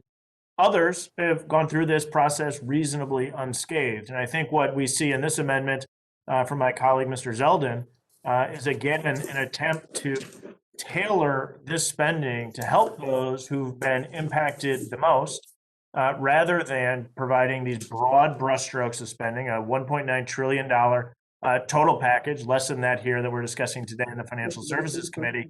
But as we're looking at spending roughly $5,500 for every man, woman, and child in the United States of America, I think it's completely reasonable to find ways to tailor this to help the people who've been impacted the most. I think it's a very reasonable amendment, and I appreciate my colleague for introducing it today, and I'll be voting in support. I'll pause there and yield back. Thank you. The gentleman yields back. Is there further debate on the amendment? I move to strike the last Madam word. Chair, Who seeks recognition? Mr. Gonzalez Lady from Ohio. Velasquez. The gentleman from Ohio is recognized for 5 minutes to strike the last word. Thank you, Madam Chair. I want to thank my friend, Mr. Zeldin, for this thoughtful amendment. Unfortunately, while many businesses in my district have bounced back from the initial shock, as we know, really is a K-shaped recovery, and our restaurant owners are still struggling. I spoke about one earlier in my district, and I know that's playing out all over the country. Local restaurants remain the fabric of each community within our district. We must do everything we can to make sure that those who are still operating can make it through these next few months. This common sense amendment would set aside $500 million of the SSBCI to go towards restaurants, especially those with less than 50 employees. These are the Main Street businesses that we all get to frequent, that we all hold events at, that we get to socialize at, celebrate baptisms at, and all the things that make our communities so rich. We can help return these businesses by supporting the inclusion of this amendment and standing in support of restaurants in all our districts. Again, I want to thank Mr. Zeldin for his thoughtful amendment, and I yield back. Okay.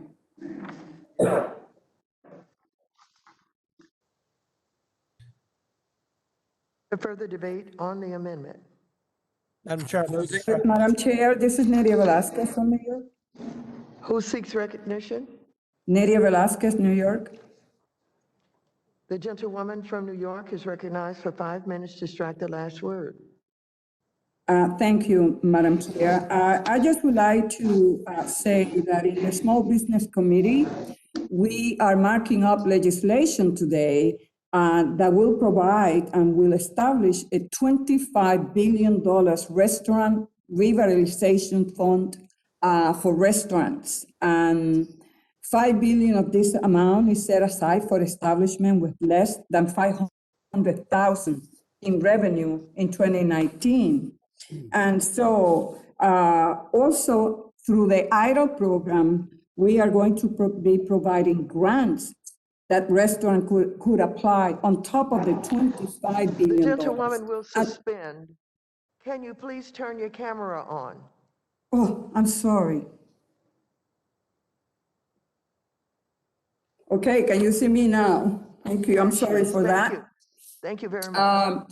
What I'm saying to the gentleman is that we all know how badly restaurants are doing across the country. And that is the reason why in the Small Business Committee today, we are establishing a program for $25 billion for fund for restaurants across the nation. On top of that, we are adding more $7 billion to the IDLE program that will provide direct grants to restaurants. And there is nothing in the legislation that will prohibit any restaurant from accessing the PPP program. So there's $25 billion. And I just will raise the issue that in that sense, this is a duplicative and unnecessary amendment. I yield back. Would the gentlelady yield to Perlmutter from Colorado? Of course. Thanks to the gentlelady. And to Mr. Zeldin, I would say you're on the right track. It's just far too little.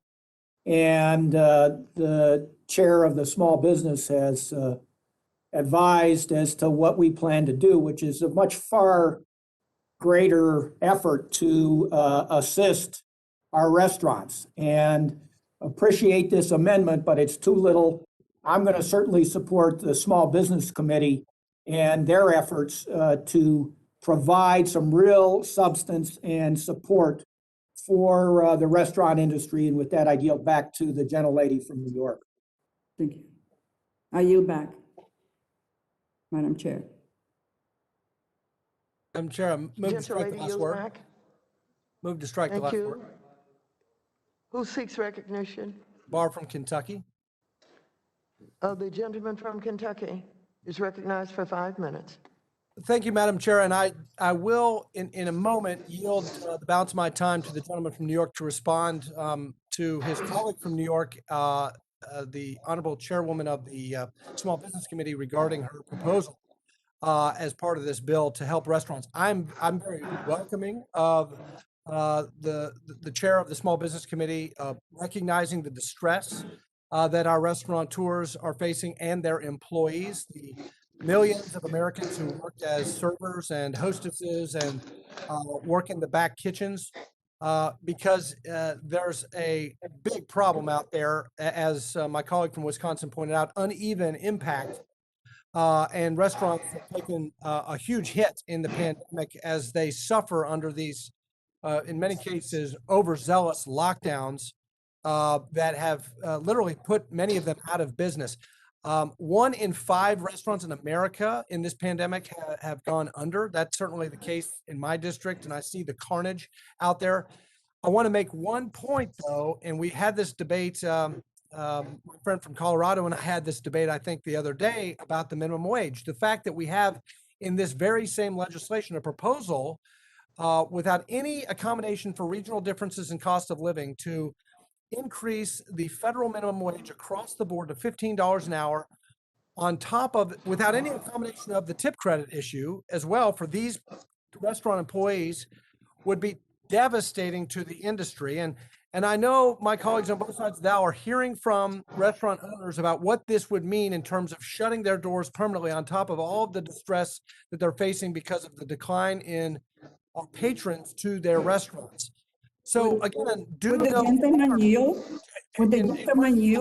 In one moment, I want to yield to my colleague from my other colleague from New York, but I just want to say that if this is the way that you make up for the cost that the $15 an hour minimum wage will cause, I would suggest first looking at regional differences so that you don't put them out of business, so that you have on the back end bail them out with $25 billion in taxpayer money. I would rather see these businesses survive by being able to afford the labor costs, as opposed to then asking the taxpayers to bail them out because of draconian labor laws that put them out of business. And with that, I want to yield to the gentleman from New York to address the chair of the Small Business Committee.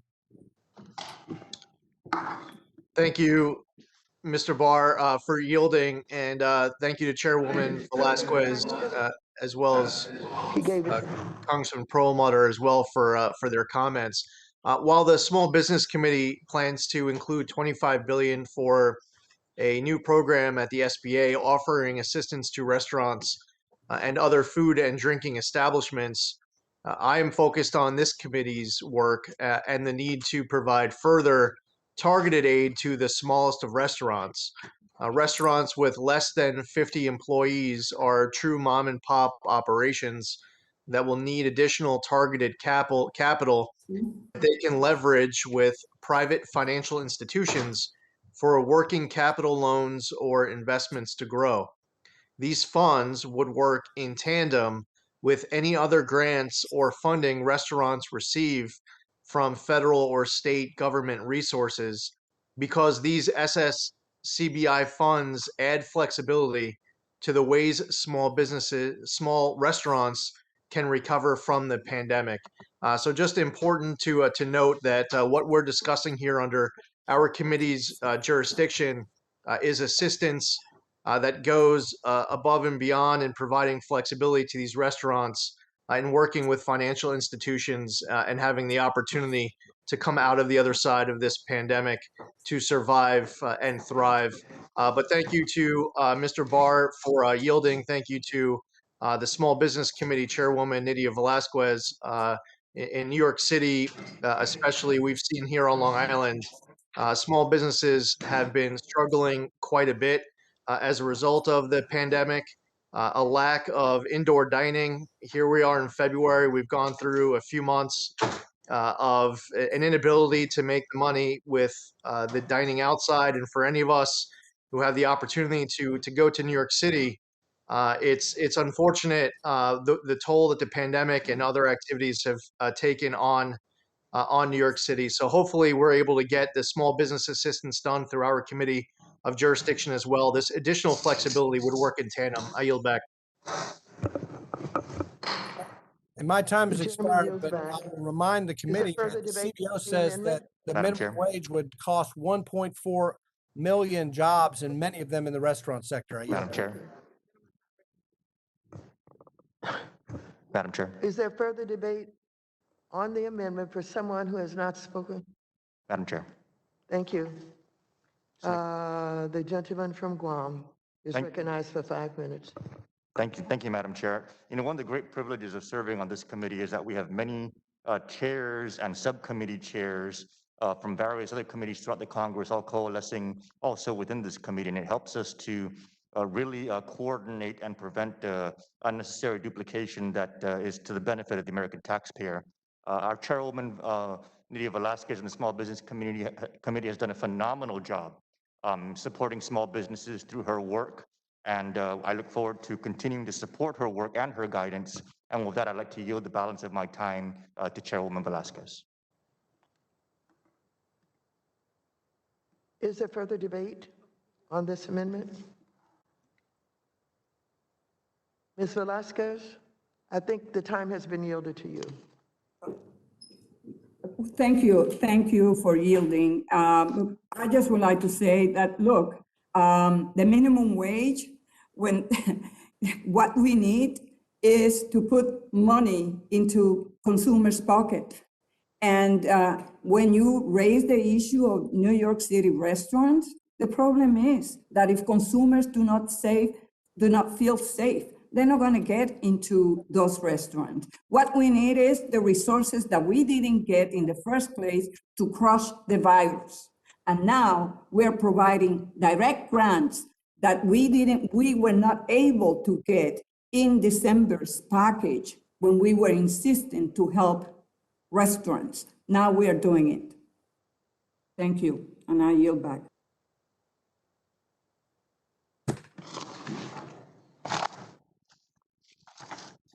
The gentleman from Florida is recognized for 5 minutes.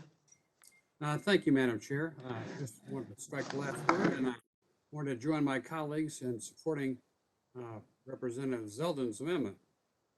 Few of our economic sectors have suffered as much as the restaurants, as they became early on the targets of lockdowns and capacity restrictions.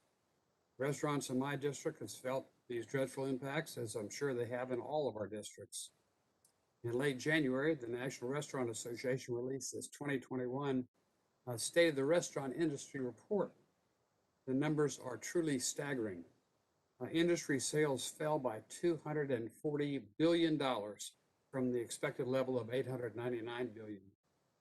By December 1st, more than 110,000 eating and drinking establishments were closed for business temporarily or for good. Jobs in the industry were down 2.5 million under the previous year. The profile effect of establishments in the report demonstrates the whole of losses that have been left in our communities. Restaurant owners who closed for good have been in business for an average of 16 years, and 16% of them had been in business for at least 30 years. The typical restaurant we lost permanently last year employed an average of 32 people, and 17% of the permanent losses employed at least 50 people before they had to close their doors. Lost in the statistics are the suffering of real people, including the owners, the employees, and their families. Many have seen the fruits of a lifetime's work vanish almost instantly. Focusing our priorities on the recovery of our restaurants is long overdue, and I urge support of this amendment. And for the others who say it's not enough, I'm sure that the sponsor of this amendment and the others would support any increase that you can come up with down the road, and I yield back. Thank you.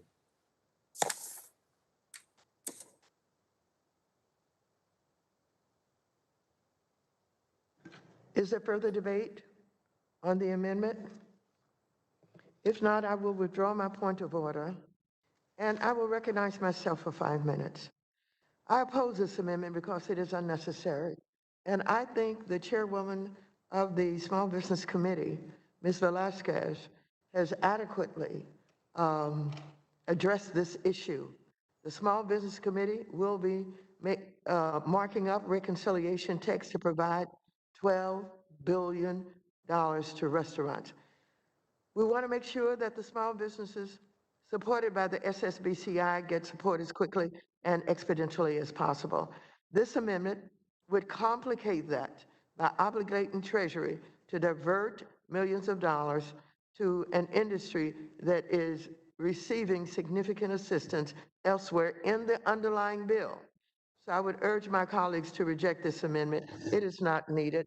The support for the restaurant, high on the Democratic agenda, and therefore it is unnecessary. And I would ask my colleagues to reject this amendment. Is there further debate on the amendment? If not, the question occurs on the amendment. All those in favor, say aye. Aye. Aye. Those opposed, no. No. No. In the opinion of the chair, the noes have it. Madam Chair, request a recorded vote. A recorded vote has been requested. All in favor of a recorded vote shall raise their hand and be counted. There is a sufficient second and a recorded vote is so ordered. Pursuant to the chair's previous order, the vote on this question is postponed. Is there further discussion of or amendment to the amendment in the nature of a substitute? Madam Chair, this is Lee Zeldin from New York. I have an amendment at the desk.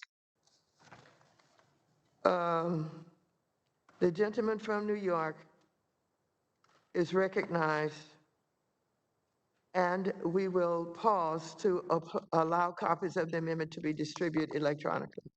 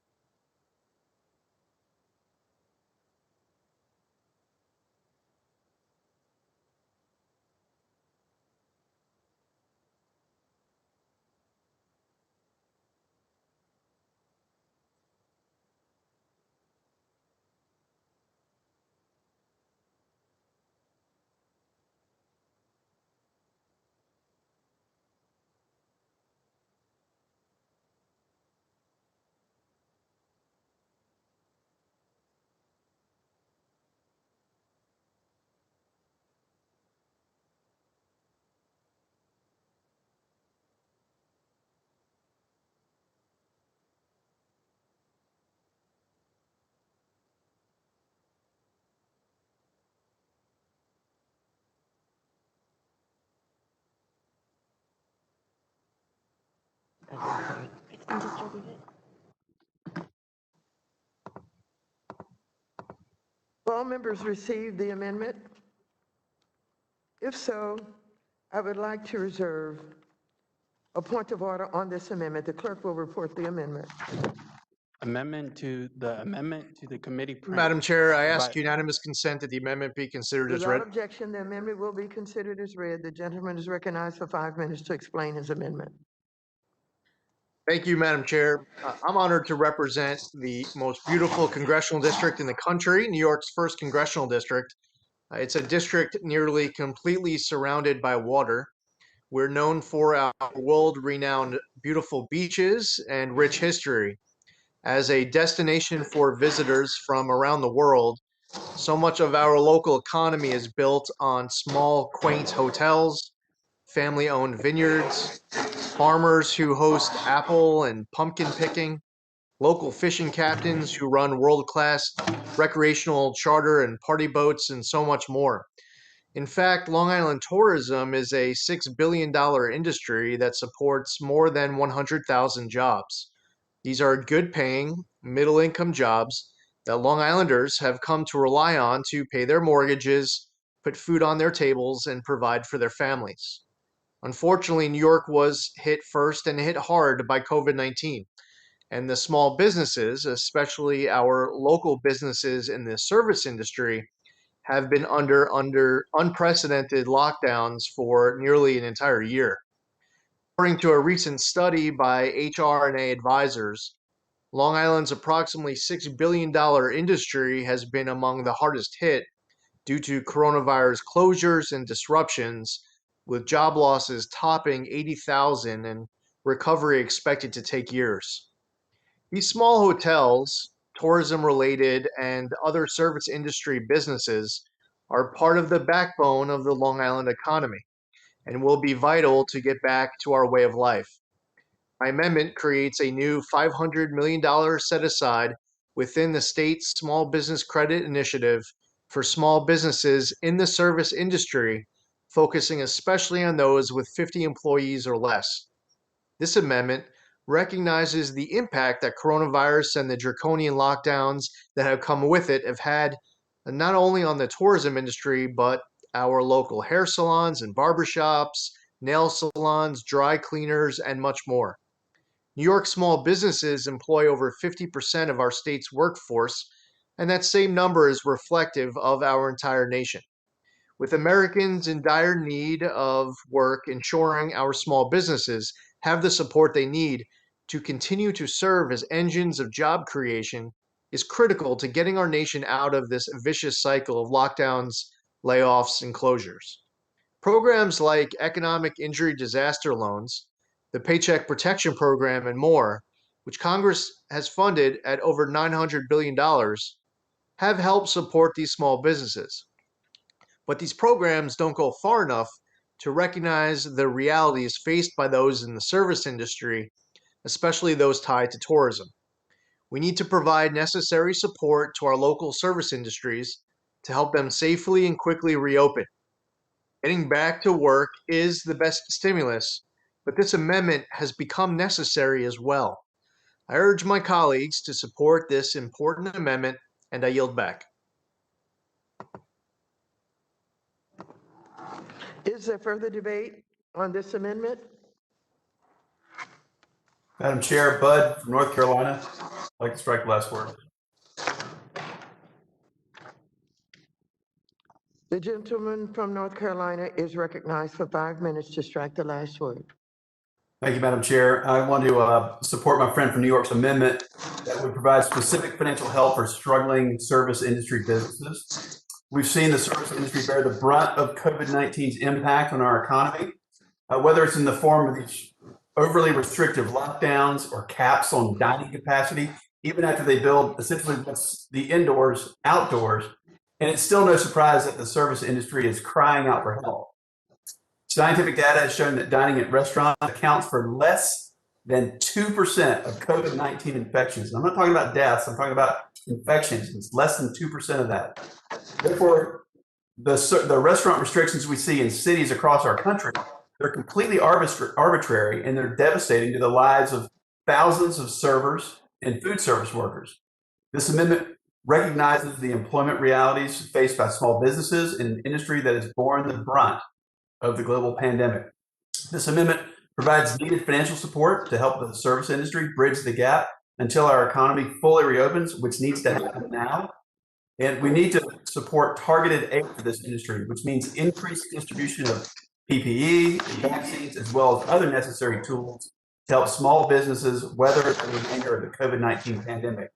So I want to urge all of my colleagues, both sides of the aisle, to support the gentleman from New York and his amendment.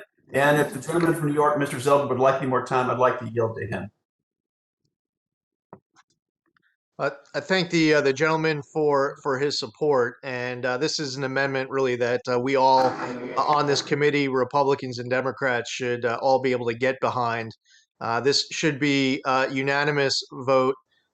This is something directly in the jurisdiction of this committee. I ask the chair to support it. This is support that I will tell you on behalf of many employers in my district, in my region. They're desperate to see a passage of something like this in this next bill that's being considered. Of course, it's important that we're able to, as Congressman Budd just pointed out, be in a position to end these lockdowns. That's the best stimulus in getting people back to work. But this additional help is something that really everyone on this committee hopefully can get behind. In the spirit of strong bipartisan support, I ask the chairwoman to do this, which would be a big help for employers in my district. Thank you, Congressman Budd. I yield back. And I yield back to the chair. Is there further debate? Madam Chair, Who seeks recognition? Congressman Stile from Wisconsin. Would you strike the last word? The gentleman from Wisconsin is recognized for 5 minutes to strike the last word. Thank you, Madam Chair. Again, I rise in support of my good friend, Mr. Zeldin's thoughtful amendment.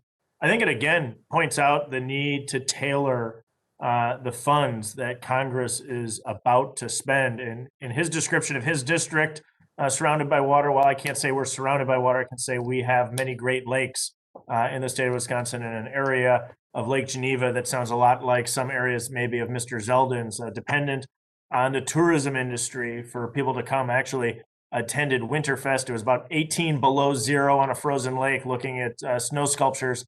And although the cold weather doesn't turn people away, we have been negatively impacted by coronavirus. And we see many of these industries, tourism, restaurants, uniquely impacted. Not all industries have been impacted, but some have been uniquely impacted. And I rise in support of my colleague, Mr. Zeldin's thoughtful approach to take what would otherwise be a blanket, broad brush stroke approach and tailor it to helping those people who need it most. And I will yield to my colleague, Mr. Zeldin, to add his thoughts. Thank you, Mr. Stile, for your support. And we have a lot of diverse districts represented on this committee. And it's great that this opportunity is present for us here in this debate. A lot of great amendments are being offered today to this bill. And I know it's a long day. And while some issues we might find to be more contentious, this really should be a unanimous vote. As we heard, Mr. Perlmutter speak up on the last amendment. I know that we have a lot of colleagues on the other side of the aisle who I think would not only be sympathetic to the argument and the request that we are making, but also have their own employers in their own district. I don't mean to put Mr. Perlmutter on the spot. I really appreciate what he was saying, though, as we're talking about restaurants. Here we are on another topic where these are the smallest mom and pop shops. Too many of them haven't survived. They've already gone out of business. And what a much better way to be able to start this next year and this new Congress with this new legislation that's being considered to drive this targeted support specifically to these small businesses. We're not talking about Walmart here. We're not talking about the big businesses that exist and employ a lot of people in my district too. But half of my district is employed by small businesses, as so many others. And the tourism and hospitality industry, they're barely surviving. I think it's appropriate for this committee to tailor support to those in the service industry, which they're looking for the help. They've reached out to all of us directly, and on their behalf, I would plead with the chairwoman to support this amendment, to encourage her conference too as well, because this should be a bipartisan vote that we all celebrate. I yield back. And I yield back. Madam Chair, Perlmutter from Colorado to move to strike the last word. What did he ask? Move to Perlmutter to strike the last word. The gentleman from Colorado is recognized. Thanks, Madam Chair, and I'll be quick. To my friend from New York, I'd challenge you on 2 counts. First count is that you have the most beautiful district in America. I'd say a number of us in Colorado would challenge that. The second point, though, you are again on the right track. Colorado has been clobbered. Our tourism industry, our catering industry, our venues, it has really hit us hard. And we did see this coming in terms of the packages we put together in May and then again in October. And we're on the same page, Mr. Zeldin, in terms of the needs here. Again, I think it's too little, and I do believe that within the overall package that we're putting together through the Small Business Committee and Ways and Means and a number of others, that we address tourism, we address venues, we address catering in a more substantial manner. So we are in agreement with you on the need. I guess we would say that appreciate the number, which seems sizable that you proposed, but overall, it's probably still too little. And with that, I'd yield back to the chair. Is there further debate? Madam Chair, I move strike last word. This is Lutkemeyer from Missouri. Who seeks recognition? Lutkemeyer from Missouri. Gentleman from Missouri is recognized for 5 minutes. Thank you. I'll be brief. As a ranking member on small business, I would agree that with Ms. Vasquez a while ago, that there is some money in the small business portion for restaurants and other businesses like that. The difference, though, is big because the program in the small business package is a grant program, where what we're talking about here with the SSBCI program, those are loans. So there's two different ways to approach the problem here. So when Mr. Zeldin is looking here to set aside some dollars for the service industry in this amendment, like he did in a restaurant before this, and restaurants are a big part of the service industry, I would argue, he's doing it because it's another way of giving those small businesses another tool for them to go out and try and utilize to be able to keep themselves alive, keep their employees hired. So the point I want to make here is that, yes, there's some dollars in the small business portion of this bill for restaurants and folks like that in the service industry, but those are grants. Where this program and the SSBCI, they're loans. So there are two different programs that enable those businesses to have access to, which are vitally important. And the grant program gives them the capital to work with. The ability to borrow gives them the ability then to continue to go down the road and operate their business with the day-to-day needs that they need to address through their daily operations. So I just want to clarify those points because I think it's a big difference here between understanding what these programs are, because they're two completely different type of programs. With that, I yield back the balance of my time.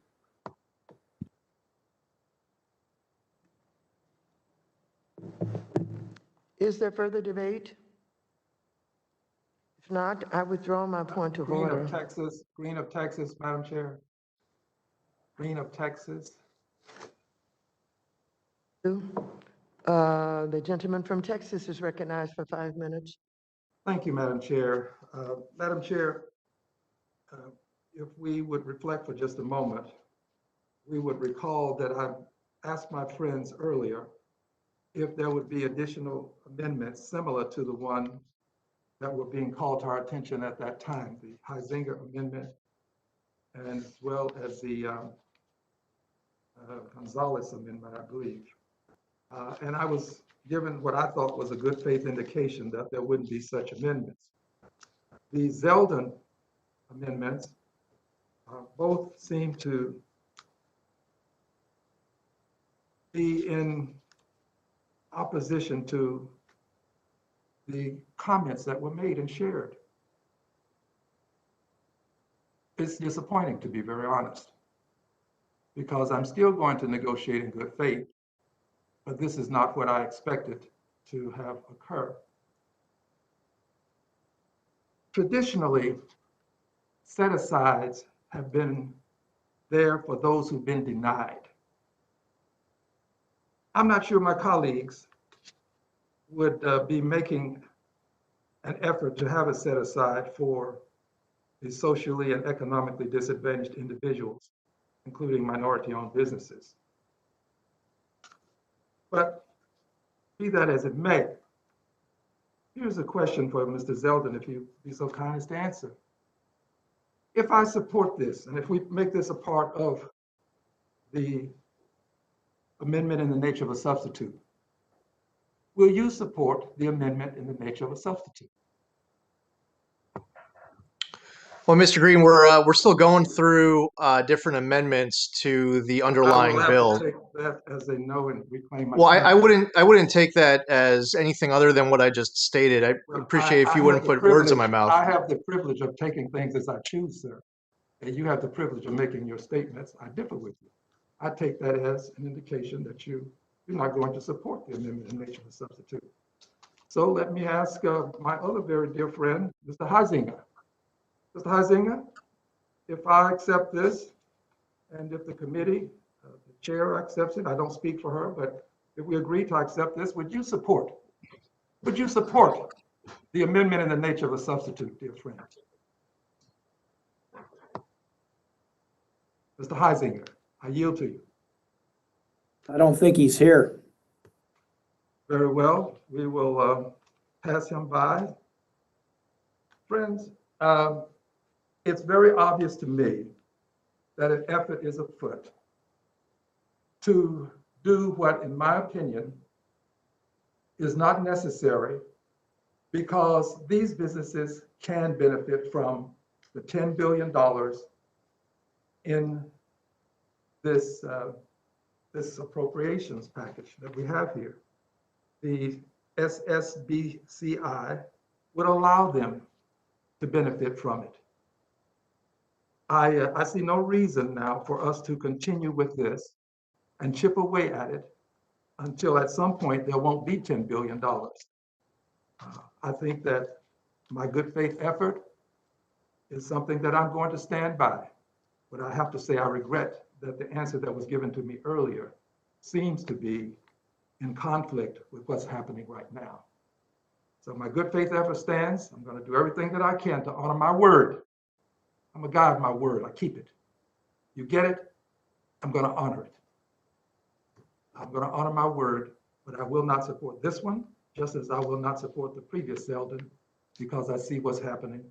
And there is no desire to support the legislation. This is just to, in some way, say to people, Democrats were opposed to restaurants, opposed to other parts of other industries that we support, when in fact this legislation will allow them to benefit. They're small businesses, they can benefit. I'll yield back the balance of my time. Thank you. Is there further debate on the amendment? Madam Chair, Mr. Taylor, Texas.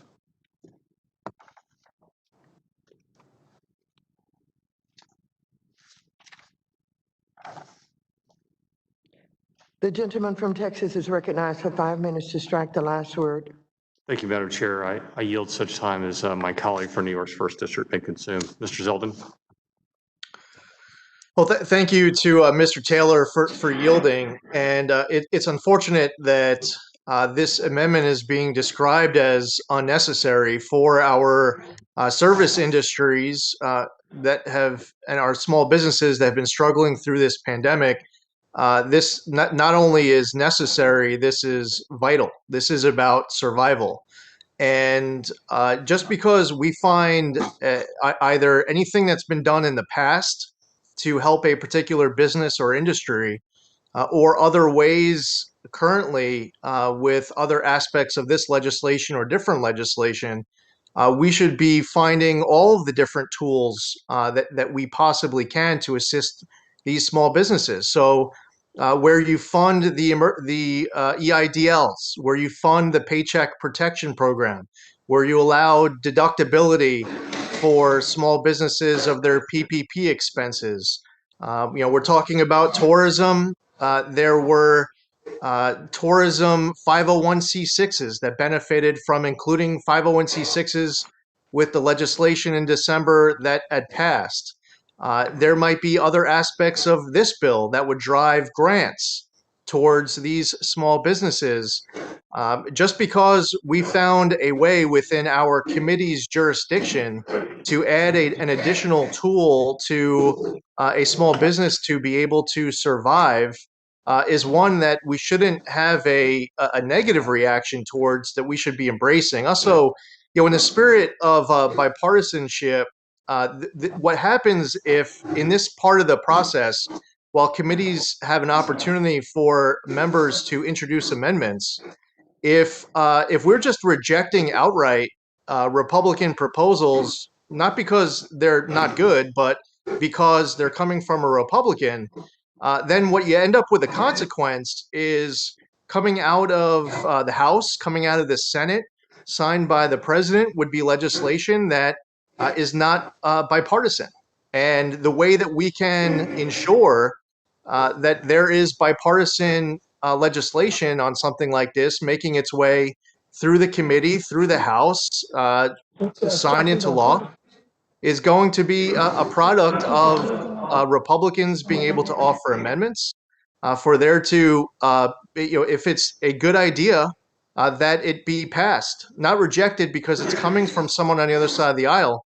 But I would encourage my colleagues on the other side of the aisle to embrace something like this. Don't do it for me. Don't do it for Republicans. Do it for those small businesses looking for another tool, well aware that this committee under our jurisdiction has this ability through this particular program to help our service industries, just like the last amendment offered help to our restaurants. That's really why we're here today, is to find ways for Republicans and Democrats to offer ideas. And in the spirit of working together, there's no reason why this amendment shouldn't pass. And that would be the example of how to work the legislative process to have bipartisan solutions over the course of these next couple of years. You have an all Democrat House, all Democratic Senate, Democrat White House. You can work on going at everything alone, or we can find ways to work together. And I would offer that this amendment is a fantastic way for us to work together. And again, don't do it for me. Don't do it for, you're not doing it as a favor to Republicans. Do it for these employers that need this additional tool in order to survive. Do it for the person who has a family who may not have a job to be able to take care of expenses, to have a roof over their head, food on their table, shoes on their feet. If we're not doing our job. So that's what this provides, is an opportunity to help not just the small businesses, but also the employees of these small businesses with a tool they desperately are asking for from a program that provides additional flexibility not covered in some of the other aspects of this bill. I yield back. Yield back. Is there further debate on this amendment? If not, I withdraw my point of order, and I will recognize myself for 5 minutes. Let me just say that I have an appreciation for the opinions and the concerns of all of the members of this committee. However, I must advise Mr. Zeldin that he's the last person to talk about bipartisanship and to in any way start to talk about what we should do, what we should not do, and why, for example, in so many words, he knows better than anybody else.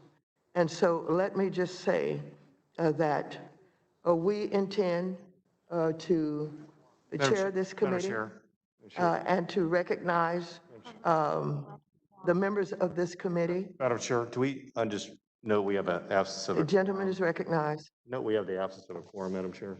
I can't hear you. I note that we have the absence of a quorum to conduct business as a committee right now.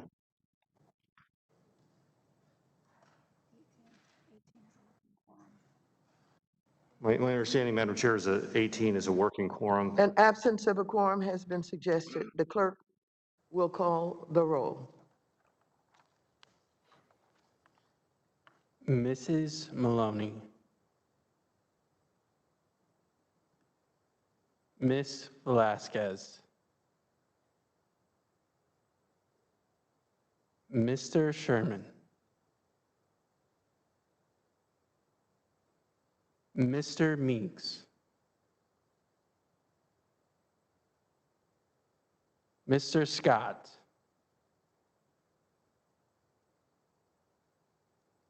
Mr. Green.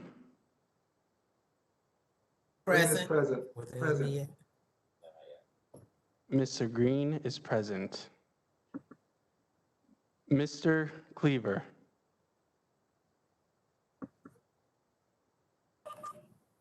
Mr. Perlmutter. Here. Mr. Perlmutter is here. Mr. Himes. Mr. Foster. Here. Mr. Foster is present. Mrs. Beatty. Present. Mrs. Beatty is present. Mr. Gottheimer. We were doing skip. Mr. Vargas.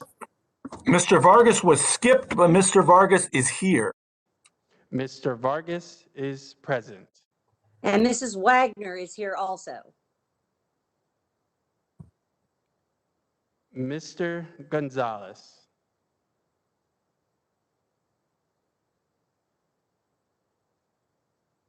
Mr. Lawson.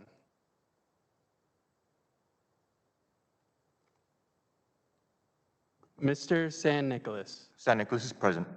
Mr. San Nicolas is present. Miss Axney. Mr. Casson. In Illinois, but electronically present. Mr. Casson is present. Miss Presley.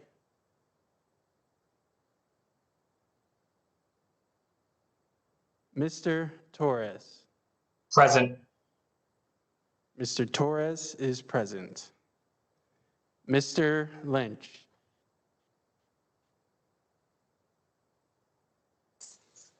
Miss Adams.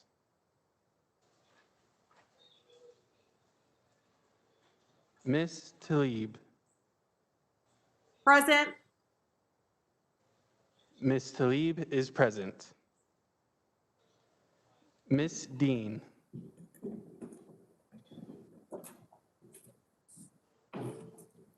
Miss Ocasio-Cortez. Hey.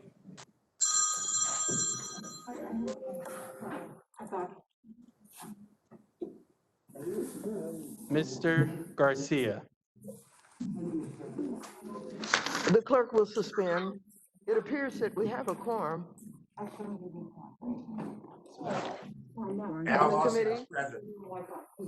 Al Lawson is will present. continue its business. Al Lawson is present. Alma Adams is present. Garcia is present. Meeks is present. Gonzalez from Ohio is present. Wagner from Missouri is present. Velasquez is present from New York. Style from Wisconsin. Carolyn Maloney from New York. Gonzalez from Texas. The gentlelady will suspend. We're going to have to. Carolyn Maloney from New York. Yes, they heard. Okay. Form Rising up from acknowledged. Michigan.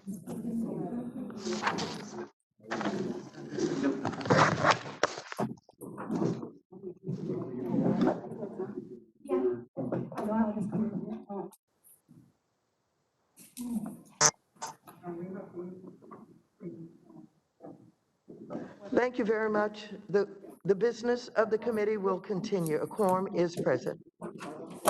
I now recognize myself for 5 minutes. I oppose this amendment.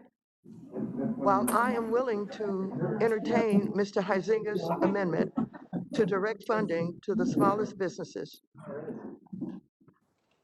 this amendment would create another complication, another hurdle to ensuring these funds get out the door quickly. The service sector is an incredibly broad category, far broader than just hotels and tourism, as Mr. Zeldin suggests. Nothing in the underlying bill would prevent such businesses from receiving assistance either under the SSBCI or under existing funding for PPP. This amendment is unnecessary at best and likely burdensome to Treasury, which will make it harder to help all small businesses. So I urge my colleagues to oppose this amendment. And I yield back the balance of my time. Is there further discussion on this amendment?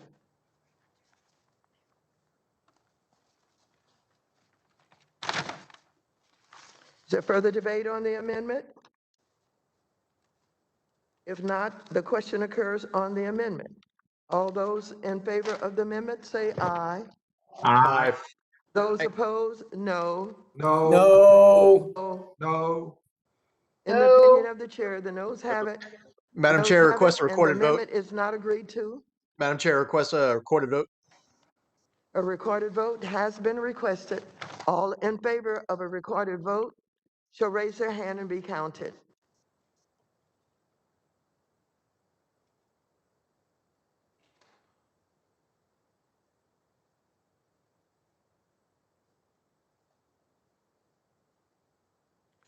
All those in favor of recorded vote shall raise their hand and be counted.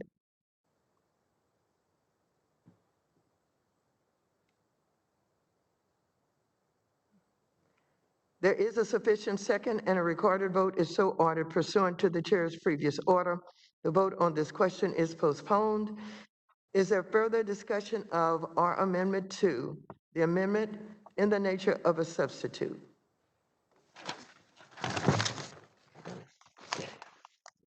Madam Chair.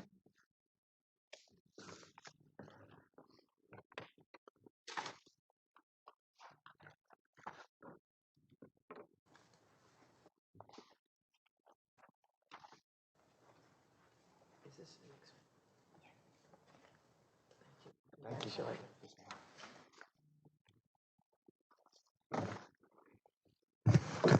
For what purposes the gentleman from Texas seek recognition? Have an amendment at the desk. We'll pause to allow copies of the amendment to be distributed electronically.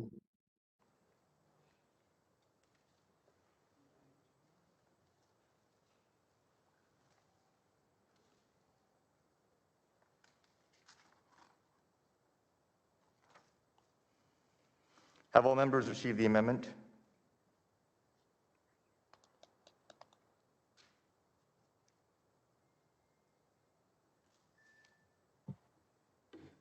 No. No. Not yet.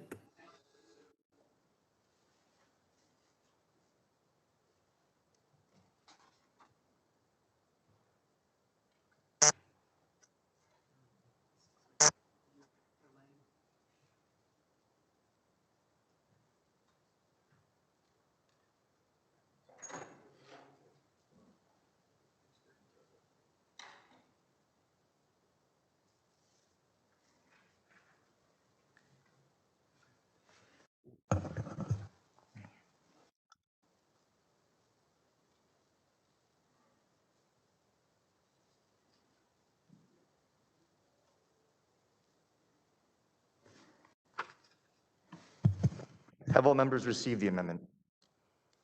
If so, I would like to reserve a point of order on this amendment. The clerk will report the amendment. Amendment to the amendment in the Mr. nature Chair, of a substitute suspend the offered by reading. Mr. Gooden of Texas. Budget reconciliation. Page 15, Move to line suspend the 12. reading. There's a motion to suspend the reading. The gentleman is recognized for 5 minutes to explain his amendment without objections. Thank you, Mr. Chairman. Under the current text of this resolution, as it's written, households making hundreds of thousands of dollars a year with no loss of income due to the pandemic could potentially be eligible to receive housing assistance. And in fact, the homeowners fund included in this legislation specifically calls for up to 40% of all funds going to households that make over 100% of the area median income. And what this amendment simply does is it caps the income level for recipients of these funds at $75,000. My intention for this is that taxpayers who earn less than that shouldn't be footing the bill for their wealthy neighbors' rent, utilities, or mortgage costs. And I also am a little disappointed in this aspect of the bill that I want to correct, and that's that since higher income earners are more likely to live in more expensive housing, we could assist multiple truly needy families for every wealthy individual that receives these funds. I've picked this $75,000 number not just out of thin air, but because the Ways and Means Committee has selected $75,000, led by Chairman Neal, as the income level limit selected for the enhanced child tax credit. So I move passage and thank you for the committee's consideration. Yield back. Is there further debate on the amendment? Mr. Chairman, Mr. Taylor from Texas. The gentleman from Texas is recognized for 5 minutes. Thank you, Mr. Chair. Over the last several months, my constituents have shared with me time and time again the importance of making sure that relief is provided to Americans who have been financially impacted by this pandemic.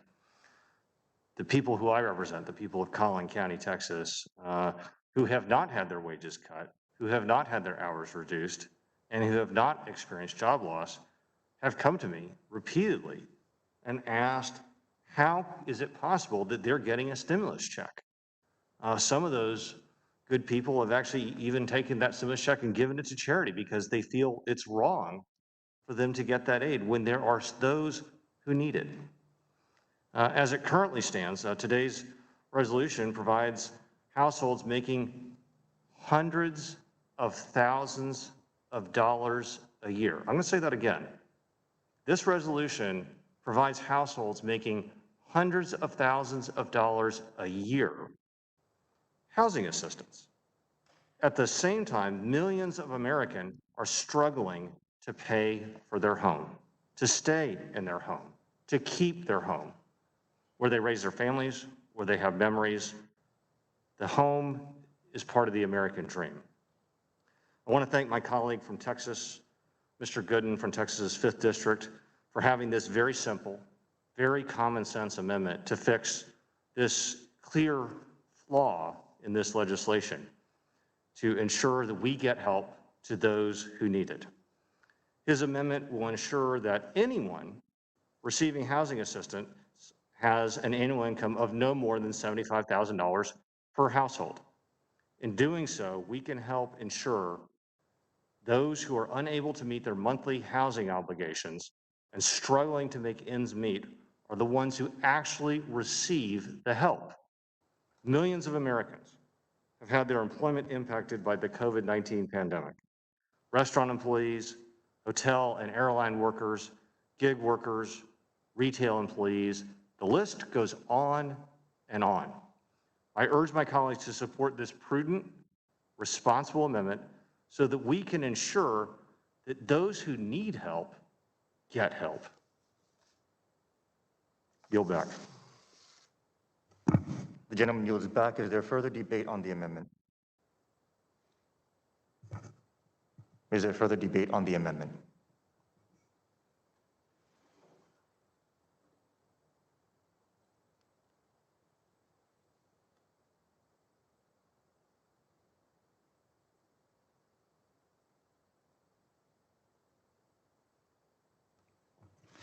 If none, I recognize myself for 5 minutes. The chair opposes this amendment. Already the bill provides that people making no more than 80% of the area median income are eligible to receive emergency rental assistance.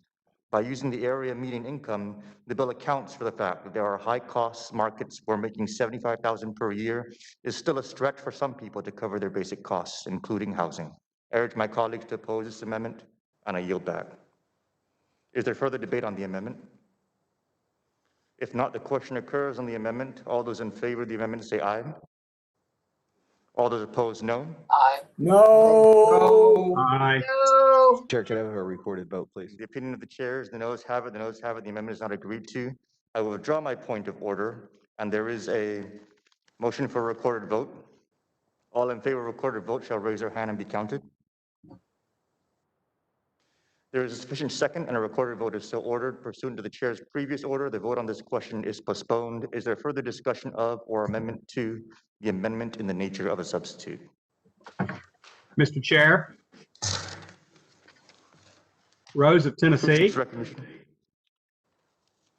For what purpose Rose the of gentleman Tennessee. from Tennessee seek recognition? Mr. Chair, I have an amendment at the desk. We will pause to allow copies of the amendment to be distributed electronically.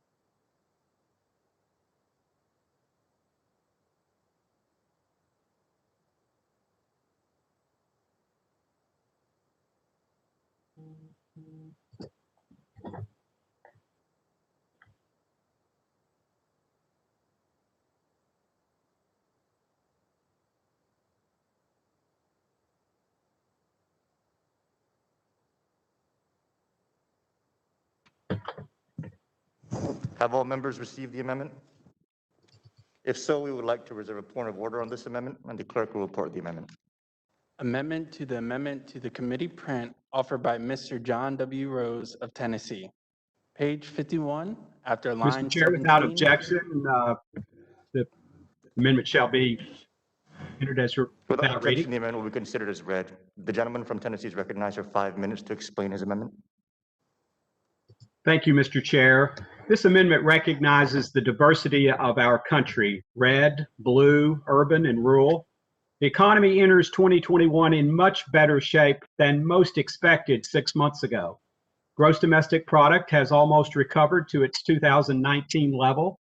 Congress's role in providing fiscal support throughout the pandemic period has included addressing the health crisis and the economic crisis resulting from measures to mitigate spreading the virus.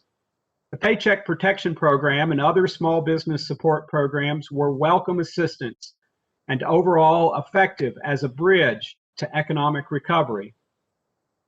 But there isn't much joy for many on Main Street, both in my district in Tennessee and across the country, as tens of thousands of small business owners struggle to stay open and save the millions of jobs that they create.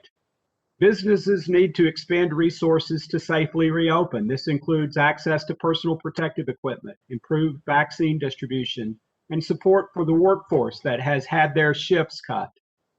Yet rural communities are generally disadvantaged in terms of location and population. Rural businesses also lack banking and investment options as compared to their urban equivalents. For this reason, Congress should go the extra mile to ensure our rural small businesses have an equal shot at available funding.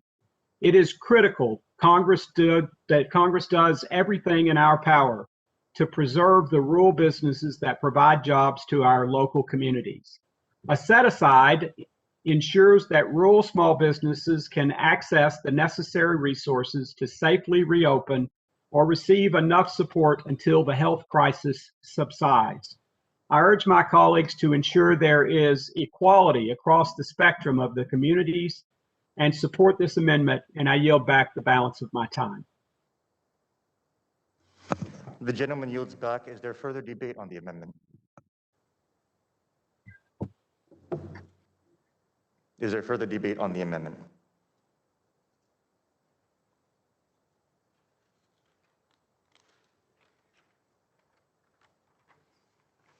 If none, I recognize myself for 5 minutes. The chair opposes this amendment. This is yet another set-aside carving out funding for another sector of the economy.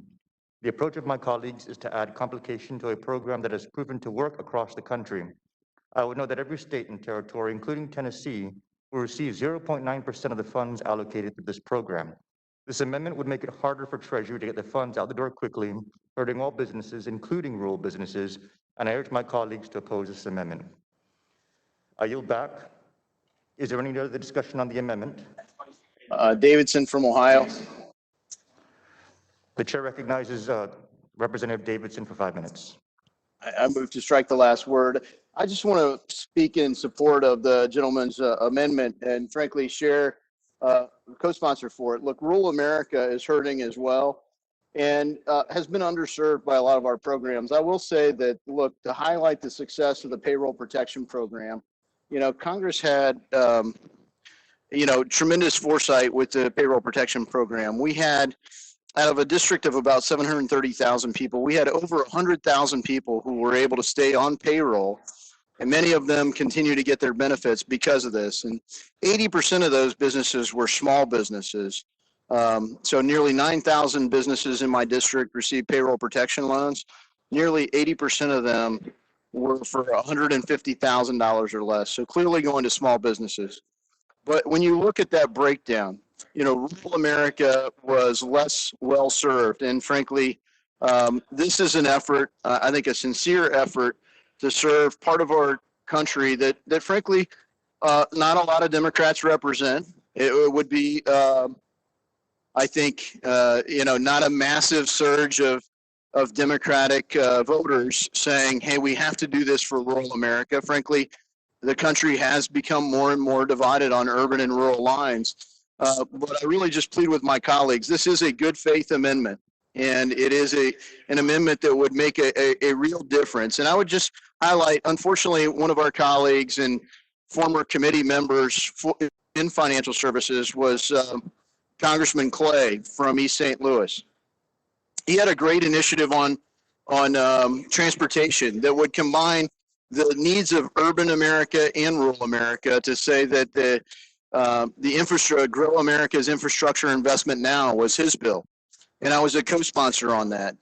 In two areas that generally aren't benefited by the status quo, urban America and rural America. And I think there's a lot of opportunity for us to do work together on the committee down that line for underserved populations.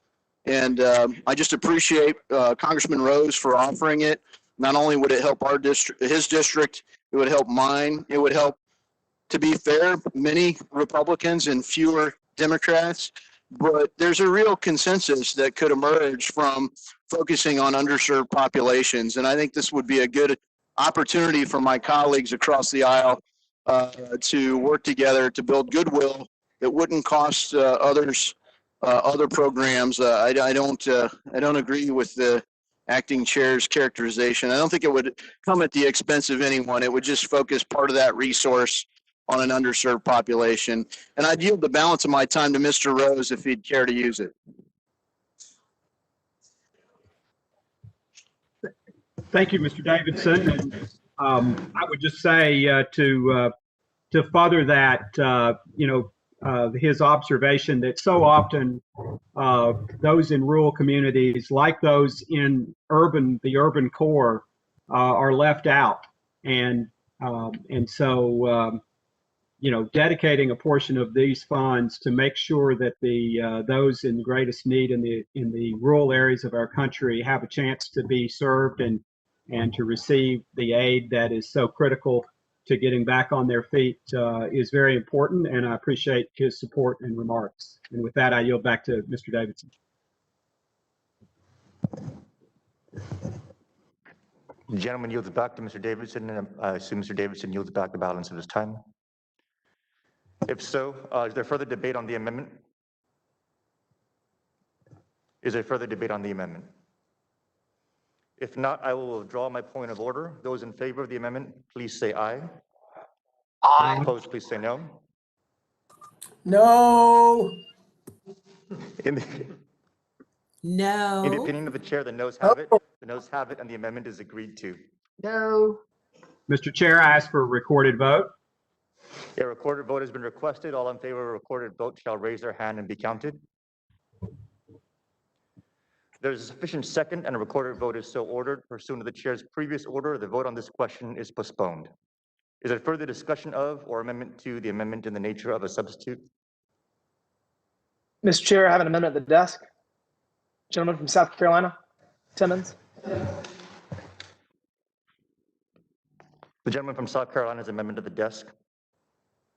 We'll pause to allow copies of the amendment to be distributed electronically.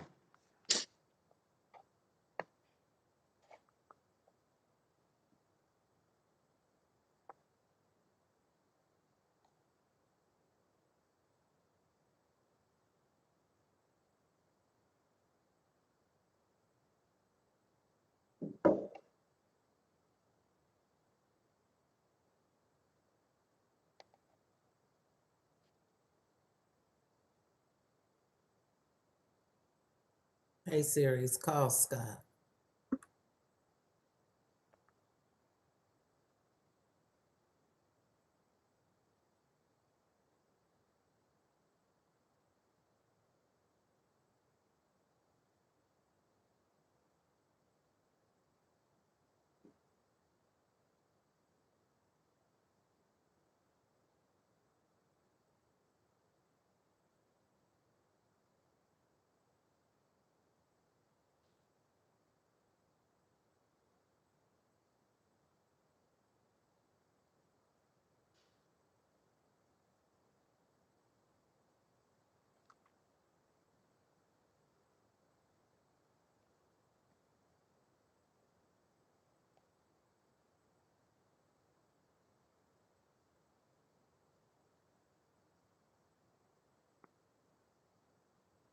Have all members received the amendment?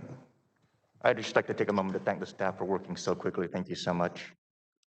If so, I would like to reserve a point of order on the amendment, and the clerk will report the amendment. Amendment to the committee print offered by Mr. Timmons of South Carolina. Mr. Clerk, Mr. without Chair, I'll objection, waive the the amendment reading. will be considered as read. The gentleman, Mr. Timmons, is recognized for 5 minutes to explain his amendment. Thank you, Mr. Chair. This amendment ensures business owners in our rural communities receive the same support as urban communities. We know rural communities face countless social and economic challenges. In particular, rural communities have historically been economically disadvantaged relative to urban areas.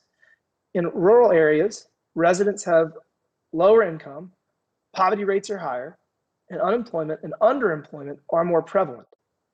Rural businesses also lack banking and investment options that can help to support growth.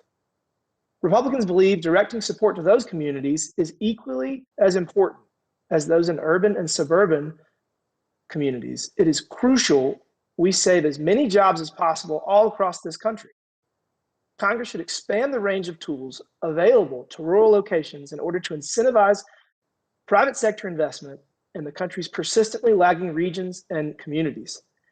Innovation is an essential aspect of economic recovery. Congress should not simply revisit an old program, especially one riddled with red tape. The SSBCI in its current form will not get targeted funding out the door quickly and efficiently to support rural small businesses that need it most. Ensuring rural locations have an equal access allows businesses to receive necessary support to safely reopen and recover. I urge my colleagues to support this amendment and yield back the balance of my time. Thank you. The gentleman yields back. Is there further debate on the amendment? Mr. Chairman, Ann Wagner from Missouri. The gentlelady from Missouri is recognized for 5 minutes. I move to strike the last word. Mr. Chairman, I agree wholeheartedly with the gentleman from South Carolina and support his amendment to ensure business owners in rural communities receive the same support as urban ones. I believe Republicans and Democrats alike on this committee believe that directing support to those communities is equally as important as those in urban and suburban locations. It is critical that we save as many jobs as possible. We must ensure harder to reach areas of the country have equal representation and fair access to funds in any kind of lending program at all. While my personal district, the 2nd District of Missouri, is in suburban St. Louis, it may not have rural regions. My home state of Missouri certainly does. And it is only fair and equitable that towns like Gray Summit, Union, New Melle, and Hillsborough have access to the same COVID relief measures as St. Louis and Kansas City do. Only by guaranteeing rural locations have equal access will businesses be able to receive the necessary support to safely reopen and to recover. I urge my colleagues to support this amendment, and I yield back the balance of my time. I'd offer it to Mr. Timmons or to any of my other colleagues. If not, I yield back. The gentlelady yields back. Is there further debate on the amendment? The gentleman recognizes Representative Hill for 5 minutes. I thank our chairman. I want to congratulate my friend from South Carolina on, again, bringing focus along with our other colleagues on the importance of rural impact from this small business approach. Looking back at the origins of this measure from the last financial crisis, 2008 to 2009, and when this small business program was put in place by the Obama administration, it was not well targeted. It was not well measured. The results were very haphazard across the country. And so I'm concerned about it as a general matter, whether or not it'll be successful or not, based on talking with the officials in the state of Arkansas that administered it. under the previous opportunity for its existence. But there's no doubt when you look at Arkansas that COVID relief and so much of what is geared towards our more urban areas, and there are entrepreneurs all over our state. And I see that through the Kauffman Foundation's studies and their conductor program that's at the University of Central Arkansas and other places, the University of Arkansas at Fayetteville, doing outreach in small towns in rural counties, trying to create a culture of entrepreneurship. And one of the biggest issues there are frequently you don't have a bank that is interested in doing small business guaranteed lending, and you certainly don't have access to loan guarantee or any sort of venture capital type financing. So I want to thank my friend from South Carolina for this effort, and all of our colleagues that have talked about trying to take this money and get it targeted to more rural states with more challenging financial circumstances. And I would yield the balance of my time to Mr. Timmons from South Carolina. Thank you, Congressman Hill. I think you've said it all. I just urge adoption of the amendment. I yield back, Mr. Chairman. Gentleman yields. Is there further debate on the amendment?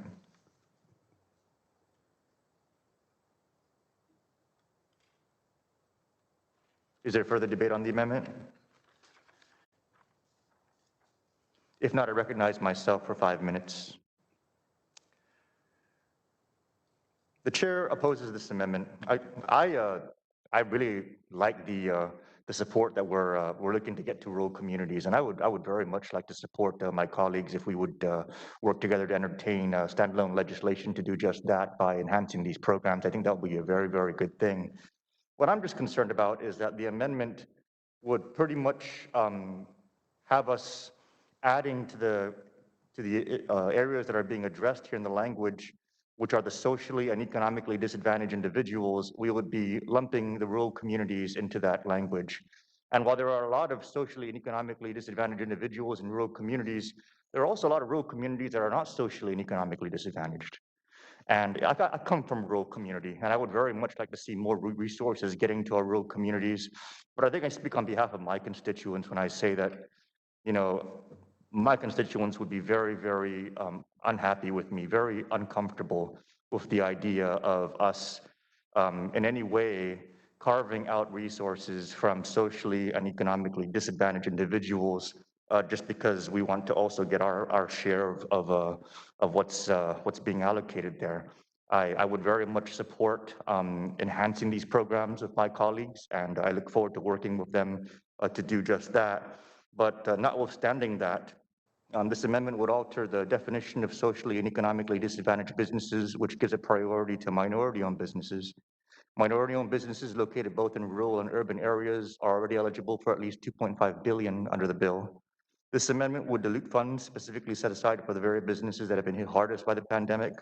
The chair urges our colleagues to oppose this amendment, and I yield back the balance of my time. Is there any other discussion on the amendment? If not, I will withdraw my point of order. The question occurs on the amendment. All those in favor of the amendment, please say aye. All those opposed, please say no. Aye.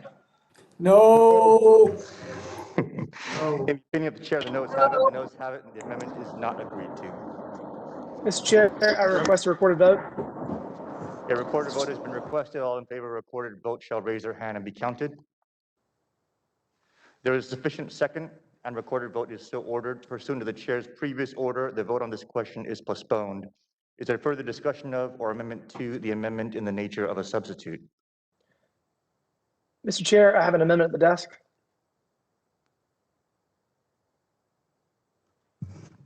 The gentleman from South Carolina has the amendment at the desk. We will pause to allow copies of the amendment to be distributed electronically.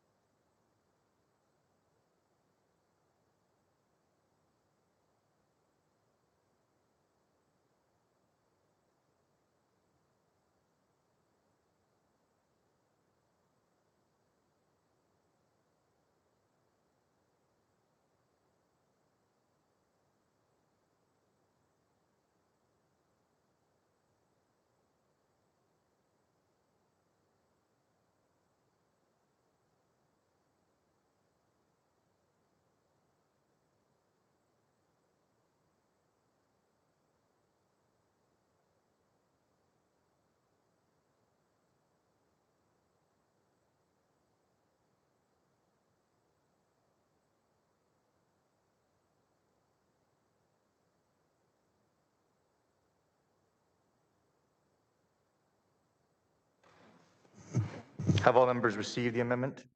If so, the clerk will report. Stand by.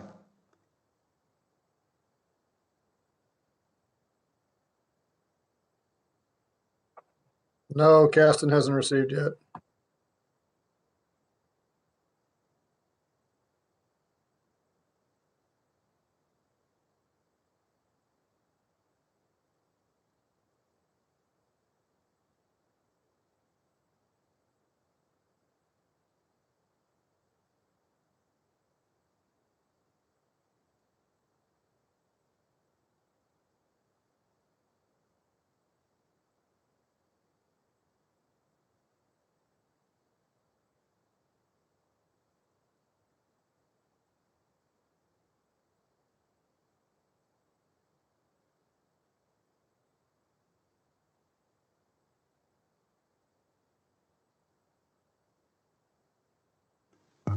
Have all members received the amendment? If so, the clerk will report.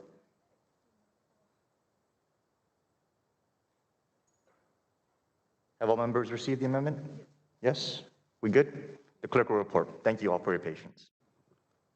Amendment to the amendment in the nature of a substitute offered by Mr. Timmons of South Carolina. Budget reconciliation. Page 16, after line 11, insert the following. 1. Thank you, Mr. Clerk. Without objections, the chair will consider the amendment as read and recognize Mr. Timmons for 5 minutes. Thank you, Mr. Chairman. First, I just want to say you're doing a fantastic job standing in for Chairwoman Waters, and I appreciate your hard work, and thank you for being in DC for us. This amendment is about getting relief to people that need it. As we've heard today, there is great need for housing assistance due to the COVID-19 pandemic. We have a responsibility to make sure that these funds get to the households who truly need it. This has been said multiple times over the course of this markup, but any dollar lost to waste, fraud, or abuse is a dollar that doesn't go towards a family trying to keep a roof over their head. My amendment would require localities or organizations dispersing these funds to notify applicants that falsely report income or provide fraudulent documents and information that it's punishable by law, which of course it is under existing criminal statutes. This is a common sense amendment to prevent fraud in these new programs and to provide a tool for prosecutors. Congress has a responsibility to deter waste, fraud, and abuse whenever we can. This is a simple amendment that will do just that. As we've seen over the last year, there has been a shocking, an alarming amount of fraud in a number of these different economic relief programs. Particularly with PPP, we've seen a number of different criminal prosecutions for individuals that have defrauded the federal government out of hundreds of millions, if not billions of dollars. So we need to learn from our previous endeavors. We need to take additional steps to both provide law enforcement with the resources to hold people accountable that do this, but also put them on notice that they will be held to account should they unlawfully take advantage of COVID relief. We have an obligation to help people that need help. I agree with all of my colleagues that it is a moral requirement that if you have been put out of business, if you've lost your job because of government shutdowns, if you have had your business closed by mandates, if you are at risk of losing the food on your table or the roof over your head because the government has taken steps to secure our citizenry from the ill effects of COVID, we have an obligation, therefore, to make you whole. We have to help our fellow citizens to get through this pandemic. I'm hopeful that the vaccine rollout will be successful here in the coming weeks and months, and hopefully we can get past this and we can all get back to work and reopen the economy. But until then, as we provide people relief, we need to do so in the most targeted and effective way possible. And this amendment puts people on notice that if they are unlawfully obtaining relief, that they will be held accountable and they will be prosecuted. And I think this is just a common sense amendment. I urge a yes vote to add accountability and make sure these funds are spent appropriately. And with that, I yield back. Thank you. The gentleman yields back. Is there further debate on the amendment? I move to strike the last word. Representative Gonzalez is recognized for 5 minutes on the amendment. Thank you, Mr. Chair. I want to thank my friend, Mr. Timmons, for offering this thoughtful amendment. And I want to highlight a couple areas. Number one, what he said is absolutely right, that this is not so much about punishing people, although we certainly do need to hold anybody accountable who is making false statements or representations to the government. But it's about making sure that those who are in the most need have the opportunity to get the benefit. Just over a month ago, Congress enacted legislation that provided an additional $25 billion for housing assistance. People are still in need, and I was pleased to work with my colleagues in the Problem Solvers Caucus in pushing for the additional relief that was signed into law. But where there is fraud, that means there's less money available for the truly needy. And I know we're talking about housing today, but just in Ohio, a report came out not long ago that when we look at the unemployment insurance benefit, in the month of December alone, there was over $330 million of fraudulent claims. Now that's a separate benefit, but the point remains that when we're spending these dollars, when we're taking care of those who are the most vulnerable, that we have a responsibility to do it in a way that is true and honest to the taxpayer, and that allows for those who are the most needy to get it. So again, I want to thank Mr. Timmons for offering this amendment. I encourage my colleagues to support this common sense amendment, and I yield back. The gentleman yields back. Is there further debate on the amendment? Move to Vargas strike. from California. The gentleman from California is recognized for 5 minutes. Thank you very much, Mr. Chair. I move to strike the last word. I want to thank the gentleman from South Carolina for his words, especially, I don't want to put words in his mouth, but I believe he said it's a moral requirement that if you lost your job because of the government's attempt to fight the pandemic, that we must try to make you whole. And I appreciate that very much. Thank you for those words. I think you're right, and I think that that's why the underlying bill is so important. I won't comment so much on this requirement because I do believe it's in law anyway. But I also want to highlight then some of the people that really have lost not only their employment, but their ability to be safe in their homes. People that live on tribes, Native Americans. It's also part of the bill here. And that's why I think it's so important that we look at the underlying bill and look at the necessity to pass this help, because I do think it's a moral requirement. And again, I appreciate the words that you gave to us with respect to that notion that we as a people, as a group of people, as Americans, have that requirement, and we as government certainly should do something, since we as government were the ones that closed down the businesses for good reasons. I mean, the pandemic is here, but again, it then creates this moral requirement for us to act. So again, I thank you for those words, and I appreciate it, and I yield back. The gentleman yields back. Is there further debate on the amendment? Move to strike the last word, Perlmutter. The gentleman from Colorado is recognized for 5 minutes. Thanks, and I just have a couple questions of Mr. Timmons. In looking at this amendment, somebody submits a $300 utility bill and it turns out to be fraudulent. They're going to get 5 years for that? I'd yield to my friend from South Carolina. Thank you, sir. I think under that scenario, if you had the intention of defrauding the government to obtain COVID relief, yes, again, there's a mens rea and an actus reus. You gotta have criminal intent. So if you didn't mean to do it, then you don't have a criminal intent.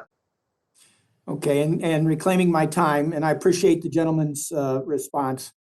I guess it's more the amount that I'm concerned about. Obviously, much of what we're trying to do here, and I think various amendments that have been presented by you and others, it's to get to people that are in trouble, and financially and health-wise, this package is to deal with the health of individuals and the health, their financial health and the health of the economy.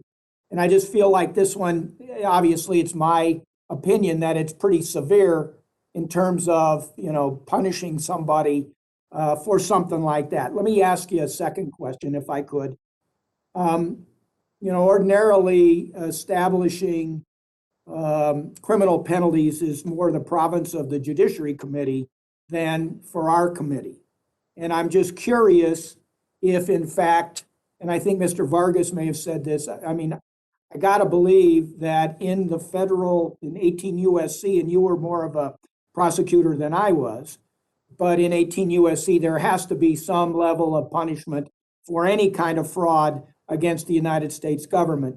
And I'm just curious whether you think that this amendment's got to go back to judiciary and whether or not you consulted what other fraud statutes might exist under federal law. And I yield to my friend.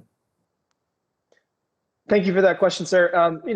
I believe that all this does is require a disclosure. So it is already unlawful to defraud the government. And so all this does is it puts them on notice. So similar to the PPP loan that people took out, there were notices in there that said that if you were defrauding the government intentionally and knowingly, that you would be subject to criminal penalties. So this does not create a new criminal statute. It just highlights the fact that if the individual, it just makes sure that they know that they're going to be held to account should they defraud the government, steal taxpayer dollars. And I yield back. And I thank the gentleman for answering my questions. I yield back to the chair. The gentleman yields back. Is there further debate on the amendment? Green from Texas, Mr. Chairman. The gentleman from Texas is recognized for 5 minutes. Thank you, Mr. Chairman. And I believe that the gentleman who has presented this, Mr. Timmons, is doing so in good faith. I think that his intentions are honorable. But in my district, the ballot is printed in English, Spanish, Vietnamese, and Chinese. There are many places in this country where persons don't comprehend English to the extent that you and I do. And this would require persons to agree in writing that they shall be liable to repay the Treasury. I'm not sure that this is something that we would do and not consider linguistics. There have been other circumstances where I have tried my very best to have things in multiple languages.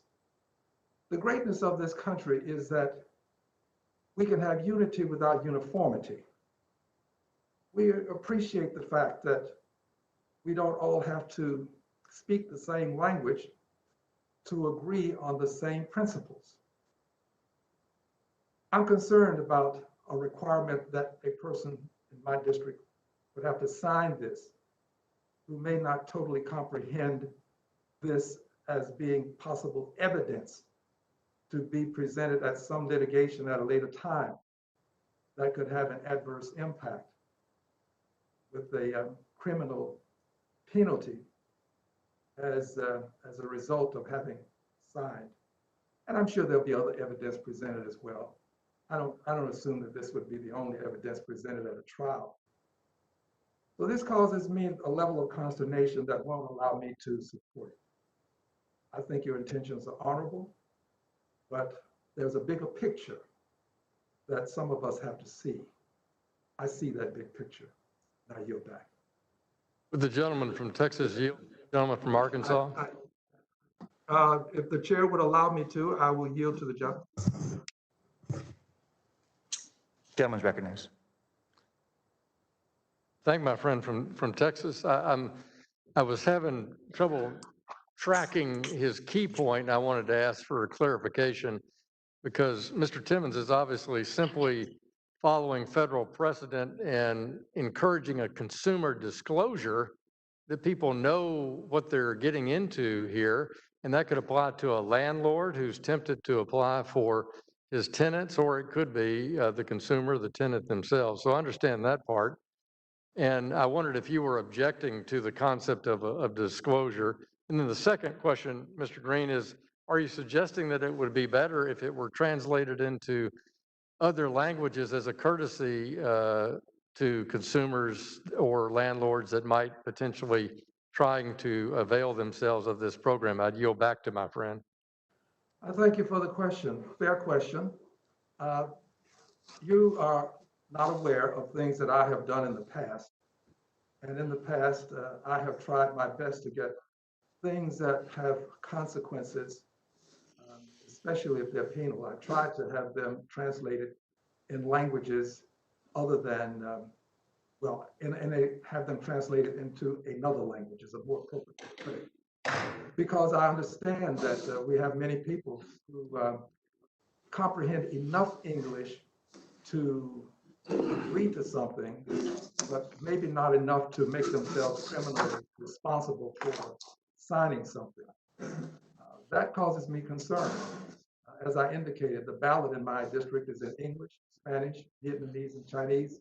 And there are other pockets in the country where you have persons who speak English, but not well enough to sign something agreeing that they're going to be liable when they don't totally understand. That's my concern. And I'll yield back to you, sir.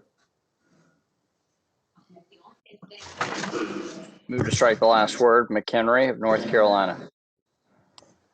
The gentleman from North Carolina is recognized on the amendment for 5 minutes. Well, thank you. I thank the chair. I want to thank Mr. Timmons for offering this amendment. It is on its face a very simple, straightforward amendment.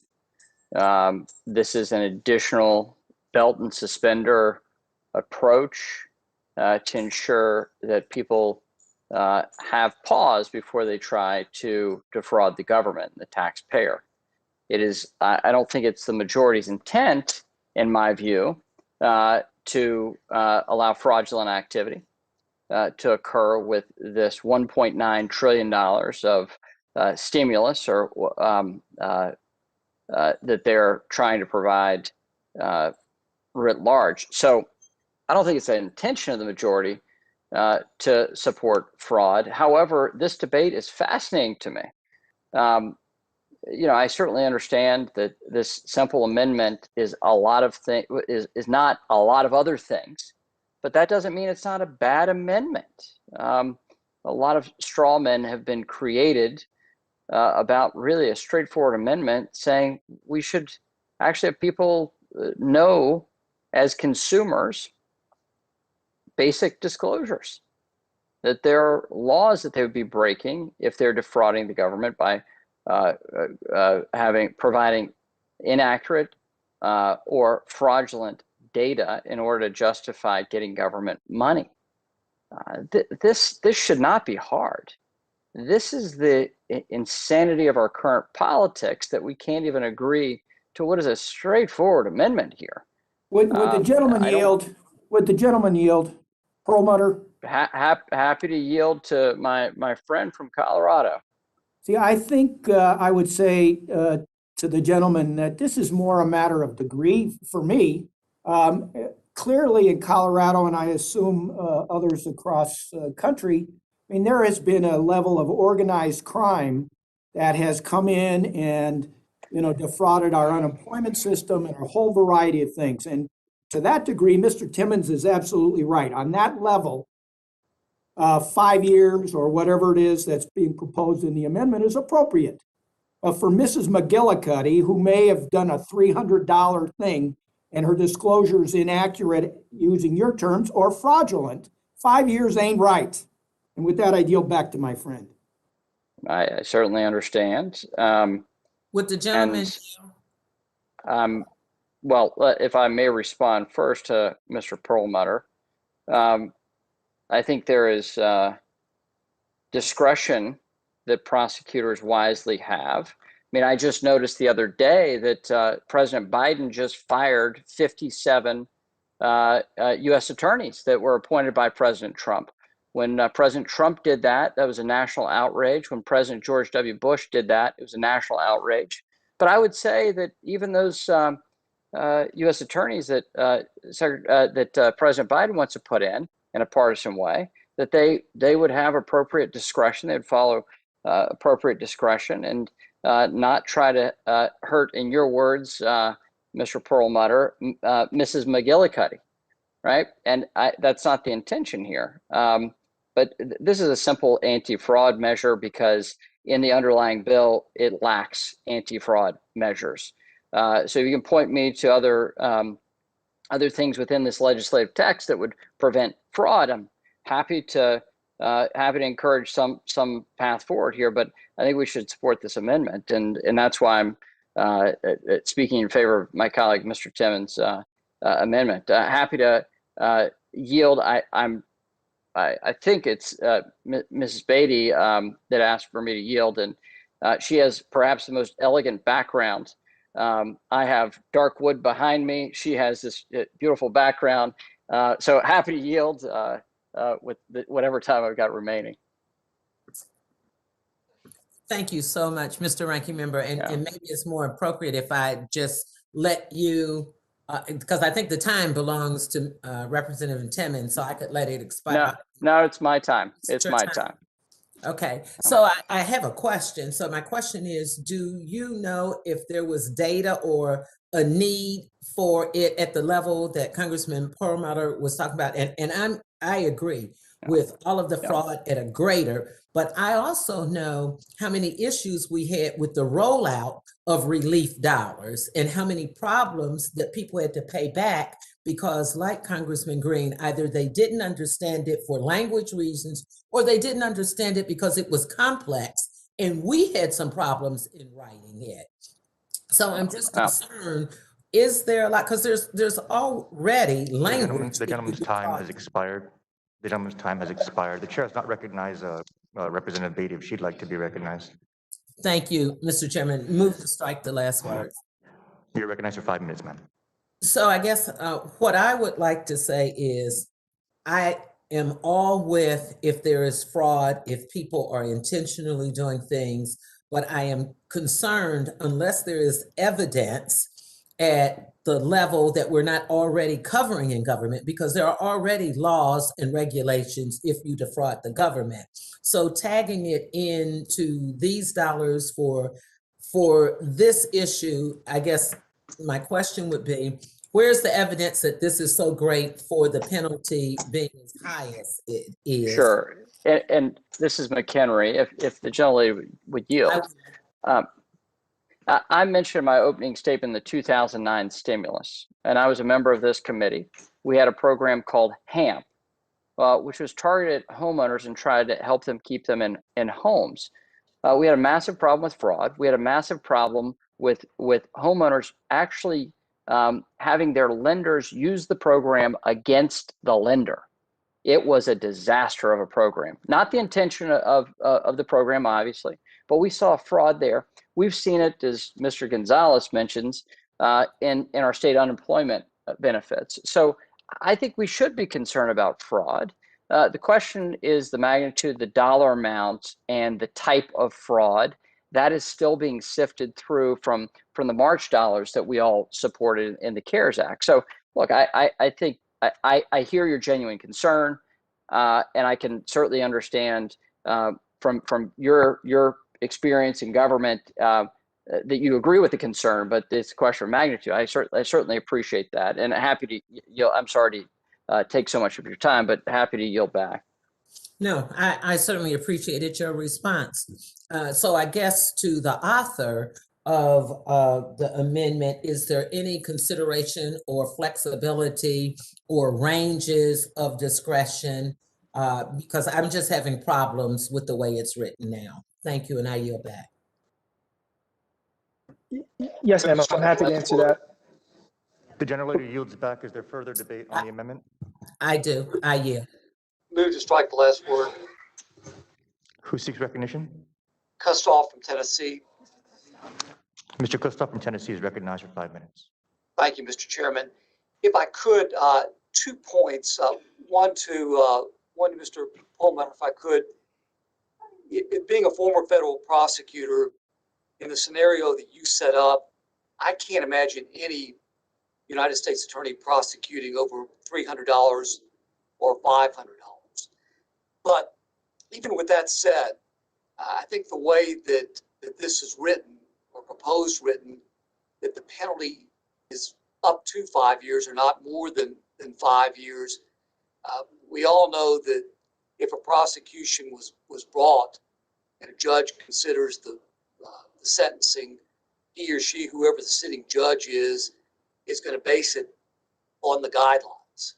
And in the unlikely scenario that you proposed, if somebody was prosecuted for what I would agree was a de minimis amount of money, that judge is going to consider all the factors, including whether that defendant had any prior convictions or guilty pleas, criminal history, etc. So I think that if that were brought, the way this is drafted, the judge would have the discretion, whoever that judge is, based on a lot of things, including the federal sentencing guidelines. And with that, I yield back.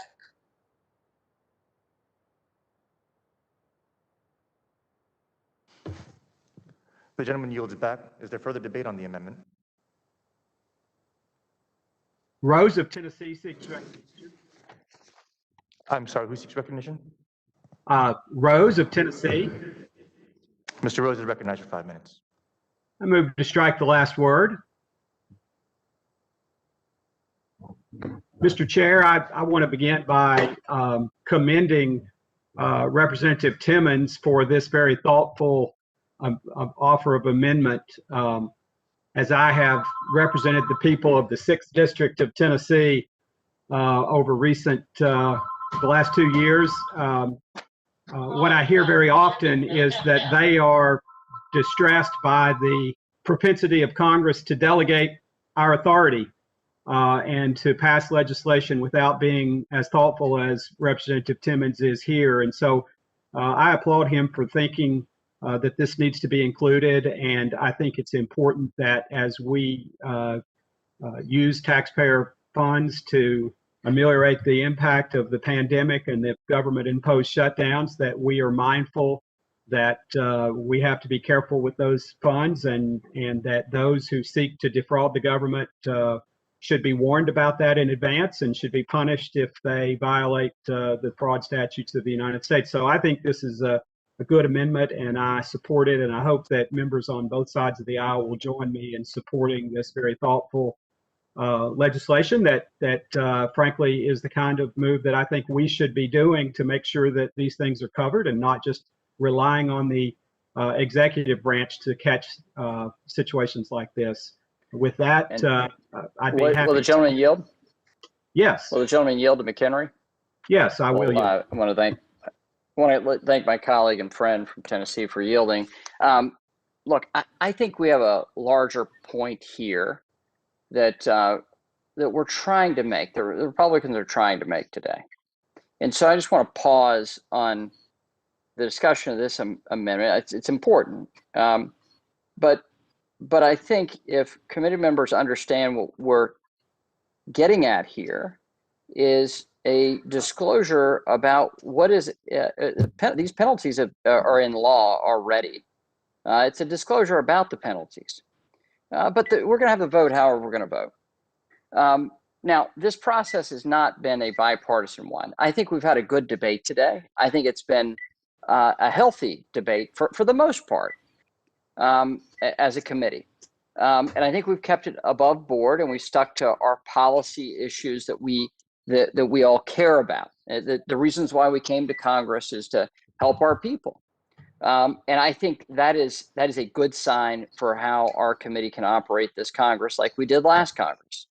But we do have fundamental differences. I think we could have come to a bipartisan result on a part of this that we're talking about today, on this package, this reconciliation package, this stimulus. But as I said in my opening statement, I think what my Democratic colleagues are trying to do is relive the glory days of 2009, where they put a stimulus on the president's desk that had very little to do with shovel-ready jobs or shovel-ready projects, but was a grab bag of policies that they'd been carrying around, waiting for a Democrat president to sign them. The difficulty there and the problem there was it cost nearly $1 trillion and didn't get the job done because the policies were bad and expensive and limited the economic growth potential of the American economy. And those regulatory policies, those policies put in law in 2009 and 2010 weighed on the economy, weighed on the economic recovery, weighed on wage growth, even though there was a minimum wage increase in that 2009 agenda, 2007, 2008, 2009, 2010 Democrat agenda was about raising the minimum wage. They're at it again. So they haven't learned from the economic lessons of 2009 and 2010, but they haven't forgotten partisanship. And so the frustration with this day is that the fruitful economic conversations we could have in a bipartisan way were not had. The president was not interested in having them. President Biden was not interested in having them. His staff checked the box by having one conference call with Republican ranking members in the House of Representatives, and that was it. So I wish we had fruitful economic conversations, bipartisan conversations, because I still think COVID relief can be bipartisan, like it was the last 5 times we passed $3.5 trillion total in economic relief for related to COVID and getting vaccines online. So I still think there's potential there. I'm saddened by the approach of this Democrat Congress and this new approach by this president in the White House. And I'm hopeful that we can get back to bipartisan conversations. And would yield back to my friend from Tennessee. Gentleman's time Chair, has I yield back. Is there further debate on the amendment? Is there further debate on the amendment? If not, I'll recognize myself for 5 minutes. When we were first rolling out the relief and the various state governments were setting up the programs, and in my case, my territorial government, there was an incident back home where somebody did not fill out something properly, and it got public, and it was branded as fraud, and then that just terrified everybody. It terrified everybody. We had a period where people were just scared to even go through the process. And we had to really make an effort to reach back out to the community and say, look, don't make any false statements, but by all means, we want to encourage everybody to apply. And what's happened since then is that the state governments, the territorial governments, we've stood up our programs and I want to give them all credit, our state and local agencies. I want to give them a lot of credit for doing a lot of hard work in ensuring that the programs they develop are not only in conformance with the guidelines established for the statutes, but that the applicants and the process is handled in a way that is catching fraud that is out there. I am concerned about one thing though, and that is that I'm worried that errors and applications are still being labeled as fraud. I was in a conversation with my one of my agency directors, and he was mentioning fraud to me. And my community is not a fraudulent community. People, of course, fraud will occur, but I think a lot of those numbers was just human error. Human error either in filling out the application or human error in the information that was being disseminated by the agency. And that's where my concern is rooted, is that as we roll out these new programs, having this particular language could have a serious chilling effect on people taking advantage of them. But more specifically, on the section starting on line 21, require the applicant to agree in writing the applicant shall be liable to repay to the Treasury any assistance received under this section derived from misrepresentations made in the application and documentation required by this section. If the agency makes the error, the individual is still responsible. If the agency sets something up and they go by guidelines that was established on the federal side, and then the federal government comes back and says, no, you didn't exactly follow the guidelines that we set up for you, you guys are on the hook, the individual would have been committed to repaying those funds, even though the agency was the one that made the mistake. And so, I'm just concerned about the chilling effect. I'm concerned about the actual opposite effect happening, where we may start seeing even less diligence on the state agency side, because we're just making everybody sign the liability. Let's just go ahead and start, not being as diligent as we perhaps should have been. And so those are the kind of things that just have me worried, on top of the fact that in the middle of a pandemic, I think about those families who've lost loved ones. If you had a spouse or, somebody that was handling the books or the financials, and you lost them, I mean, losing any loved one is, of course, very tragic. But if you lost somebody who was kind of like taking on that role, and now, you got to go out there and make sure that you don't get kicked out of your house because you're not getting the rental assistance, but you also don't have the documents, or you don't have the password, or you don't have access to all those files that loved one that you lost was keeping.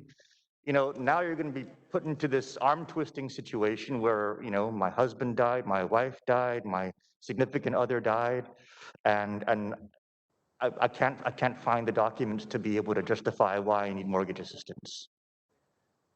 Those are just the realities that we're faced with when we're dealing with pandemic circumstances.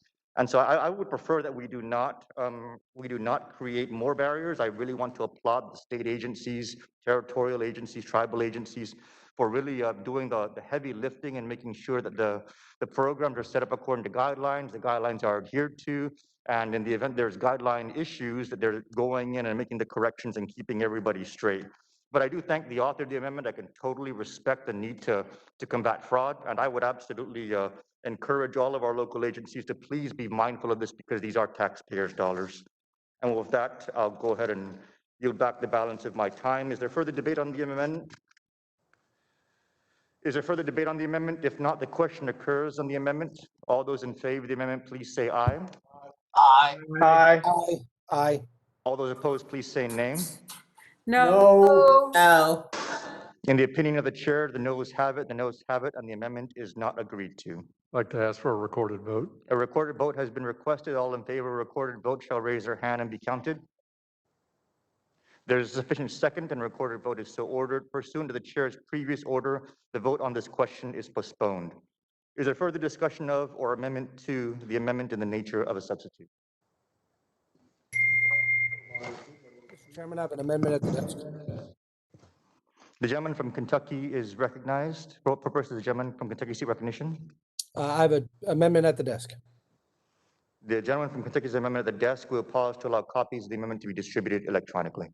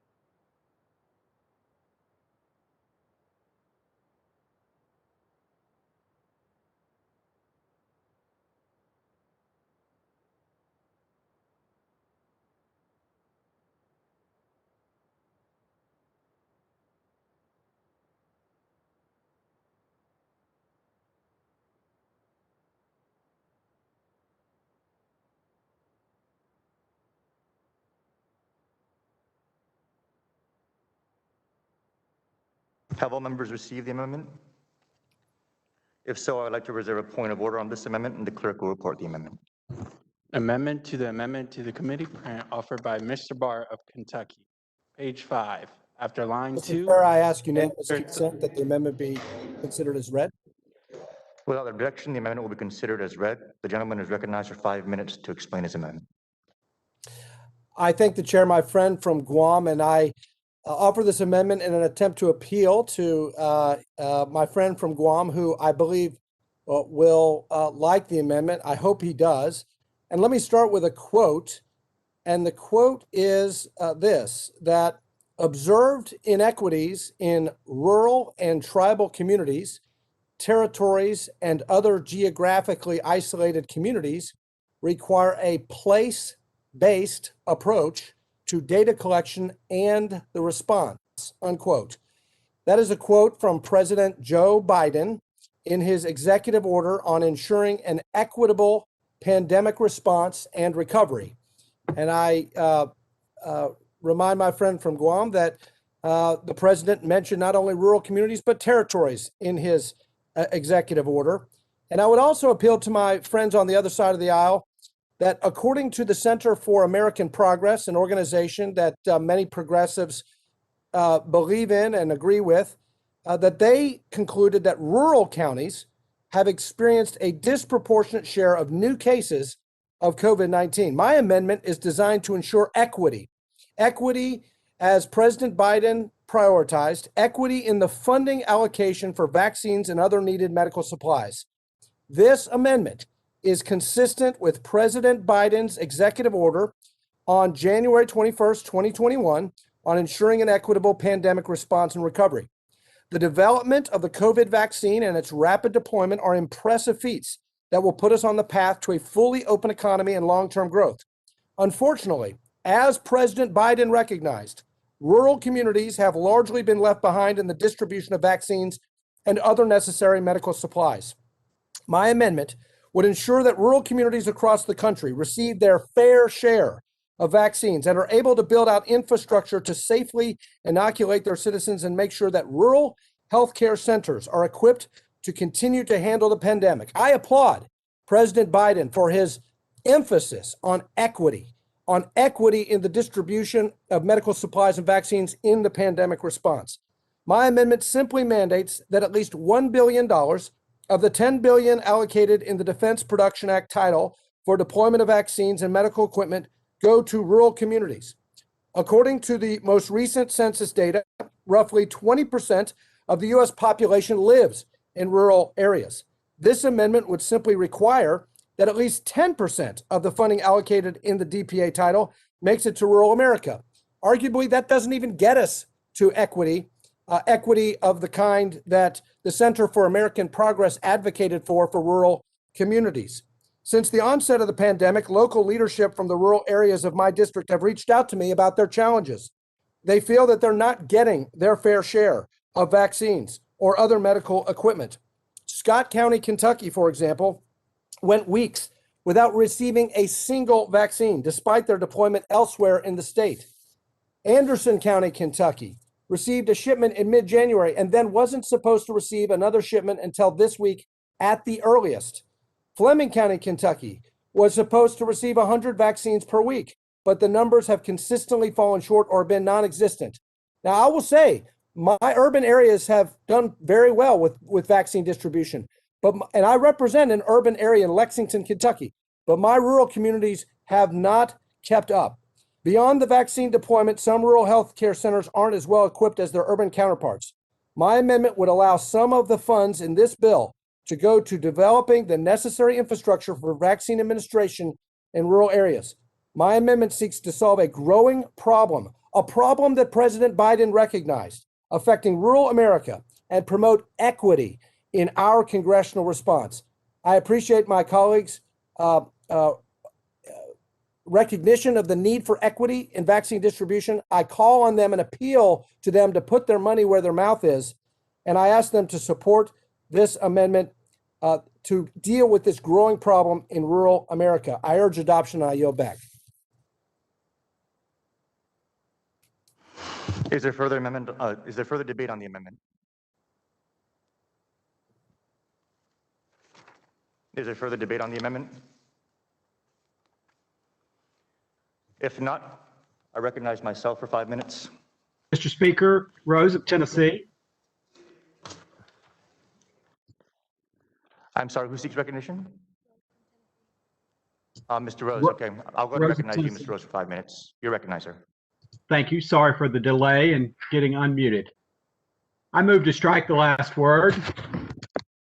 I want to thank my friend from Kentucky for offering this important amendment.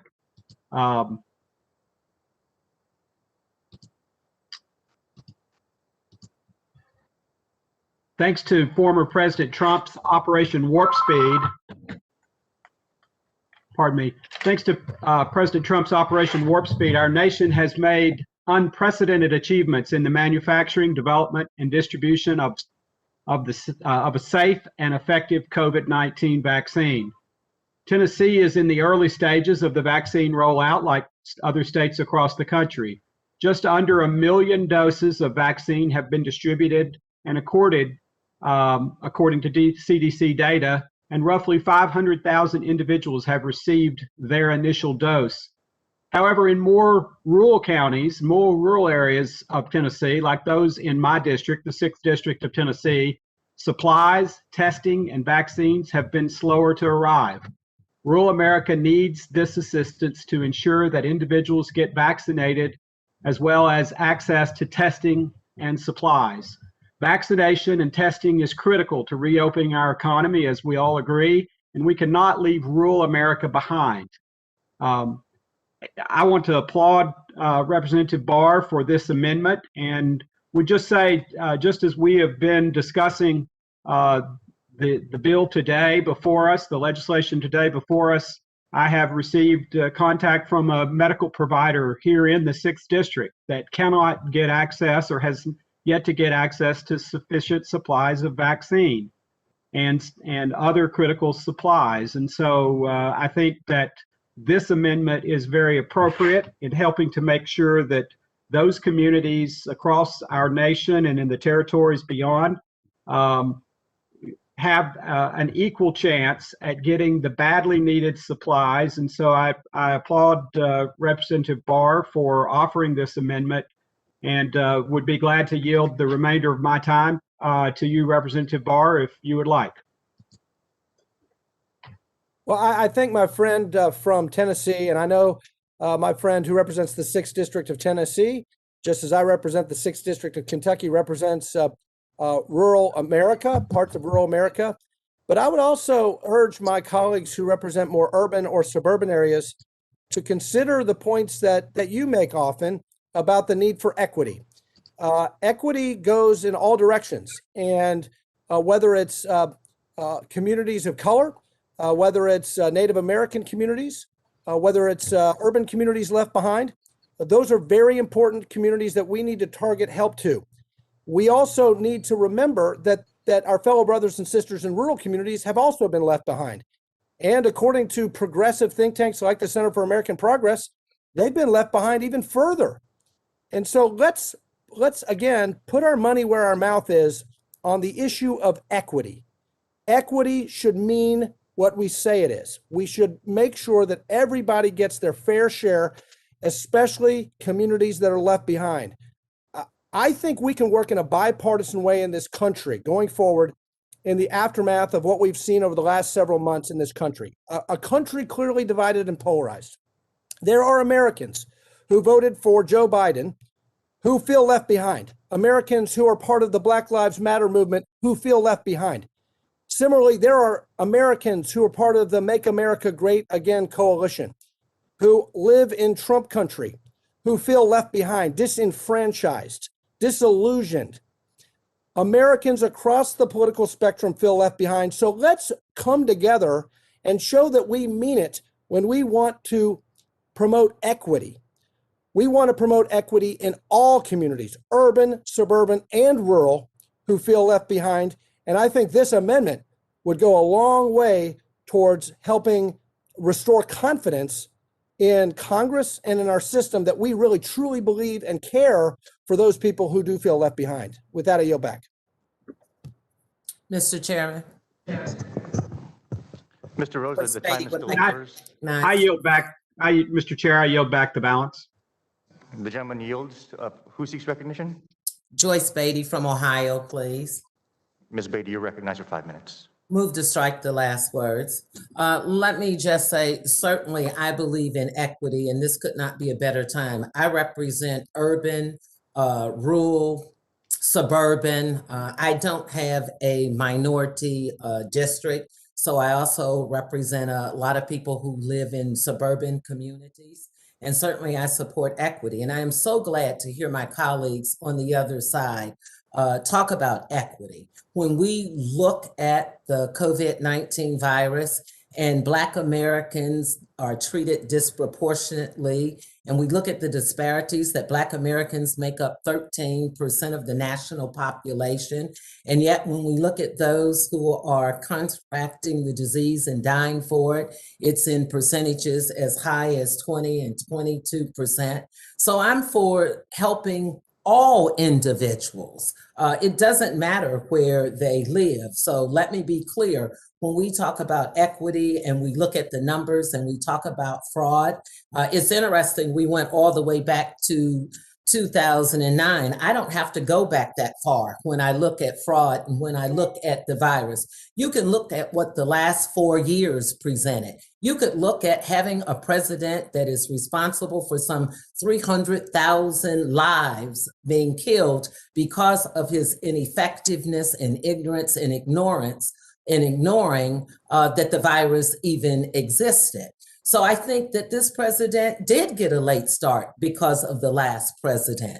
This president is playing catch up because of the last president and the 4 years of destructiveness that we had to live through, the 4 years of fraud in government, from workplace fraud, from using his business, from paying for things that if you or I, or certainly if we want to talk about equity, a minority person had done, they would have gotten far more than paying the money back in 5 years. Not presenting your taxes, maybe that was fraud. So I don't think we have to go back to 2009 when President Obama was the president. We could fast forward to when he put the economy in such great shape that he passed it off to a president who almost destroyed it. But I want to tell you, there's a lot of dialogue we could have about equity. And I'm so glad in this committee that we brought it up. So when we talk about housing and the equity, and when we look at the actual numbers in our districts, whether it's with the virus, whether it's with the vaccine, because I could give you the same statistics.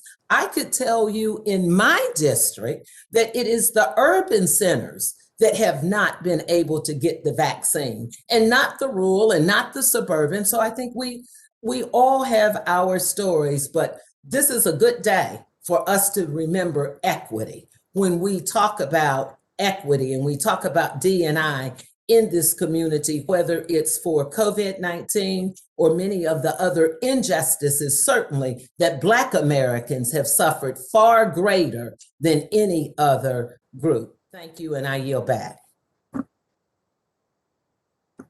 The gentlelady yields back. Is there further debate on the amendment? Vargas from California. Mr. Vargas from California is recognized on the amendment for 5 minutes.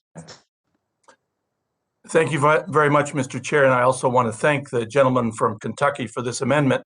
One of the things I do want to clarify, however, a district like my own, I represent a good part of the county of San Diego, both has urban areas, suburban areas, but I also represent Imperial County.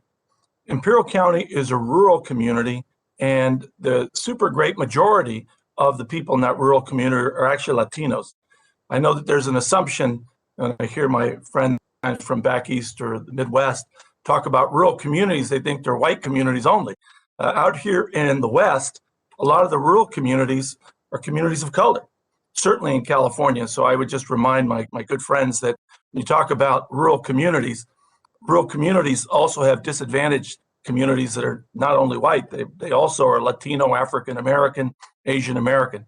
There are different regions, obviously, of the country, different makeups of the people that live there.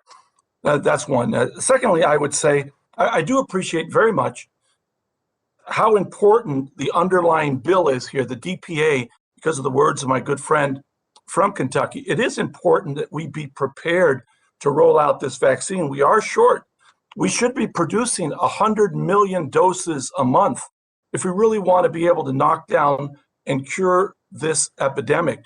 And we're not there. That's why it's so important to have the Defense Production Act in full use to make sure that we can produce onshore, that we don't rely on other countries for not only masks, but the supplies that go into the vaccines themselves. That's why it is so important. And we do need equity in all directions. I agree with that.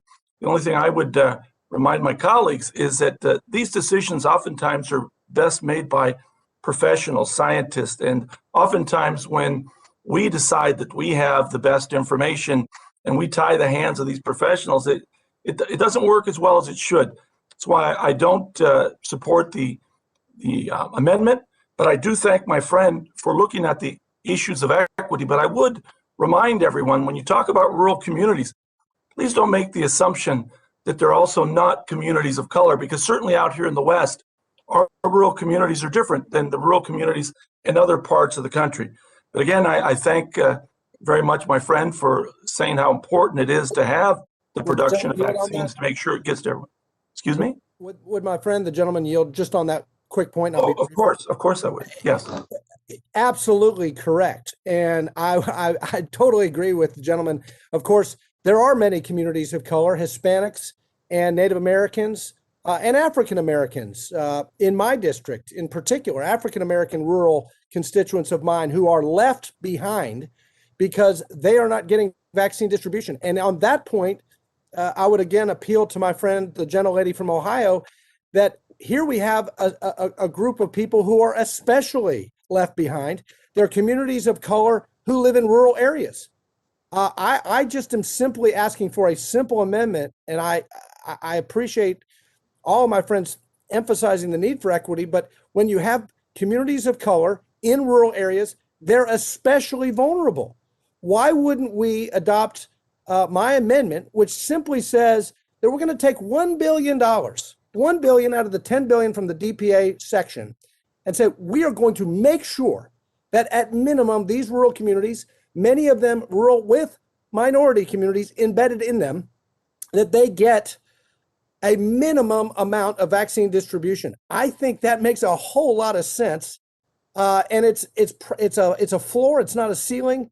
And to the gentleman who's occupying the chair right now, I know he cares deeply, as do I, about the territories.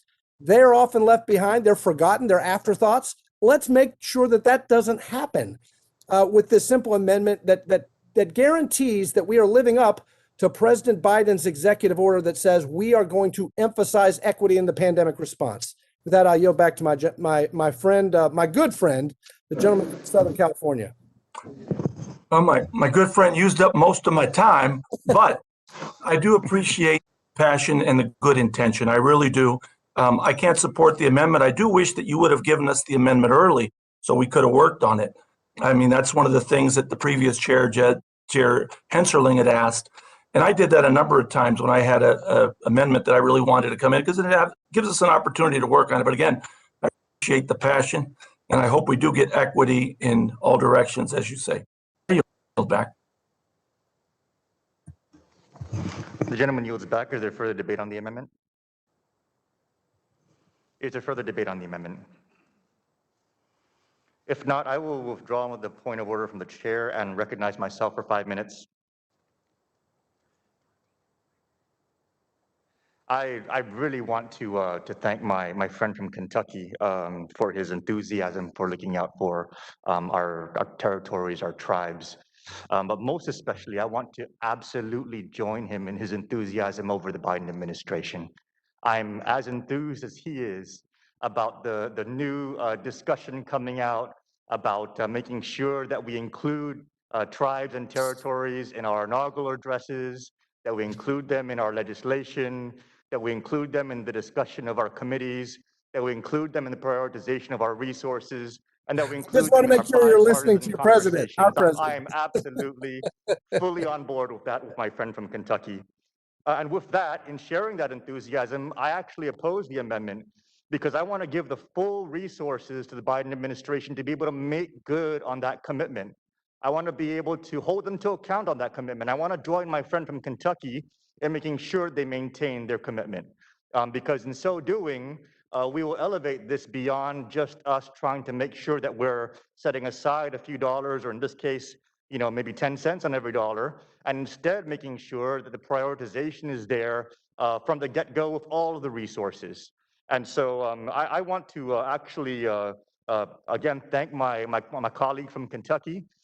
This is, I mean, he said Guam like I think 6 times, and if we can say it 6 more, I would more than welcome that, because the more we can put the conversation of our territories, our tribes, our underserved communities, our minorities, our women, our small businesses, all of those communities that we're all trying to lift up as one, I will absolutely join him in making sure that we look out for red states, blue states, all the stripes and stars in the flag, and the United States and territories of America. So thank you very much to my colleague from Kentucky. And with that, is there further debate on the amendment? And if not, the question occurs on the amendment. All those in favor of the amendment, please say aye. Aye. Aye. All opposed, please say no. No. No, no. In the opinion of the chair, the noes have it, and the amendment is not agreed to. Mr. Chairman, ask for a recorded vote. A recorded vote has been requested. All in favor of a recorded vote shall raise their hand and be counted. There is sufficient second, and a recorded vote is so ordered. Pursuant to the chair's previous order, the vote on this question is postponed. Is there further discussion of or amendment to the amendment in the nature of a substitute? Mr. Chairman, Huizinga from Michigan. At this time, the chair will take privilege. The committee will take a brief recess and reconvene for votes at 7 p.m. today. We will vote on matters that were postponed earlier today, and the committee will resume the markup tomorrow at 12 p.m. I thank the gentleman from North Carolina for his understanding. It is the gentleman from North Carolina. From Michigan, Mr. Huizinga. I thank him for his understanding, and with that, the committee stands in recess.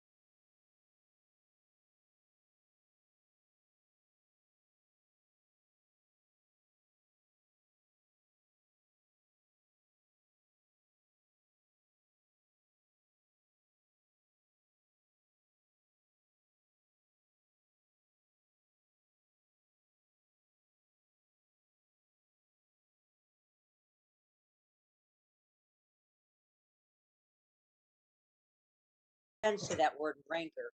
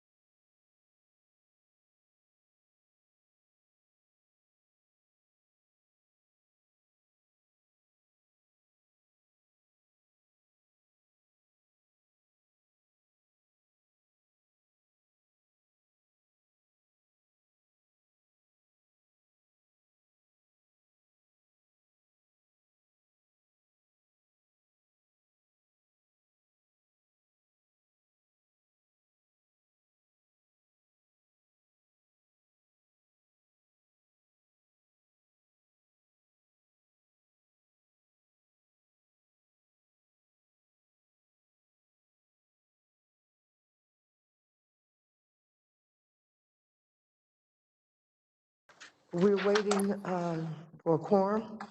We know that we have members who are on other committees that are doing the same kind of markups that we're doing, and we're hoping that we can work it out so that you're not here all night. So I Madam Chair, appreciate your patience. Madam Chair, it's McHenry. Madam Chair, McHenry. Yes.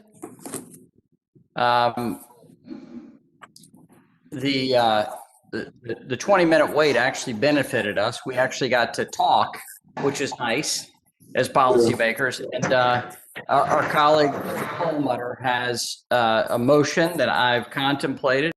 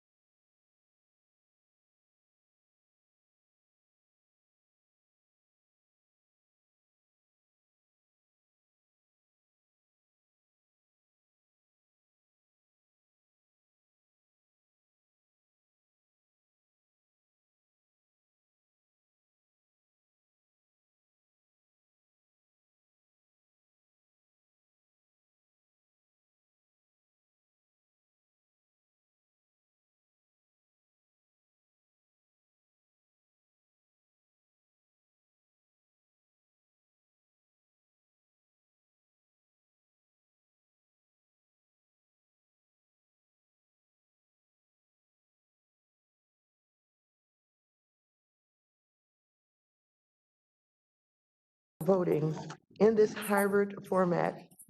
We'll make a few changes to the way the roll is called. The clerk will call a member's name twice if a response is not heard the first time.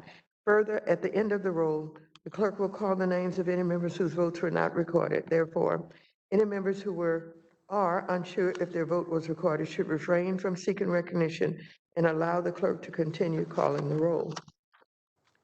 Members are reminded to unmute themselves when they're called on to vote.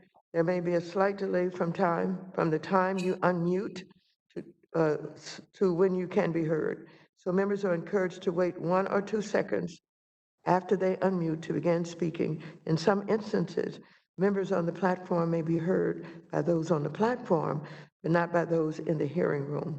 The majority and minority clerk have earpieces to ensure they can hear what is said on the platform as well as in the room. And now, the question now occurs on all amendments for which the votes were postponed en bloc. The clerk will call the roll.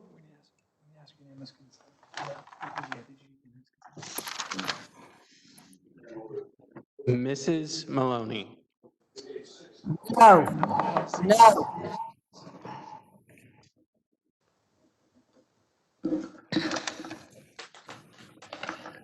Did they hear me?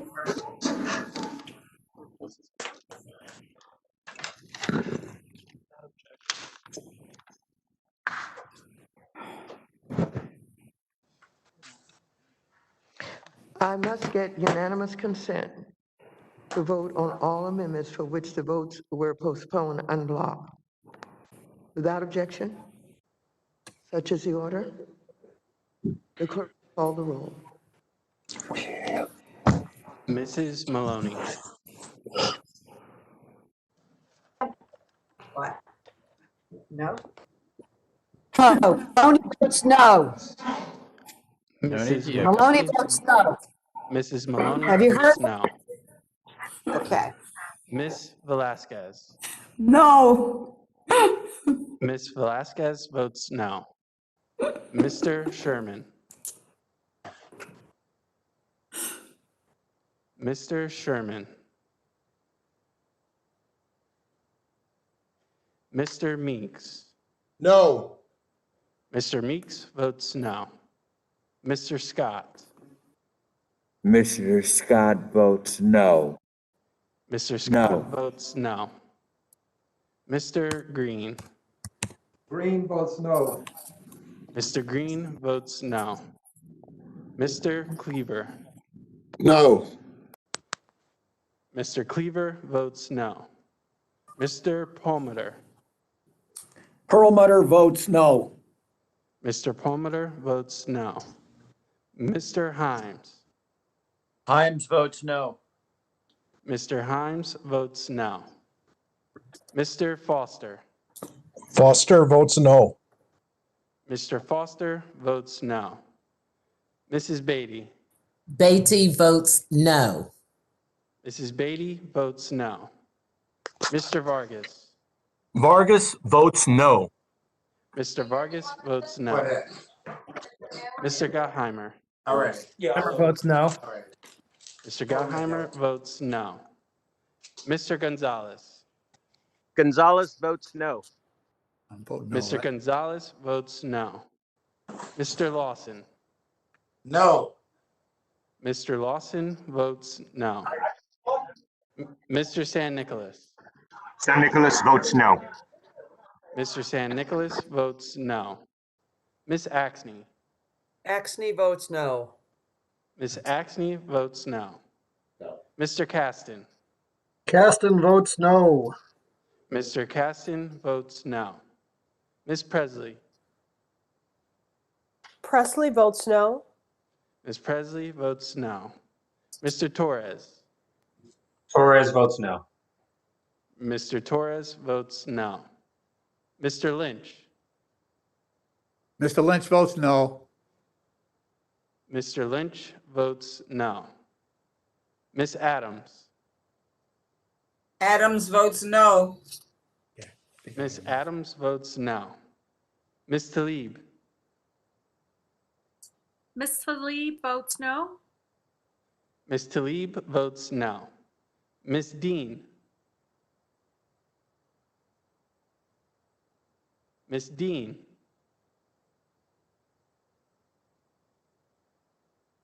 Ms. Ocasio-Cortez. Ocasio-Cortez votes no. Ms. Ocasio-Cortez votes no. Mr. Garcia. Garcia votes no. Mr. Garcia votes no.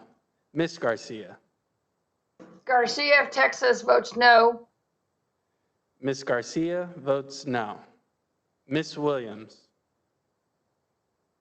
Williams of Georgia votes no. Ms. Williams votes no. Mr. Auchincloss. Auchincloss votes no. Mr. Auchincloss votes no. Mr. McHenry. Aye. Mr. McHenry votes aye. Mrs. Wagner. Mrs. Wagner votes aye. Mrs. Wagner votes aye. Mr. Lucas. Lucas votes aye. Mr. Lucas votes aye. Mr. Posey. Posey votes aye. Mr. Posey votes aye. Mr. Lukemeyer. Mr. Lukemeyer votes aye. Mr. Lukemeyer votes aye. Mr. Huizenga. Huizenga votes aye. Mr. Huizenga votes aye. Mr. Stivers. Mr. Stivers votes aye. Mr. Stivers votes aye. Mr. Barr.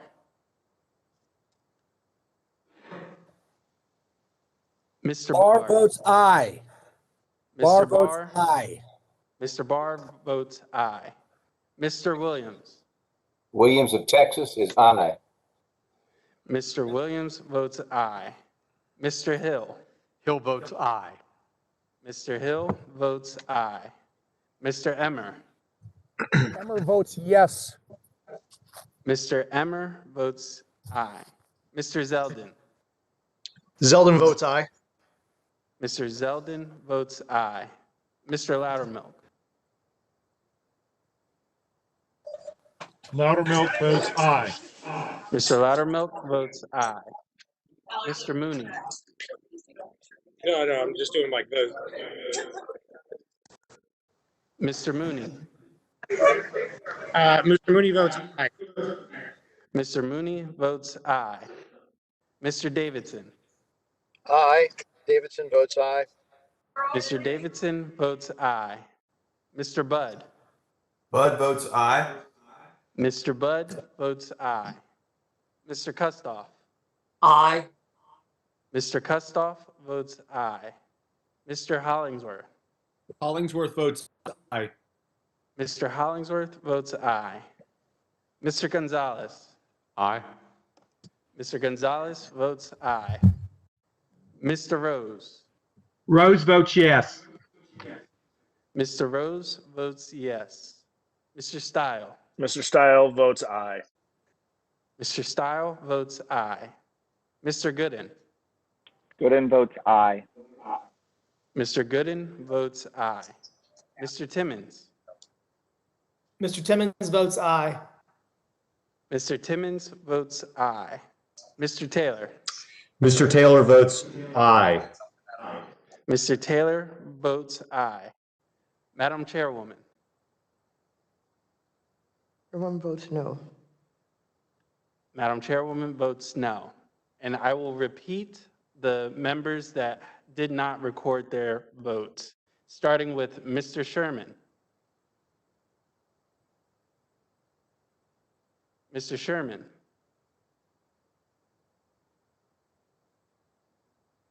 Okay, we will move to Ms. Dean. Ms. Dean.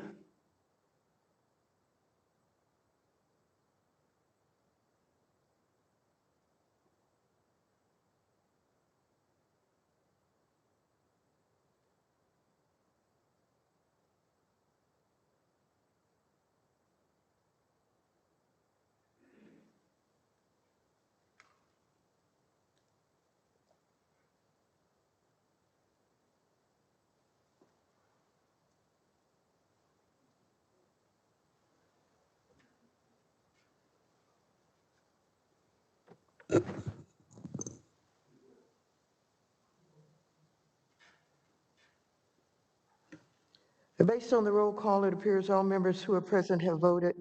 Does any member wish to change his or her vote?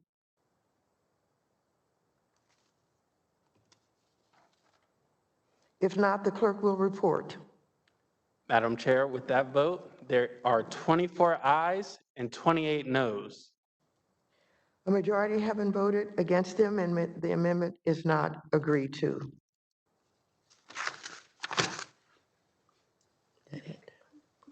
The committee now stands in recess until tomorrow, February 12th at noon. The committee is adjourned.